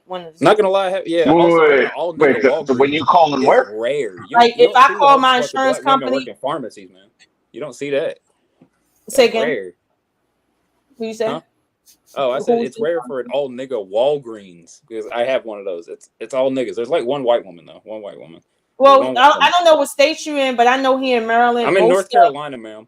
Most of the pharmacy workers we see here are usually like Native Africans in America. Most of them are Native Africans. It sounds like we're struggling as a panel. We can't even come to a consensus. Like, is there? Like I could say landscaping, okay. Or I could say construction. I could say bankers, right? Management and maybe bankers. Management of bankers, right, is a certain group. Hairdressers are a certain group. Nail salon people, technicians are a certain group, right? Like I can keep going on. I'm honestly, I'm a little struggling. I'm struggling.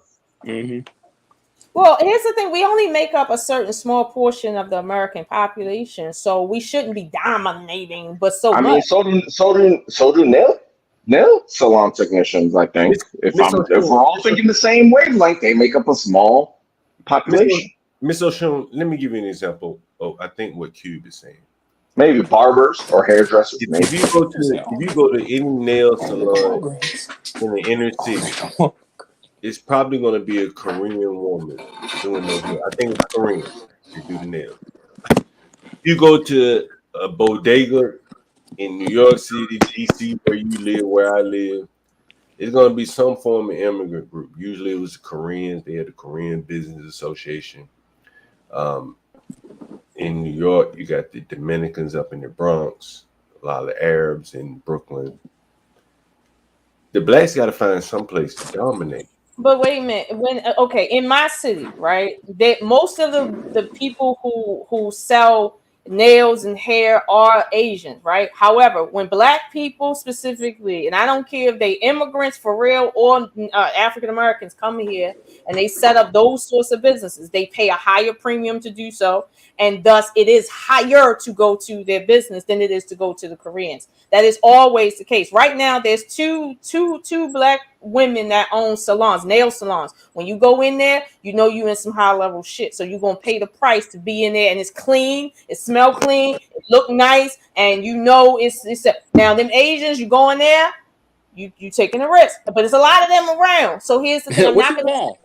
black people can't and don't do that. What I'm going to say is there's a higher premium when we go to open up businesses than these other folk. And I know that for a fact. And honestly, everybody isn't supposed to be a business owner. Every man isn't supposed to work in construction. There's a good population of black men that are in STEM. Like we forgetting about that. Morgan State But man, University graduates most men out in engineering in this state of in Maryland. So it's like we don't. It ain't no one specific place where we supposed to be doing dominating shit. As long as we doing what the fuck we supposed to do, and we can do it. but so okay, so are we doing what we're supposed to do? And then secondly, what you just described is business. So if you have a high end salon, like, and if that's your bread and butter, you're gonna have a high end salon. There's a cheap salon. There's a cheap salon. That doesn't mean you can't dominate. Like that's business, right? Like there's gonna be cheaper options. There's gonna be more expensive. You have a Dell computer. You have an Apple computer, right? That's just business. So you got to find your niche and dominate, right? So like you can't use that. And Black Americans like definitely have been here before other immigrant groups. So like there's no excuse. No, don't say that. Don't say that because how we were here before the immigrants plays a very big role in why we are still. Okay. Don't equate that 400-year difference to we were just sitting around making. I'm about to. We on the 4-hour mark. I'm about to kill this live. I thank everybody for coming through. You know what I mean? Especially Miss O'Shun and Chaotic Truth. You know I got a special place for y'all in my heart. All right. Any last words? You want to do last words, Rush? You want to do last words? Yeah. Okay, I'll go first. My last word. Yeah. Let's get the last words in. Miss O'Shun, before you leave, I want to ask you a question, Miss O'Shun. What's that? Yeah, was it yesterday, the day before yesterday? I was talking about light skin. I forgot why though, right? Like light skinned people. I'm not talking, would you, if you had a choice and you can be, you can come back again, would you prefer to be light skinned or dark skinned? I don't really have a preference, and the reason why is because I grew up in Baltimore, and in Baltimore, it very much was always a pro-black city.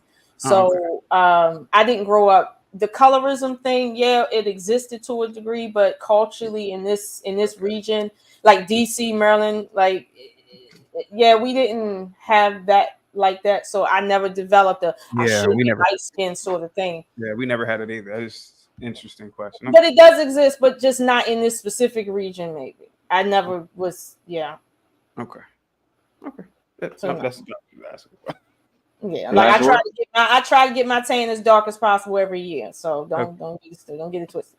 My last word is I enjoy these conversations and I think that they're important, but I don't think they're important because we're talking about them. I think the more we talk about it, each conversation adds to the culture.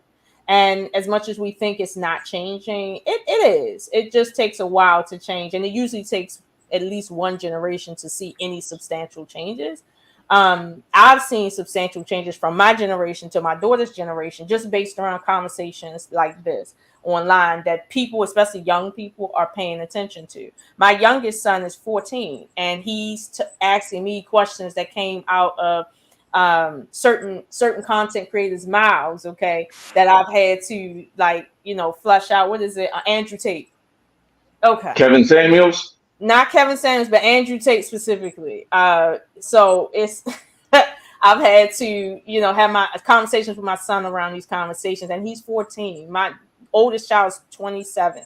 So this is changing the culture, but again, it's gonna take some time, and I think we should give ourselves some grace with that. Like, I know we want, like in Chaotic Truth, we want us all to wear knee-length skirts. But before we get back there, we have to change the culture in conversation, whereas people, when they come into the group, they know there's a standard because the group sets the standard. Right now, we're trying to get there, but we're not quite there, but we're well on our way. And I don't want that to be lost in translation here. But I'll end there and let y'all kind of go in on me now. I'm a victim, by the way.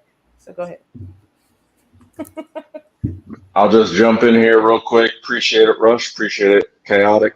Matchmaker. If y'all both in DC, making a match. Appreciate it. Peace. Hey, Ice Cube, if I come to DC, do you have a Coke man? You have a Coke man? You gotta ask John Go. Okay. Coke and a food stamp, man. Okay, I guess yeah. I do like 10-hour. I've been doing 10-hour live streams, so I might need some booger sugar. Hey, Rush, good show, man. I'm about to be out of here. Peace, guys.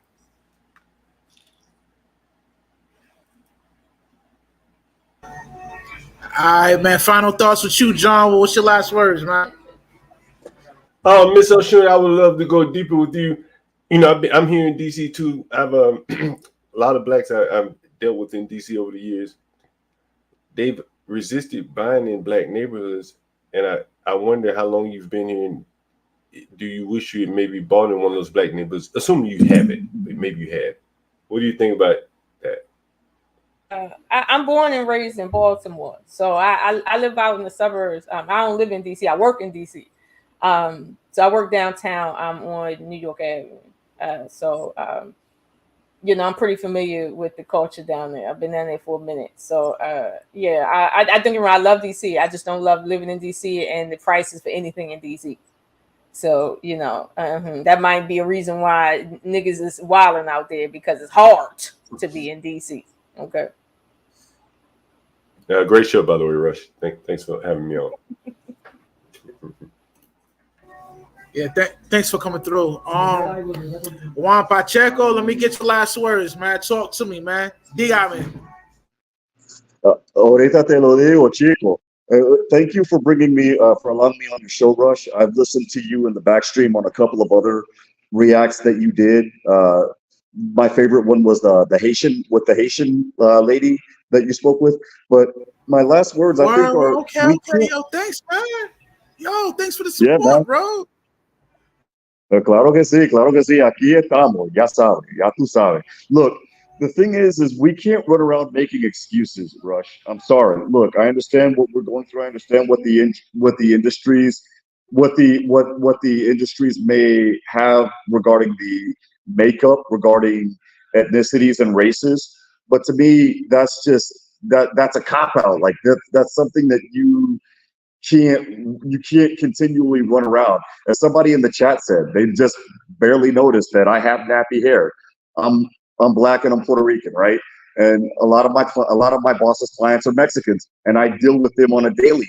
They don't look at the fact that I have nappy hair and the freckles that, as King Shinard said, if you connect the dots, I would, have dark skin. They just look at, number one, who I am. Number two, can I do a good job? And number three, was I referred by somebody else? And I handle my business. That's it. That's the way that we have to look at it. Are there going to be higher costs? Yes, absolutely. There was the redlining in Chicago that happened before the Supreme Court shut that down. But instead of us whining and rolling and saying, hey, we have X, Y, and Z that we have to deal with, we got to figure out a way to think outside of the box and adapt to it. If we didn't do that, Rush, the Black Wall Street in Oklahoma wouldn't exist. Jackie Robinson wouldn't exist.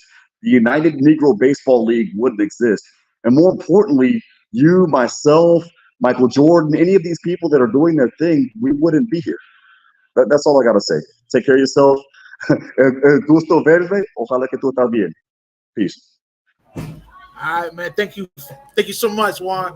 Oshun, this is it. I'm about to pill out.